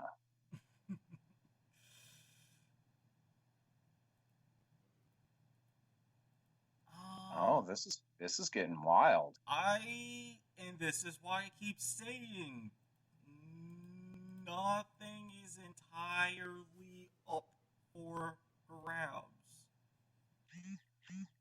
The what? That nothing is entirely, I mean, it's all up for grabs. Nothing is entirely locked in right now. Man. Don't be surprised, because we have potentially, we're right now at a little over 3 hours, and I got like a 5-hour limit. Don't be surprised if we get to that 5-hour limit just right around midnight Eastern, 11 Central, and we still don't know anything. When they said it's going to be potentially a few days, they meant it. You're right. +3. I mean, I'm only seeing. There's got to be something I'm missing here. Because if he takes Pennsylvania, Ohio, Wisconsin, Michigan, like, something's weird. Something's off. Okay, so let me go state by state, because I am on 270towin.com, and let me go to see, because I don't really want to list off like state by state by state. I may have to. Crap. So, alright, let's start with what both candidates have already locked in. So, Okay. let's start there. So let's start with what Trump has already won. What is safe? All right. Do you want me to list them off? Yes. Okay. So he has won North Dakota. Okay. He's won both Dakotas. Okay. Wyoming. Okay. Kansas, Oklahoma. Oklahoma. Missouri, Arkansas, and Louisiana. All right. Mississippi, Alabama, South Carolina. Okay. Tennessee, Indiana, West Virginia. Okay. Go ahead and give them one for Maine. Okay, if I can. And then all of Nebraska. Okay, boom, boom, boom, boom. All right. So that's that. Okay. Let's name the states he leads in. Okay. Florida, Georgia, North Carolina. All right. Pennsylvania, Ohio, Michigan, Wisconsin. Okay. Texas. All right. And while you're at it, go ahead and give him Alaska, because you know he's going to win Alaska. Yeah. Okay. So what are we looking at? Right now, I am looking at a second term flat out, but close. 289 to 248. That's weird. Where am I getting my math wrong then? Because, I mean, right now on my map, it's given Biden Washington, Oregon, California, leading in Nevada, giving him Arizona, Hawaii, leading in New Mexico. I'm going to give him Colorado because that's been called. Now, under my scenario, I'm giving him Iowa. He's got Illinois, Minnesota, Virginia, Massachusetts, Rhode Island, Connecticut, New Jersey, Delaware, Maryland, D.C., New York, Vermont, and he's He's got 2 from Maine likely, and 1 is just a straight toss-up. And it's 289, 248. So Trump wins. Yep. And that's assuming he loses Iowa, but maintains Montana, maintains the lead in the rest of the states that he's currently leading in. Hey, Joel. And gets Alaska. Yes. So, and even if Idaho is going Trump. Yep. So even if he loses Montana, Idaho has 4 electoral votes compared to Minnesota's 3. Yeah. So even if flipping Montana, now we're looking at Trump 286 to 251. And my prediction was 302, so I really wasn't that far off. No. And now this would be very, very, very, very quirky. I'm into chaos scenarios, which you may know by now, especially when we talk NFL and everything. On a whim, I just kept everything as it was, but then I flipped Ohio, with it being a battleground state. That would not give us a majority either way. It would be a 269 split? 269, 268. And if I give the other, that's currently like a toss-up, the other vote in Maine, then that would just give Biden enough. But if that goes to Trump, then we are indeed at the 269-269 tie. Whoa. Yeah. Whoa.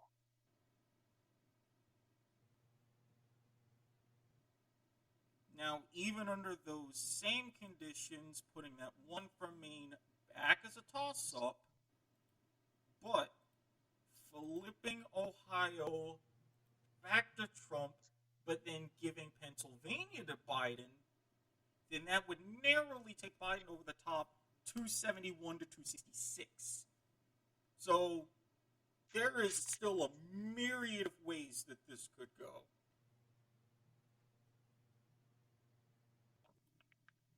Wow. I kept saying this was going to be a close race either way. Either way. Well, here's the thing.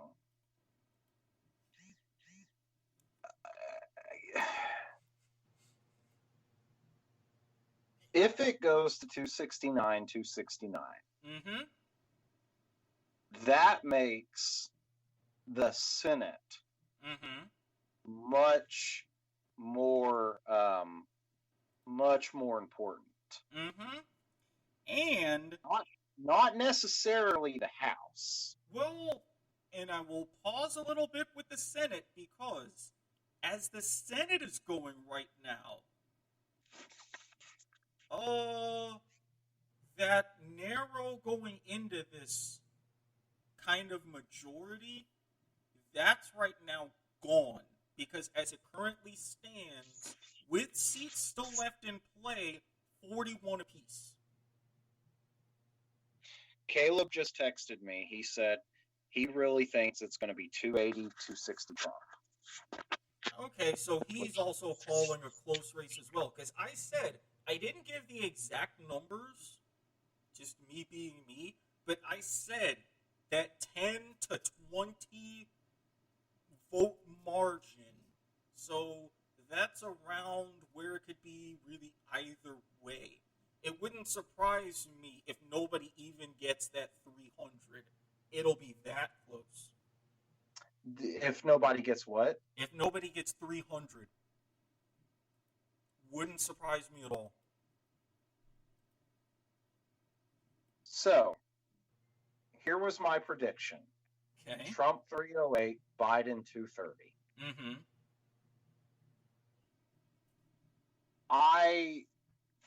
Um, let me pull it up. Um, let me pull up what my 2012 prediction was, or not 2012, 2016. Because I always say that electoral predictions are, I don't want to say that I'm wrong. Mm-hmm. I am in terms of predicting the actual number, but my predictions are generally for the winner. Right. And I still believe Trump's going to win. Mm-hmm. There is no way this late into the game, and right now Republicans are leading by 23 seats in the House. Yeah, I've been keeping an eye on that, and I was like, ooh. Republicans have still netted one loss in the Senate. But here's the thing. So the 269 split. Mm-hmm. A lot of people think, oh man, the House becomes super important. Mm-mm. It does to an extent. See, the thing is, if we come to a 269 split, what's going to happen is the House is going to vote on who's going to be president. Mm-hmm. But it's not like it's going to be individual votes. So, if you have, just to throw a number out there, 300 Democrats and 135 Republicans, you're not going to have a 300 to 135 vote. What's going to happen is each state is going to vote as their own block. Ooh. Exactly. Ooh. Each state votes as their own block. So the idea is the winner is supposed to get 26 state blocks to vote for them. The more I hear this, the more I think, boy, the approval system is looking even better right now. Well, going even further than that,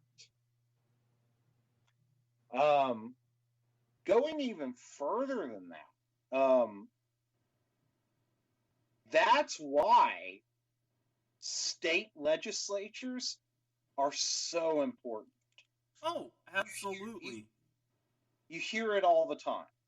In fact, senators and U.S. representatives are according to the Constitution, are actually subject to they're subject to the state legislatures. It used to be that the state legislatures chose the senators because the Senate was supposed to be the state's representation, the individual state's interest representation in the federal government. Right. And the House of Representatives was supposed to be the people's representation. Right. So here's the thing. Okay, so the Senate, if there's a 269 split, the Senate has to get a simple majority of 51 to declare a vice president elect. That vice president elect, who the Senate chooses, if there's a 269 split, goes to become president until the House can decide who the president should be. Man, my mind is just blown right now. We are going to, if that happens, there will be a constitution, especially if that happens and Trump somehow comes out with the majority of the popular vote, as he still is at 50.5%, that's going to create a major constitutional crisis. I'm very likely to agree with that because this just seems way overly complicated than it needs to be. Before you go on, let me let me blow your mind even more. Oh my God, there's more? If we get a 269 split, and it goes to the House, let's say Republicans have a small majority. Let's say Republicans have a small majority and they control 26 states. Okay. What's to say that the Republicans who control 26 states do not choose Donald Trump or Joe Biden? Oh, that's highly likely. They could go for someone like a Kamala Harris. They could even go Mike Pence. Yep. Or they could go more moderate, John Kasich. Yeah. They could go. Looks like New Hampshire was finally called.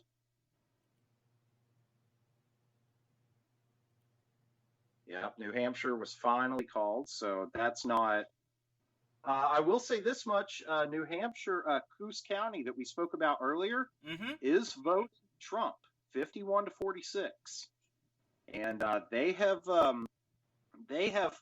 gone the way of the nation for every election since 1964, except for once, and that wasn't 2016. I want to say it was 2000. Always these nail biters. But yeah, that split that we were talking about with Coos County as opposed to Stratford, Merrimack, and Cheshire. So that's an even bigger question. Would Republicans, because we know that Donald Trump has had a lot of infighting with Republicans. Yeah, let me process this real quick, and I'll be back. Okay. Okay. So I guess while he's walking away, I'll fill the void with a little bit of update. So it looks like North Carolina, Trump is still leading with 92% of the precincts reporting. He has a 50 to 48.9% lead. That looks like it's 62,000 votes. So it's getting really close. Georgia, there's 61% reporting.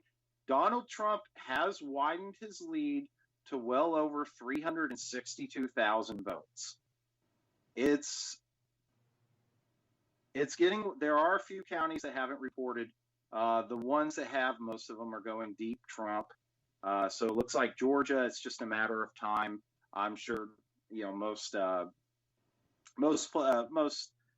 news networks are afraid to call because of how close it is. Let's go to Ohio real quick. Wow, 87% reporting, and Donald Trump is leading by 350,000 votes. 350,000 votes. So that's widening because it used to be about 180 to 200,000 votes.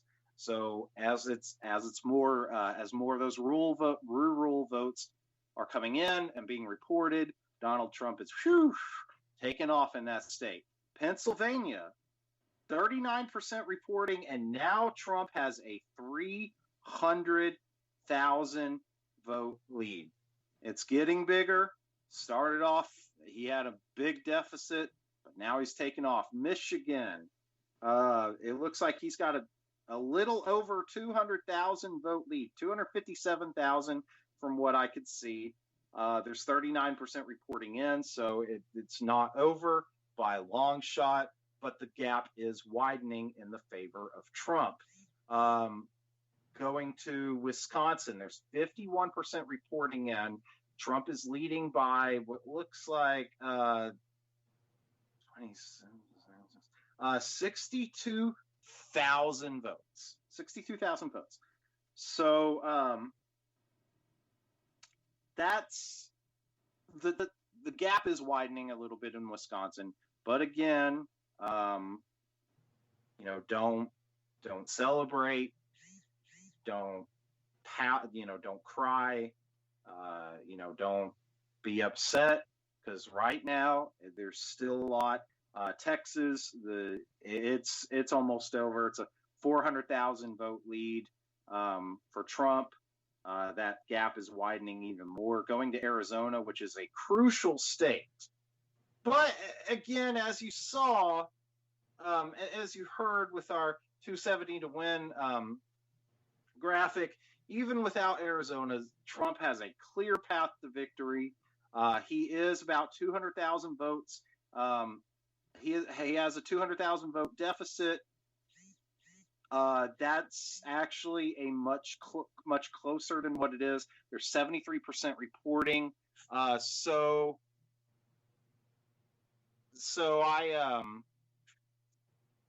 I'm not calling that yet. I wouldn't get worried if I was a Trump voter. Montana, Trump's only got 2,000 vote deficit. So I mean, it's going to flip. It's just a matter of time. There's only 28% reporting. Minnesota looks like Biden is. It's a 200,000 vote deficit for Trump. 43% precincts reporting. That could go either way. Minnesota did go Hillary in 2016. So it is highly possible that Trump maybe could flip it, but I'm not counting it. I'm giving Minnesota to Biden, but I understand why current. But if Minnesota does flip to Trump, you are looking at a 300 electoral count, which is exactly what my prediction was. It was 302, but I'm going to give myself those 2 points. Iowa looks like 50% is reporting in, and Trump's deficit has shrunk to 47 plus 66. It's 113,000 votes? Just under 113,000. And I'm back, and I also grabbed the bourbon just in case. You can't lay out. You cannot lay out chaotic. You can't lay out chaotic scenarios that even I am not ready for, and just expect me to be like, yeah, sure. No, you can't do that, bro. Okay, I guess that the House and Senate having to vote on the 269 split got you drinking that bourbon strong, man. I mean, it's not. I understand that the House and Senate would have to do it, but once you started mentioning like the state voting blocks, I'm like, no, I'm out. No. For real, because how would you quantify that? Because each state would have to determine how. Like, what do? You say, well, let's have a within our own block vote to determine who we give the presidency to? No, you can't do that. Now see, now you see why I champion the approval system. It's like, no, we don't have to get into like the NFL, the 9th tiebreaker, because this team scored this many points on a damn Wednesday, and this team fumbled exactly. No, we don't have to do that with the approval system. It's just highest percentage of ballots overall, everybody wins. They just called Iowa for Joe Biden. Okay, that's... I'm sorry, they didn't. I had my mouse over Illinois, but I was looking at Iowa. I'm about to say, because I haven't seen any updates as far as yet, so we still... My bad, I apologize. Just to give an update on the popular vote, Donald Trump is now at 50.6% of the vote. He has been staying steady ever since he hit his peak of 50.8%. He has been staying steady between 50.4 and 50.7. Yeah, and as it is... It's just been under 48%. Yeah, and as it is right now, his final margin, if it stays like this, would surpass Hillary's final margin in 2016, because he is closing in on 2.5 million. I'm sorry. Can you repeat that? I apologize. No, it's okay. I was just saying, looking at just the raw numbers for the popular vote, his margin right now, and it just updated, so it's at the 2.5 million mark right now. Which is larger than what Hillary won the popular vote. Correct. They just call a state for him. Uh, They called Utah. yeah, no surprise there as far as with Utah, even though Romney was, well, being understandably Romney. He's only 313 votes behind in Montana, so it's just a matter of time before that happens. And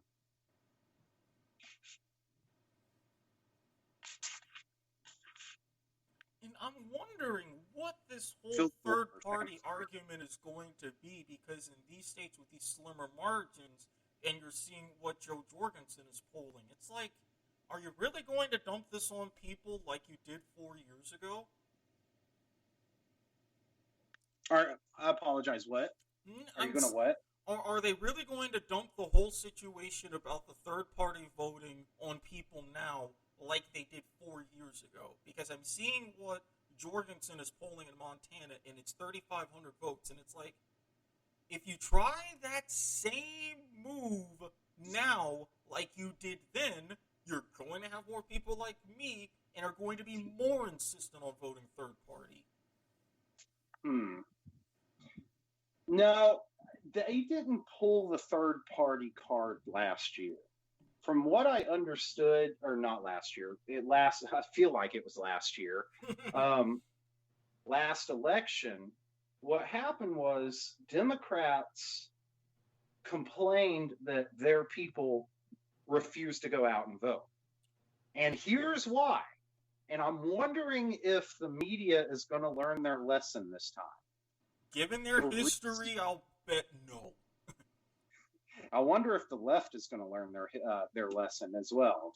You know, if they got to realize the reason Trump won is not because like the country is racist or whatever other thing they want to say. It's because they kept calling people racist.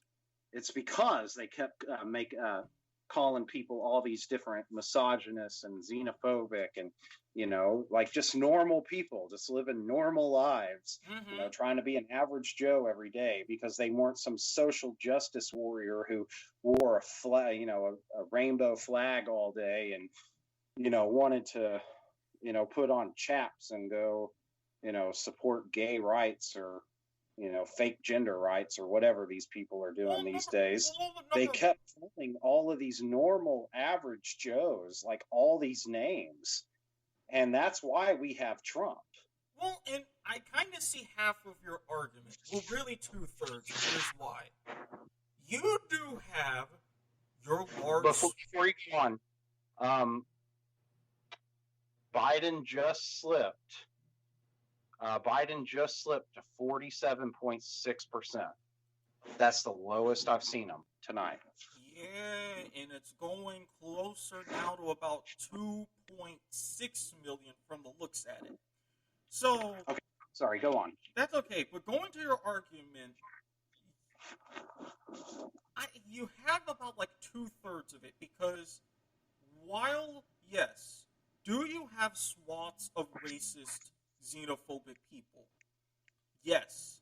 Are those people vocal? Yes.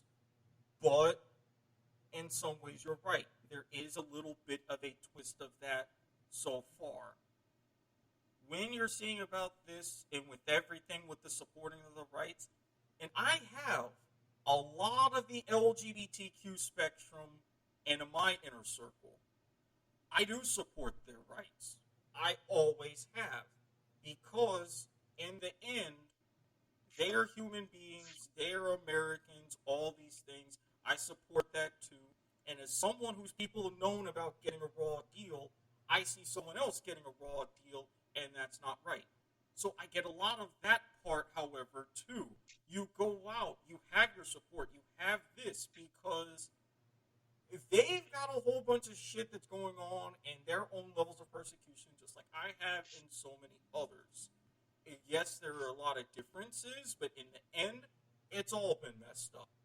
So, yeah, I'm with you as far as taking it a step too far, but if you're going to throw out and have all these people be so vocal and all of this, they're showing in their actions, and they're trying to one up each other just as much with all of this rhetoric and doing all of these things. You kind of have to get to a point and say, hey, at some point you got to stop, and this isn't right.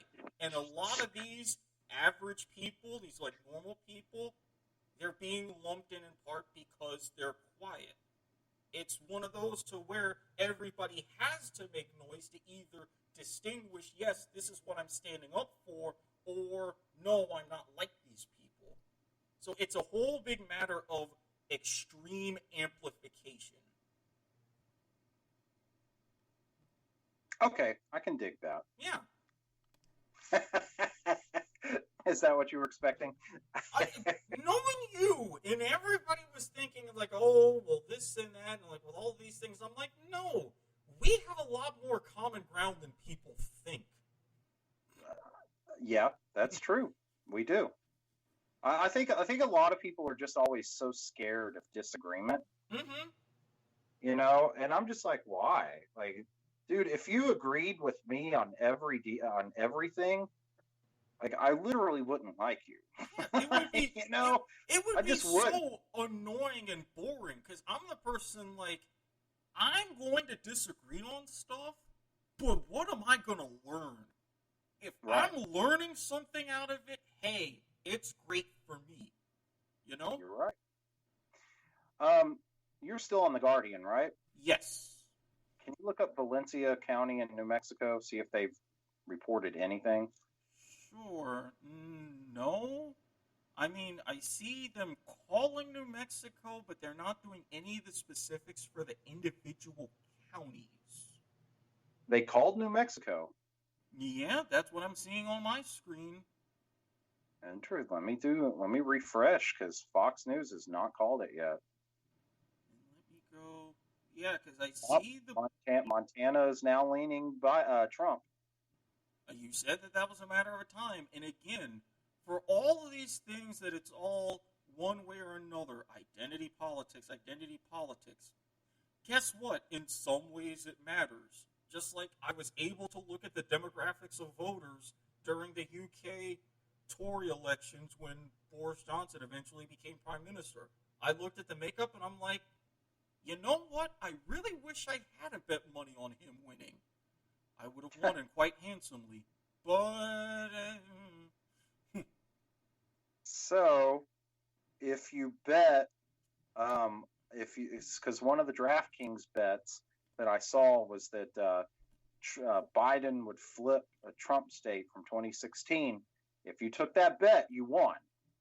let me see. Because I mean, unless something happens, I do not see Trump coming back in Arizona. Let me see the different bets that I made on FanDuel now that I'm looking at this. Where is Valencia? Did they show anything for Valencia? No, nothing for Valencia. That's so weird.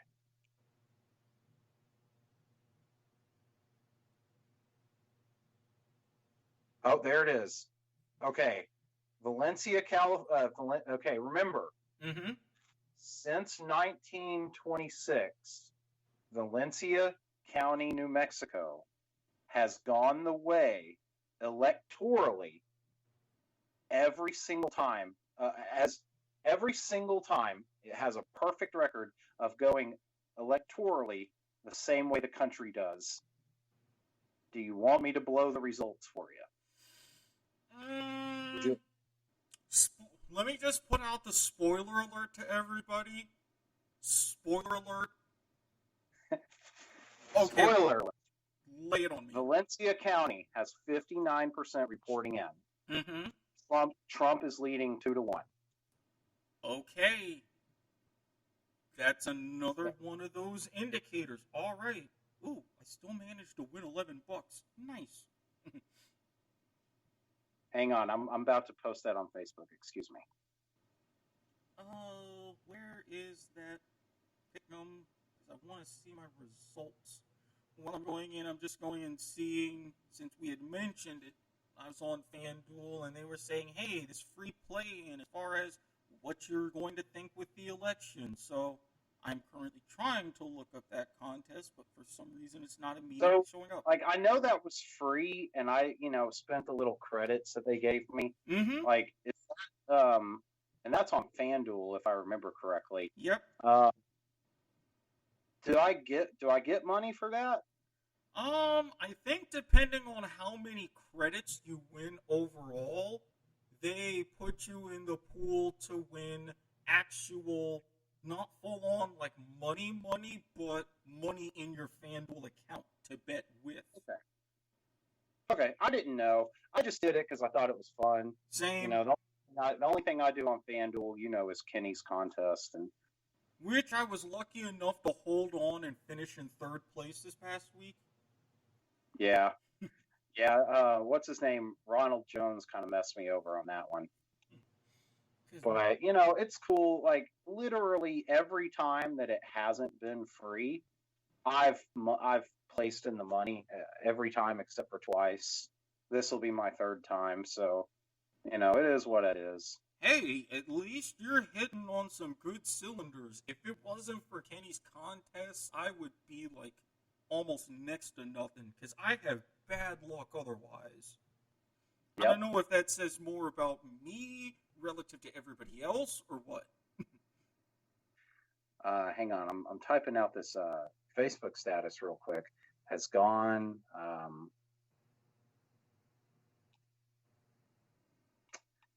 And who is the winner of the presidential election? Currently, Trump leads with 67% of the vote. Actually, it's kind of funny because he has 67% of the vote, but he's more than doubled. Like, so the percentage is 67 to 33, right? Mm-hmm. But it's more than doubled the actual raw vote total of it's 12. It's like 12,200 to like 5,700. Yeah, and those rounding errors are just weird. Yeah, it's kind of funny because okay, no problem. So, like I said, currently Trump leads with 67% of the vote, with 50% of the precincts reporting in Valencia County, New Mexico. And the funny thing is, okay, it was since 1952 that particular county, for whatever reason, has gone the way electorally, the way the country has gone in the national, in the electoral college. Vigo County, Indiana, on the other hand, has gone the way popular voting, the way the rest of the nation has gone since 1964. Vigo County is the second longest corrective indicator into for different counties in the nation's history. So it looks like Joe Biden just grabbed California, Oregon, Washington. No surprise. Never didn't see that coming. Woohoo. Donald Trump grabs, even though he's down right now, Donald Trump grabs Idaho. What's going to be really interesting is Nevada, whatever. I don't know what people call it. That's going to be the most interesting West Coast vote to me. As it is right now, it looks like 61% is reporting in Iowa, and Donald Trump is still down. It's 42-23. Looks like about a 70,000 vote difference. Like I said, there's 61% reporting in. You still got 1/3. You still got about like nearly 40% of the entire state still needing to report. So that's nothing to worry about. That's nothing to celebrate or get upset about. Montana, 32% reporting. Trump's taken it over. He has a 5,000 vote surplus. It's just a matter of time before they call that one. Going over to Wisconsin, 58% are reporting. Donald Trump now has a 74,000 vote surplus.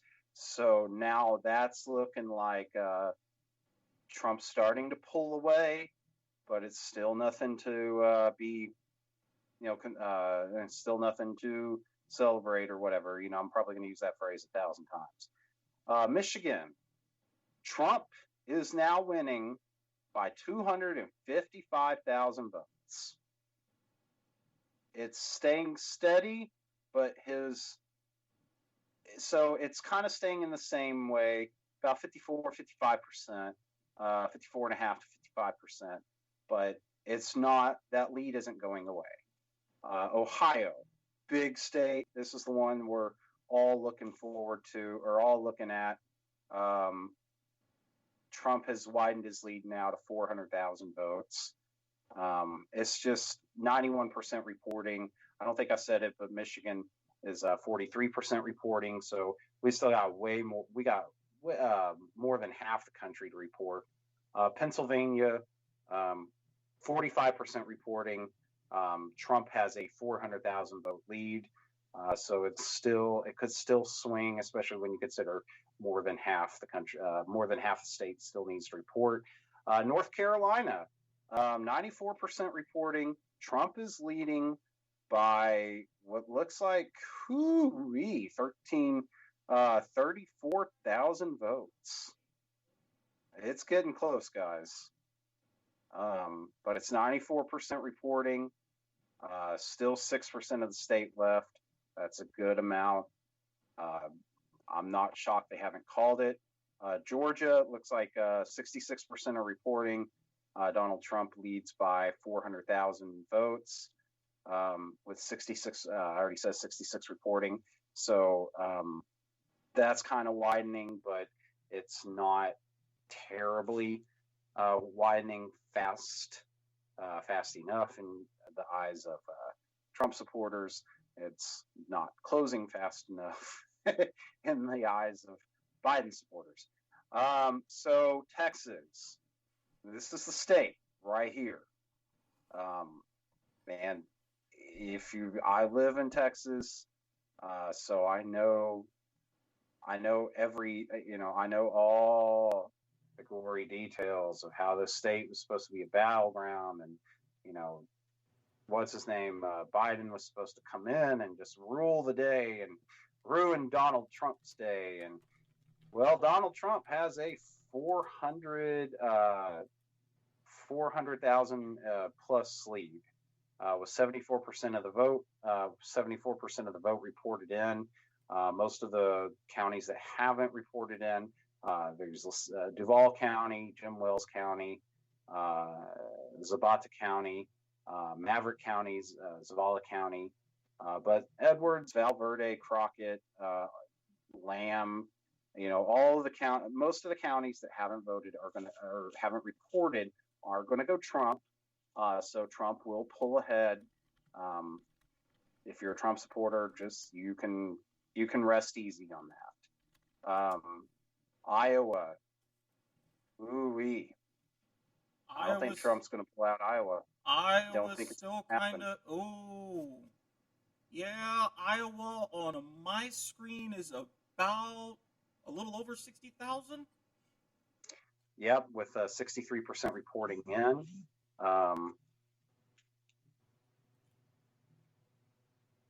Yep, that's right, Caleb.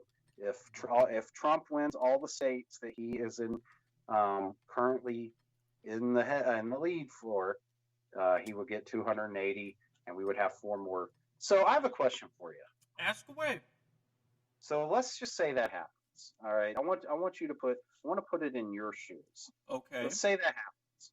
Okay. Trump walks away with 50.2% of the electoral vote. Mm-hmm. By the way, even with California now coming in with what 4% reporting, Donald Trump still leads the popular vote, and Yep. it's by a little under 2 million. But so let me put a scenario for you. All right. So Trump walks away with, say, let's just say he ends up with 50.1% of the vote. Okay. It's a majority. Right. He walks away. I think we talked about 280. Mm-hmm. That is that's less. That's less. Yes, he got the majority, Mm-hmm. but that is less electoral votes than what he got in 2016. Right. Is his position strengthened or not? I'm going to be honest, I don't think so. Even though, yes, and he would have gotten more popular votes than he did in 2016. And I even quoted your post that you put up about the president, only 3 instances where a president lost votes, popular votes, between first and second elections. But the reason why I don't think his position is strengthened any is because even though everybody talks about, these 3 states that were won by just these razor thin margins in 2016, all in all, it was pretty decisive. It would be nowhere near as decisive this time because of the makeup of that majority of voters. So I can't quite say his position would be lessened, but to me, if that were to happen, it would be kind of stagnant. And so you're saying that he wouldn't gain any political capital, but he wouldn't lose it either. Right. He would be right where he was in 2017. Because the big dig on him was that he won the electoral vote, but didn't get the popular vote. Right. So if he gets the popular vote this time, mm-hmm. but has less electoral votes, because I mean it's looking more and more, unless something happens, it's looking more and more like Arizona and Iowa are about to flip. Mm-hmm. I've come to terms with that. But here's the thing. He would be, when was the last time a Republican won Wisconsin, Michigan, Ohio, and Pennsylvania 2 times in a row? I would want to say Reagan? Let me look. I'm going to look at that. Yeah, because I don't think Bush 43 carried all of those. And I know especially... What about Nixon? Maybe Nixon? Because Nixon did win 49 states. He did. Nixon... And wait, didn't Reagan also win like 48 out of 50 in one of his elections? Yes, it was a blowout. Yeah, I want to say that was 80 because of what happened with Carter and that White House aid. Okay, so Nixon, his first election, lost Michigan and Pennsylvania, but he did win Wisconsin. Okay. So that's out the door.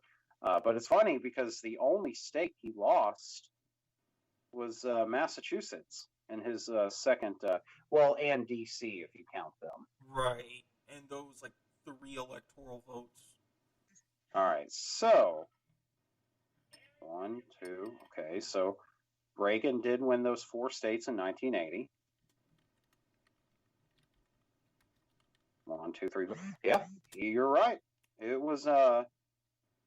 Let me check to see if. Okay. Bush didn't win those states. What about? Okay, so Clinton did his first term. Okay, so Clinton won all 4 of those states in both of his elections. Bush in his first election only won Ohio out of those 4 states, and he lost Pennsylvania, and he again only won Ohio in 2004. So you're right. Trump would be the first Republican to win those 4 states back to back since Ronald Reagan. How does that not strengthen his position in the Republican Party?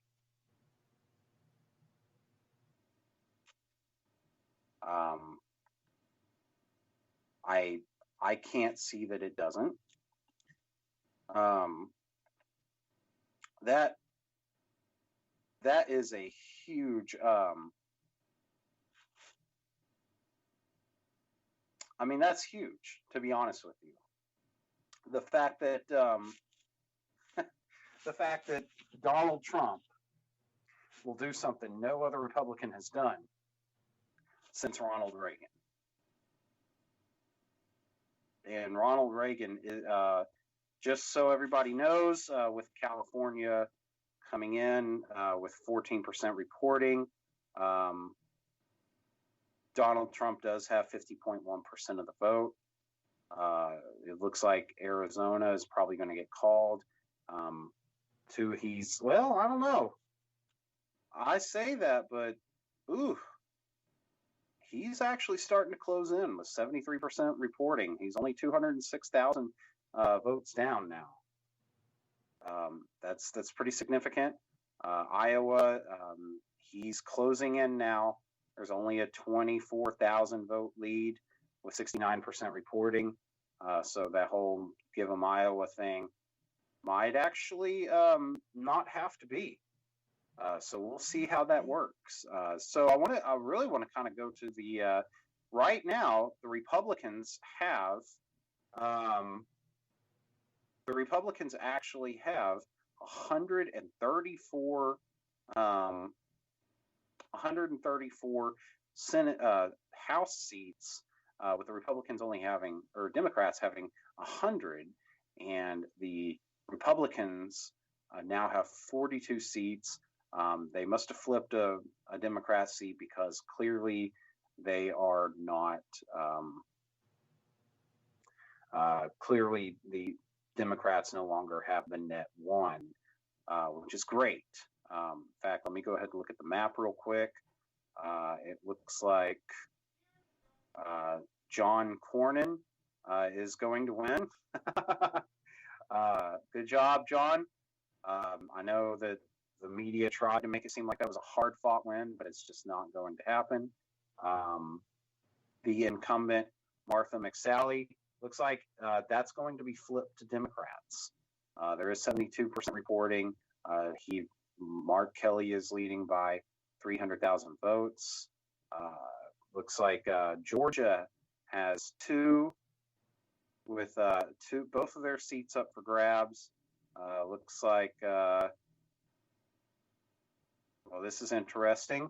Looks like there will be a runoff for that second seat because no candidate reached 50% of the vote. Montana, this is interesting. 33% in, Steve Daines, who's the Republican incumbent, is losing by 4,000 votes. That's only 33% in, so let's not, jump the gun there. Looks like all Democrat incumbents from the Northeast are keeping their seat. The North Carolina, Tom Tillis, the incumbent, is fighting for his life right now. He looks like he's about 95,000 votes ahead, but 2 percentage points really, with 93% reporting in. That's pretty significant. Going to keep an eye on that as the night goes on. Here it is. Michigan, 46% are reporting in. John James, who is the Republican challenger to take over Gary Peters, who's the Democratic incumbent, is currently leading by 300,000 votes, 308,000 votes, with 46% reporting in. That's huge. I don't. Ben Sassy, I mean, he's crushing the opponent. So, by the way, Sassy 2024, he's my guy because he called the Houston Astros a dirty cheater in the middle of the Amy Coney Barrett hearings. So he's my guy. Looks like Susan Collins of Maine is going to keep her seat. Going to South Dakota, looks like a couple of Republican incumbents. Definitely, a lot of Republican incumbents have actually kept their seats. Going to the House. This is interesting. This is real interesting. I'm going to see if there's any incumbents that have flipped. It looks like Arizona's 6th District of Arizona, that's the incumbent is Republican David Schweikert. Looks like there's 0% reporting in, but he is 14,000 votes behind. 21st District of California, TJ Cox. He is the Democratic incumbent, and currently with 24% reporting, he's losing by 7,000 votes. It's about a 9% split, or a 9% deficit. That's one to keep an eye on. Could be another one of those as more come in, as he takes over. Going further. Oh man, I appreciate you, Caleb, for listening in. I really do. Text me and let me know you heard that. So it looks like California 25th District is holding. California 48. I'm not seeing a whole lot of there it is. So North Carolina 2nd and 6th District have both been called for the Democratic Kathy Manning and Deborah Ross. New Jersey, looks like New Jersey District 2 is going to stay.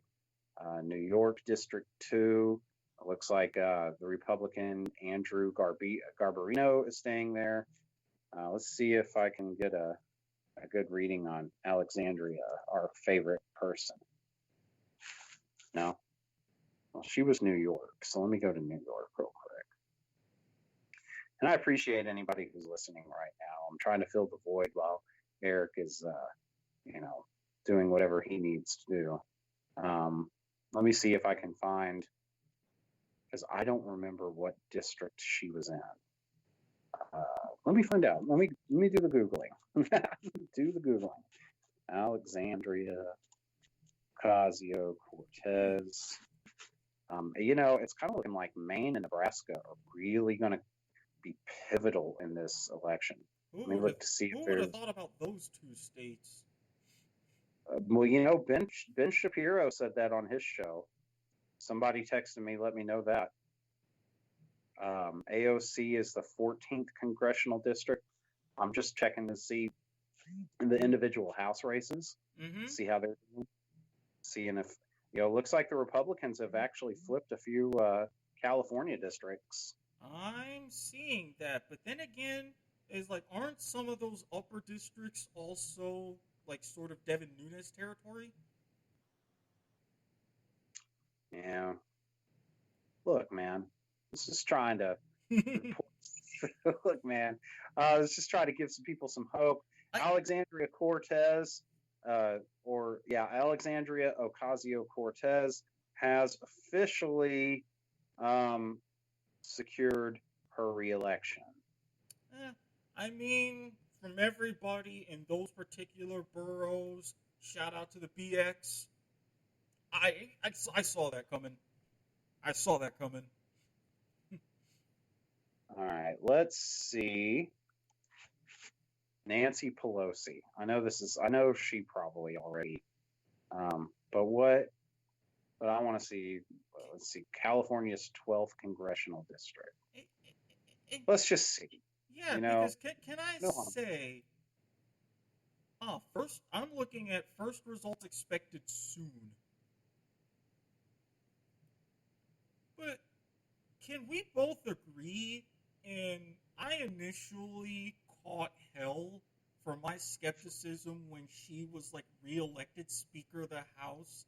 Can we agree that even if she does win her seat, she doesn't need to be Speaker?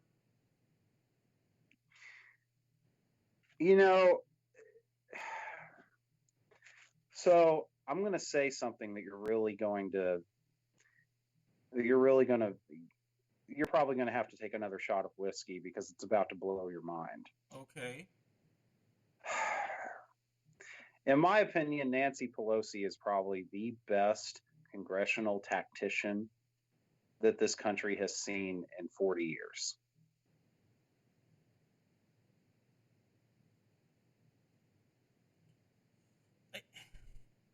I'm letting that sink in before I continue. Okay. Because I'm staring real hard at the rest of this Jim Beam I got here. Go again, and I'm willing to say yes, she really knows how to whip a vote, how to get a lot of things together, and I'm even including a lot of these bills that she's had for relief on the pandemic. Now, here's the thing. Okay. Here's the but part. All right. Now, what I just said, I know they say whatever comes after but, is not the truth or whatever. Yeah, whatever comes after the but is how you really feel. Yeah. Well, this is how I feel.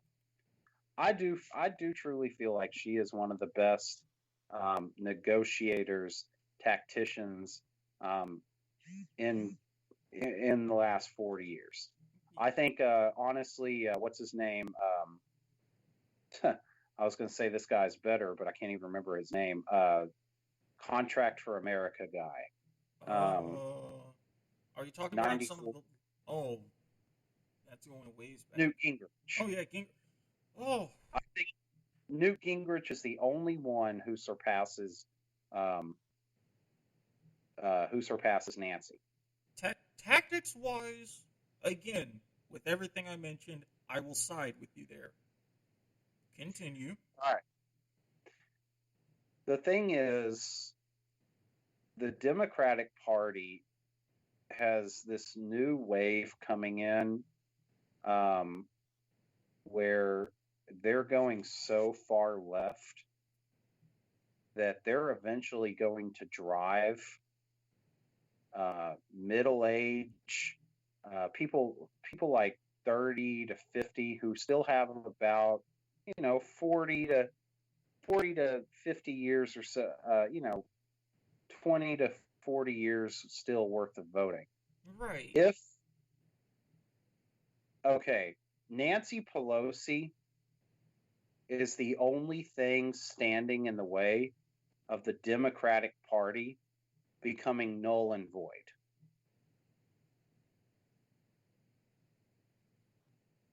Because she is the only thing. Think about it. I'm thinking. Even during the impeachment proceedings, she kept saying, "Hang on." Someone that I really respect just tweeted. Oh, okay. He said, "Okay, Caleb, who's listening in, just texted me. He goes, "Oh man, that guy, you're doing the show with just took a double shot for what just came out of your mouth." I was half tempted because I'm like, let me see where he's going with this, so I can absorb. But this guy that I follow for stocks, he says markets are saying Trump, betting odds are saying Trump, national media polls have said for weeks landslide for Biden, votes still coming in, but so far Trump is looking good. So Nancy Pelosi is the only thing standing in the way of this new socialist Democrat. The Alexandria Ocasio-Cortezes, the Ilhan Omars, the Bernie Sanders, from completely taking over. Mm-hmm. She's the only thing standing in the way. So, with that being said, if the Democrats still hold control of the House at the end of the night, no, I don't want her gone. Okay. Because she's the only thing keeping the Democratic Party somewhat relevant, even during the impeachment proceedings. Mm-hmm. She held off on that because she knew that there was not enough evidence for a conviction. And that I was really on her side with, because I was the kind of person, I don't want it done quick. I wanted it done right. And I knew that there was a lot of stuff going on behind the scenes, and the fact that McConnell and Graham et al. Had basically said, right now our mind's made up, this is exactly how it's going to happen. So, with all of that and saying, let's hold back, I was with her on that. Because I knew it was going to be a whole storm the way that it kept going, and it eventually was.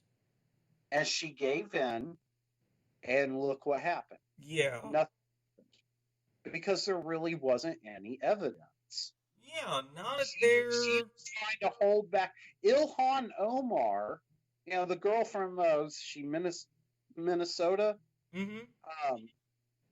She is on record the night she was elected of saying, "I got elected so we could go impeach that SOB." Yeah, and then who was it? Rashida Tlaib with the whole "we're gonna impeach." Yeah, I remember that, and I was like, "Oh yeah, it was Rashida Tlaib." I'm sorry. Yeah, I'm about to say, it was like that was her, and I'm like, okay, that's great, but at the same time, how? I'm always the kind of person that likes to look at different specifics, and after everything that was the Mueller report, and even with all of the stuff going on now, we talk about tax returns, all of these things with these bank accounts. It's only a time now where, yes, you can build a case. And even Mueller was like, okay, here's what this is, here's what this may be, here's what is going on over here, but it's not my job to say. And it's like, how are you really going to build upon that? And that's just it. Like, Nancy Pelosi, don't get me wrong, I disagree with her on nearly every policy. In fact, it probably is every policy, but I'm going to give her the benefit of the doubt in this situation. I don't like her. I wish she would step down, but at the same time, she's the only thing keeping the Democratic Party from going completely insane. And I think she knows that. But I also think she knows one or two more election cycles, and the old guard won't be able to protect her anymore. And this is the kind of thing that it's been bandied about, and there was a part of me that really wished it. Hang on. I know you were talking, but I wanted to see. Florida just got called Trump. Okay. That. And Arizona and New Mexico got called Biden. So Iowa, Trump is now leading in Iowa. And see, it's all these things. The cities, especially with Florida, because Leon County, Duval County, Hillsborough, Pinellas, and Palm Beach South, even Orange and Seminole, well, Orange more so. The cities flipped around, but let me just say, the places that I would not go to at certain times of the day and night, they went Trump. I am not surprised. All right. So that was the one thing. So North Carolina, Georgia. But anyway, go on with your Georgia.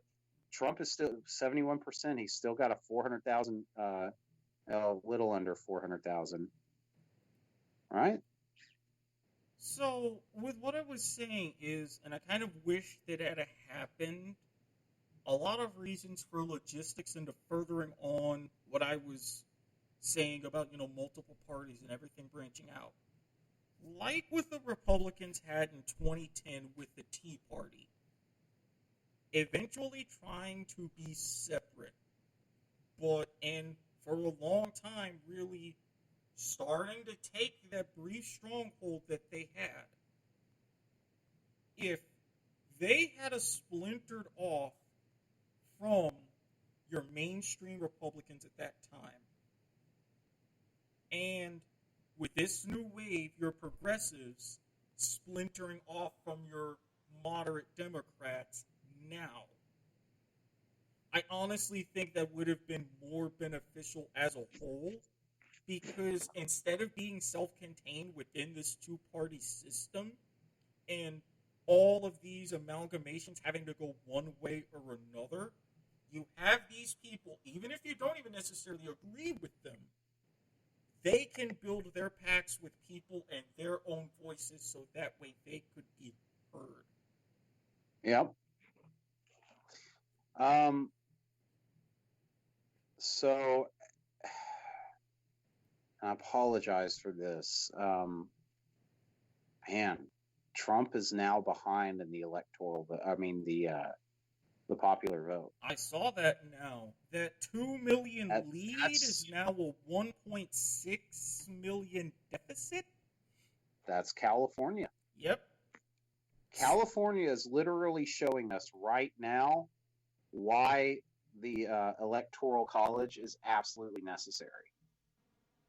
And I get that because, I'm pretty sure this was in a conversation I had in one of our chats or with someone else.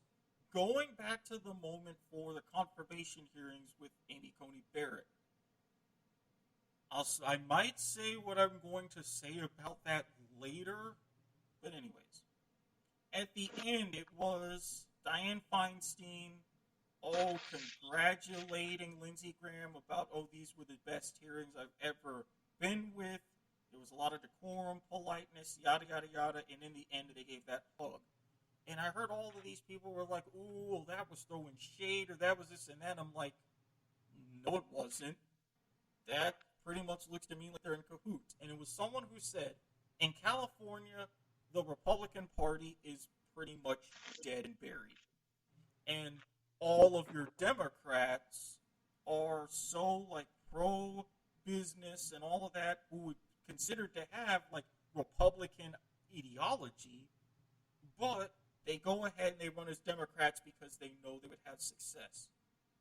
And that does lead some credence to why, yes, this is going on. It's because if you have such a strong one-party state, eventually you're going to get this twist to where a lot of these people in power, even though they don't really feel this way, they're going to go and look this way just so they get elected, and then they show you how they really are. And that's happened with Republicans as well. Yep. And California is not. I predict in 2030 when we redo the next census, California is going to lose electoral votes. Oh yeah, and especially, and for a lot of reasons, because the high prices. You're going to have a downfall at some point of Silicon Valley, which in some ways I do welcome. And let's also look at the big elephant in the room, climate change. You're not going to stay in a place that's on fire 2, 3, 4, 5 months out of the year. Hey, let's mix sports with this. Okay. Tommy Tuberville won his Senate seat. And this is something that even Dale was mentioning, and I'm like, it's football. Even though he was the Auburn coach, and you have those in Tuscaloosa who wouldn't like it, they're still going to vote for him because football. I completely saw that coming from a mile away. Wow. And I mean, granted, even though a certain someone couldn't get his Sabins right when he was in that state, you know. Oh man, I really wish. This is giving me such anxiety. Biden has 49.9% of the votes. Mm-hmm. All night, Donald Trump has had the majority of the votes, but California whisks in. Mm-hmm. And now, because of that one state, Joe Biden's probably going to have the majority of the votes. Mm-hmm.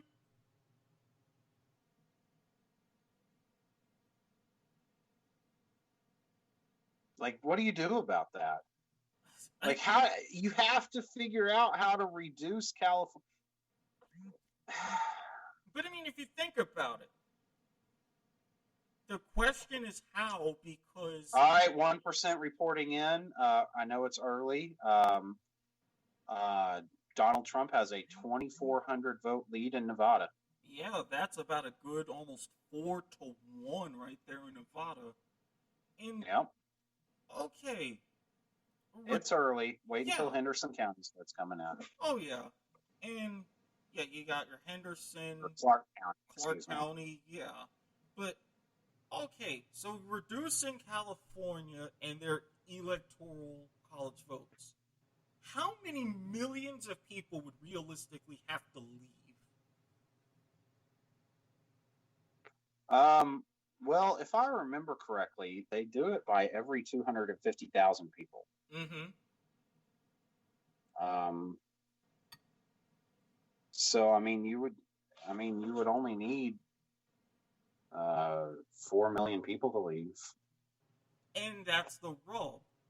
Are 4 million people really going to leave? I can see a mass exodus out of the north, out of near San Francisco. It's already happening in Oakland. All of these things, especially 10 years from now, again, climate change related, fires and floods, everything great.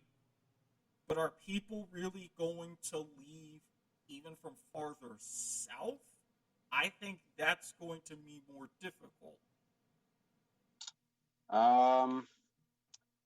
There was a statistic not that long ago that there is a mass exodus of California right now. Mm-hmm. I'm trying to figure out, and I'm talking like this year. Trying to find it. Man, I wish I was like on a news show so they could just feed it to my ear. Have the producers in the control room, and then you just tap your ear. It's like, oh, got it. I find it funny because a lot of people they watch those people go through and they watch those people and they think, oh wow, they're so smart, they know all this stuff. I'm like, no, they literally have people feeding it to them. Let's see here. A net loss in Orange County for 2019 of 25,000 people. Okay, that's where Anaheim is, right around in that area. LA posted a net loss of 97,800 people in 2019. All right, so you're already over 110,000. Yep, that's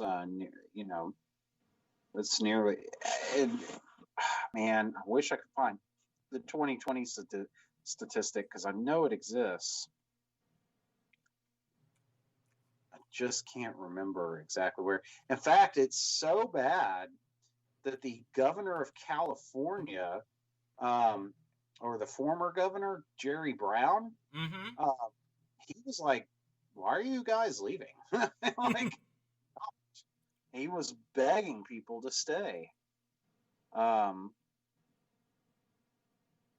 And he asked him, was like, where are you going to go?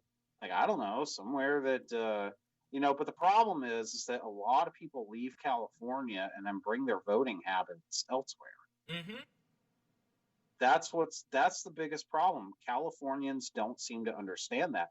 They leave for greener pastures and then bring their crap over to the new states. This is true. Because, I mean, look, not every state is going to have, like, decriminalized cannabis, even though they should. Or have this recreational market, even though they should. Or have a lot of these things. So it's like, what are you really going to do? And then if you try to reform it to be like California, eventually you're going to leave there again. Yep. So I don't know why the media is just refusing to call any of these states. For some of these, and I'm telling you now, ratings. Every form of this big media, with all of your big network names, they have one form of a corporate master or another. And they got to cash in on that revenue, because tonight's a big night. It is.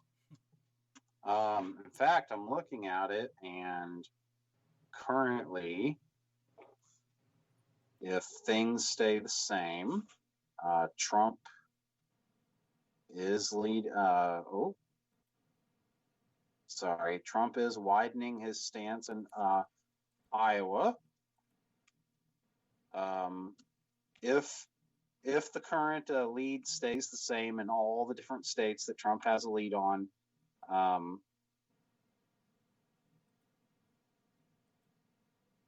no, that's not right. Oh, I see what I did.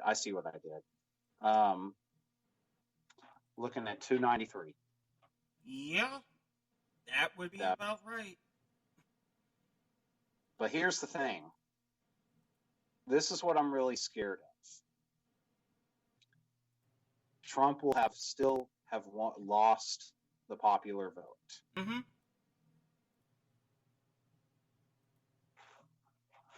I almost hate to say it, but I feel like that would push be an even bigger push to get rid of the Electoral College. Yeah, and it's one of those to where, I mean, at some point, if you look at the history of the Electoral College, it worked during our origins. And even then there were flaws, because it was like, oh, well, you look like this, and you are a farmer, and you have a farm, and you have property. Well, you get to vote on behalf of these people. It may have worked in the 18th century and even going into the fringes of the 19th century, but the way that you're making it so increasingly complex, it just goes to the point to where it doesn't make sense. And again, going back to all of the flaws and everything, legitimate arguments with the popular vote, because you would be campaigning in even fewer states, and even more states would be ignored. I get that. Going to a system like the approval system, where you got to work your ass off everywhere. You got to go to those places in the Dakotas, in different parts of the Midwest, and up in the mountains, to go ahead and just lock everything down. Because if you show up on one more ballot than your opponent, it's a razor thin margin, but you win. So, I don't know. Maybe, and I'm the first to say that maybe it is a bit of a pipe dream, but if you're looking for something simple, if you're looking for something cheaper to do, and you're looking to save everybody a lot of time, the approval system would work. It would.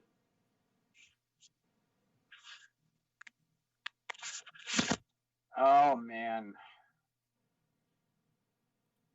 I'm scared of the riots. You know Trump's going to win, right? It's looking more and more like that way. I mean, I'm not saying that out of bias or anything, but these gaps are not closing. Right now, mathematically, just based on pure mathematics, it ain't working. I mean, I'm even going back and looking at Florida. They're at 98%, and pretty much everything is already decided.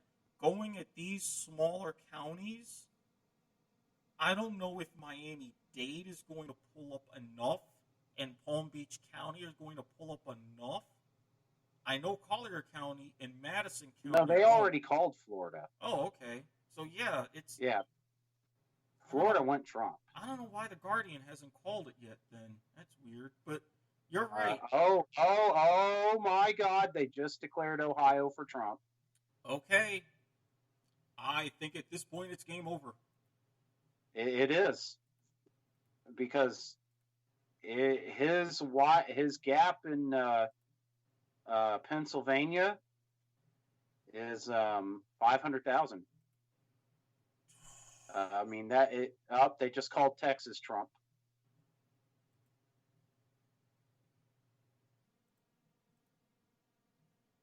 They just called Texas Trump. Okay, so now you're at the 294. Hang on. Hold on just a minute. Go ahead and fill the noise for me. Yeah, so at this point, even if everything as it stands, it looks like we have 4 more years. And again, this is really how it is. You've got all of your people that were entrenched one way or another. And I'm curious as to how the arguments are going to play out and how this is going to be spun come tomorrow and through the week. Because the way, and if more of these associations are going ahead and calling these races... By the way... Oh, probably had something, and he mentioned a by the way. Looking at the House, you've got a lot going on. The results in Nevada, but Republicans starting to kind of keep the Dems at arm's reach. But again, nothing significant there. There's still about 170 seats up for grabs. Hello? Yep, I'm here. All right, sorry about that. That's okay. Okay, so let's see. Nevada still hasn't even started reporting yet. Nope. Unless... So it's the same way on your end? Yeah, no reports on my end, although the only county I'm seeing reporting anything is White Pine. And, yeah, that's about a 4-1 lead for Trump in that county. And that's only 2,400 votes.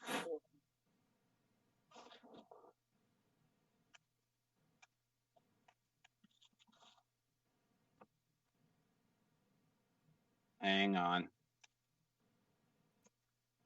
Texas and Ohio.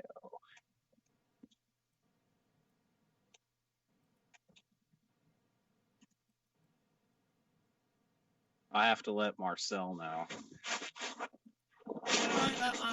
I know that he's going to have some of his good old Canadian beer tonight.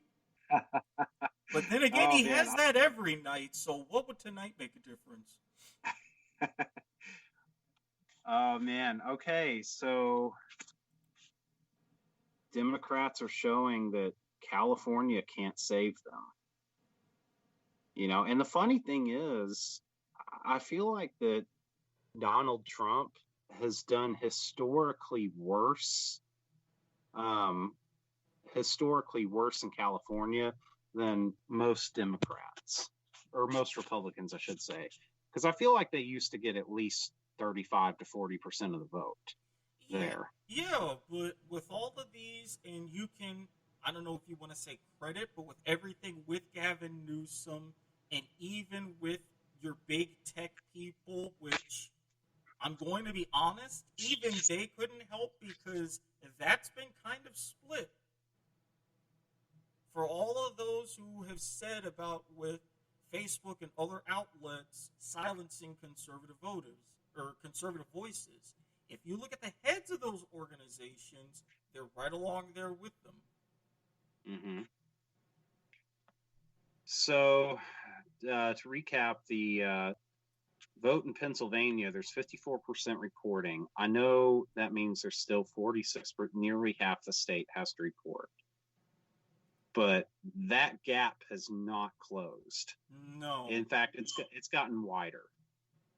And at this point, I mean, even then, if it stands that way, even if that flips, it still wouldn't necessarily be enough. I think they're going to call. I think they're going to call North Carolina about the same time they called Florida, at about 97, 98%. North Carolina has 94% precincts reporting. The thing is, Donald Trump is leading by 45 plus 30. That's 76,000 votes. Yep. So that one, and with some of these, especially in Mecklenburg, now if Union happens to come up big, which is right next to Mecklenburg County where Charlotte is, and I don't know if the votes will be coming from McDowell County because that's so small. The Wisconsin lead is still widening. It's still at 306,000. I mean, it wasn't just 300,000 just a few minutes ago. Now I'm wondering about this with Wisconsin because I didn't see this. Did Paul Ryan go and do any campaigning or anything, or did he just hide in the corner? That's a really good question. Let me Google that. Because I know that there was a little bit of activity right over there in Janesville where he's from. So I'm like, if he was helping any of these behind the scenes, that might have tipped the scale. I do know that Paul Ryan did say, I want to say very earlier this year, that he really thought that Biden was the best bet to beat Trump. But as far as campaigning is going, no. I can't find anything. So I wonder if that was something that helped him or hurt him. That's one of those things they'll look at. Let's see here. Probably most likely to have a chance at beating Donald Trump, but I don't see Joe getting the nomination. Just don't see him going there. Right? Hindsight's 20/20, I guess. So what's going to be very interesting as the days go on, is to watch all the political pundits try their hardest to explain why Trump won. Because they're going to say, oh, well, you know what they're going to do. Conservative pundits are going to say, they're going to spin it like, oh, this is the American people. They love their jobs, blah, blah, blah. Liberals are going to be like, oh, it's all the racist white people. They're trying to validate their white supremacy while voting for a guy, or while trying to support a guy that literally said on national TV that if you don't vote for him, you ain't black. Hawaii just got called for Joe Biden, as if we were. I heard that, and I was like, "Damn it, man! Really? No!" And the media didn't call him out on it. No, I was one of the main ones, and especially as someone, even though I don't listen to a lot of Breakfast Club, I know Charlamagne the God, and he willing to go reach out to anybody and do this, and he flat out said too, in leading up to that moment, you can't keep doing this to black media. And all of this time, and I'm like, this is the real him. This is how he feels. They harped on the whole 94 crime bill. he endorsed it. And they harp on a lot of these things, and I'm like, no, you really said that millions of people in a big generation that we don't matter. You really said if you're at this point in the election and you don't know whether or not you're gonna vote for me, then you ain't black. And when I get into an argument about friends that, oh, they were telling me, oh, you sound like your vote doesn't matter, or you think a third party vote is a vote for, or you realize that a third party vote is a vote for Trump, and I'm like, no, they come after me. I get the emails, I get the stuff in the mail, I get the phone calls every 4 years, like clockwork. Yet in between that time, it's radio silence. Yep. That So- annoyed me so hard, but I knew the media, and especially all these TV show hosts. All of this, I only heard a little bit from Joy Reid. I only heard a little bit from Al Sharpton. Y'all are pushing this hard and doing all of this. Where were you? Right. Who was it? Was it recently the rapper that came out in favor of Trump? Was it 50 Cent? Yep. So it was 50 Cent, and I remember a meme going around. It actually turned into a video. I had to find it myself, of this celebrity, white blonde woman, go up to she said, I had to go up to 50 Cent and remind him that he's black. You know who else had to be reminded? Who else had to be reminded that she was black? Rosa Parks. You know who else? You know who else had to be reminded that they were black?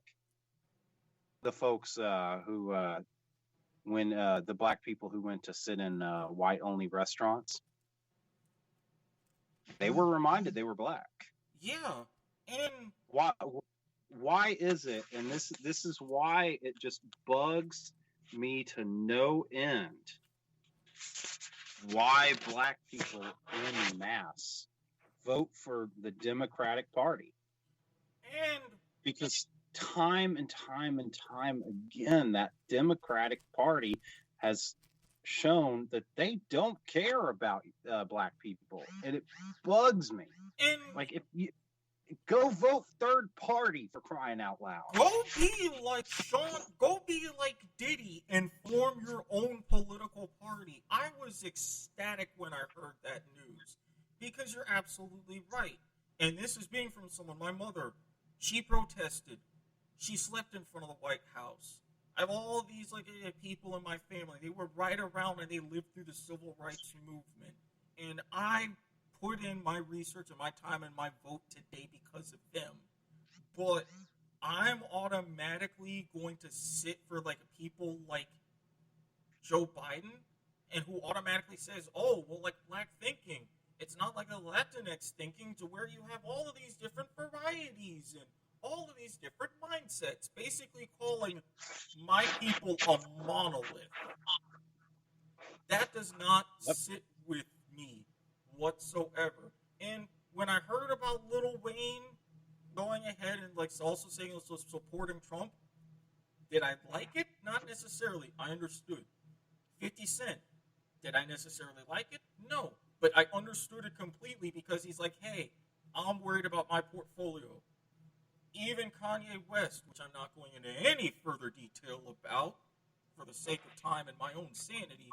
So I understand why a lot of these people are looking out for themselves. Because for all of these people, even like your Jay-Z's and your Beyoncé's, what are you doing for people like me when you're going out and getting a $600,000 crib for a baby?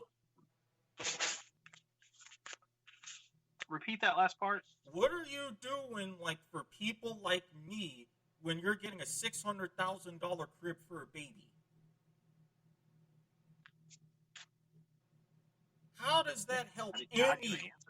Yeah, how does that help any common person? And for all the stuff that people were talking about Cardi B and her daughter with the Birkin bags and everything and saying all this flash, she's still actually going out, educating people, talking to candidates. Even with LeBron James getting out the vote, starting up a school, all of these things, I get it. I love and respect him. And for some of these people, because they're like, hey, I remember where I came from. I am going to help other people have a chance and get to where I am, or give them what they need so that I can get to where I am. All of Yep. these others, and with all of these other celebrities, they just give a damn about themselves. I mean, do you even see people like A-Rod or Jennifer Lopez? What are they doing to help Puerto Rico? You can't help Puerto Rico if you're trying to buy the New York Mets. And I agree with you as far as LeBron James is concerned. Like, Mm-hmm. he and I don't agree on politics, Yeah. but I will never, ever deny that that dude is a, man, what's the word I'm looking for here? Where they give and, Humanitarian? no, there's another word for it. I don't know, where they set up charities and they give a lot and stuff, their own time. There's a Oh, word for it. uh, You know what I'm talking about. I know the exact word. It ends with an ist, I think. Mm, what? Damn it. Isn't that something? Yeah, I know the perfect word that you're thinking of. I just can't think of what actually that word is. I'm doing a quick Google. A philanthropist. Thank you. Philanthropist. Oh, man. Oh, it must be almost midnight. Little So, yeah. after midnight Eastern, and, well, how about that? We've got about another 8 minutes before we have to wrap up. Oh, no, we can't do that. No, unfortunately, we got a 5-hour limit. That stems the breaks. LeBron James is a philanthropist. I really appreciated the whole school that he opened up in Cleveland. Clearly, it's only for grades 4 through 6. I'll see if you get that joke.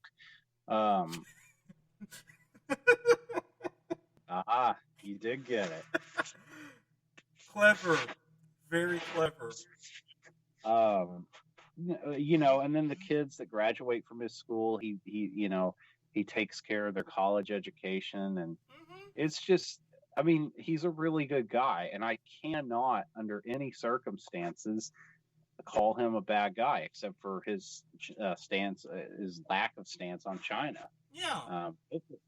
Hopefully in the next few minutes, one of these major states is called, because I would love to do that on the air, but I unfortunately doubt it. And in an interesting twist, Daryl Morey, who is now in the front office in Philadelphia, and I'm like,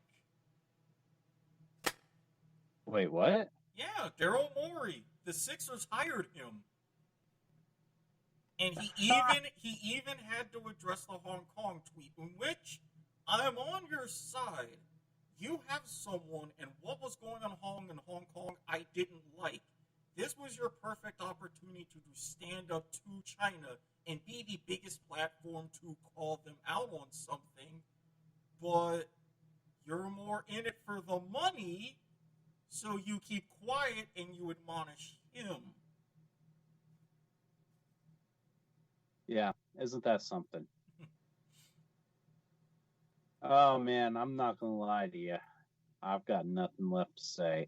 Democrats have officially flipped another seat, so they are net one right now. Republicans do hold a 145 to 124 advantage in the House. Okay. Arizona did get flipped. So did, so far, that's the only state I see that got flipped.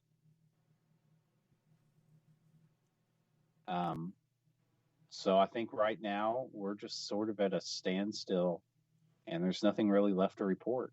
No, we've got what we've got for now, and then at this point it is a matter to cometh the morn. I think, was it 2016 they called it midnight Central Time, or maybe 1 o'clock. I think it was 1 So, o'clock because I saw the victory speeches and they were at Eastern time. It was like close to 3. yep. Needless to say, I So took the day off work the following day for a few different reasons. I'm like, I'm not in the mood. I'm tired. Whatever. so we got a couple hours until something really happens. So man, it was really fun. Hey, I dug it. Hopefully, I let you know a little bit of my radicalism. See what you think on a few things. You blew my mind. I hope I was able to at least crack in and chisel something into yours. It sounded like it. So Hang on, just hey Ben, thanks for listening. I really appreciate it. So, yeah, overall, it has been a very fun ride, and hey, who knows? Maybe we should do this again sometime. We will do it again. You know we will. Stop it. All right, man. All right. You have a good night. All right, well, before we go and before I wrap up, anything you want to plug, finding you on social media or what have you? No, not really. All right.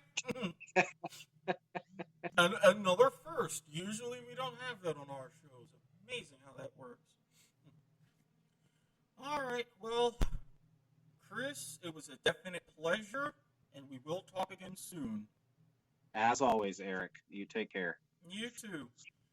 And see you later. And with that, I am also going to sign off. As usual, you can find me at Squid Sportshead on Twitter. You want to talk about sports and see me live tweeting things? I figured no need to live tweet this because you got a live stream instead. And I'll go ahead and I'll post up the link and everything if you want to listen to it again or catch the good parts. And with that, you can find me on Facebook at Eric Watkins. You know kind of the drill on how to find me. Look for the picture of the guy sitting in the recliner, holding a glass of wine with a pile of laundry next to him. And like on the kickoff, if you're looking for, well, hell, I'm going to do this because this is my show. If you're really looking as far as for my dark Twitter and all my special little secrets and things, at Superviewer on Twitter, go in my DMs at Sportshead first because I got to vet you. And then you can also find me on Snapchat. You may be able to find me on Telegram. Use the same handle. But be warned, I have a crazy nickname. But for all of that, I hope you all voted. I'm glad that you did. Things are going to be one way or another regardless, so don't be stupid. Do your homework, and in the words of John Green, don't forget to be awesome.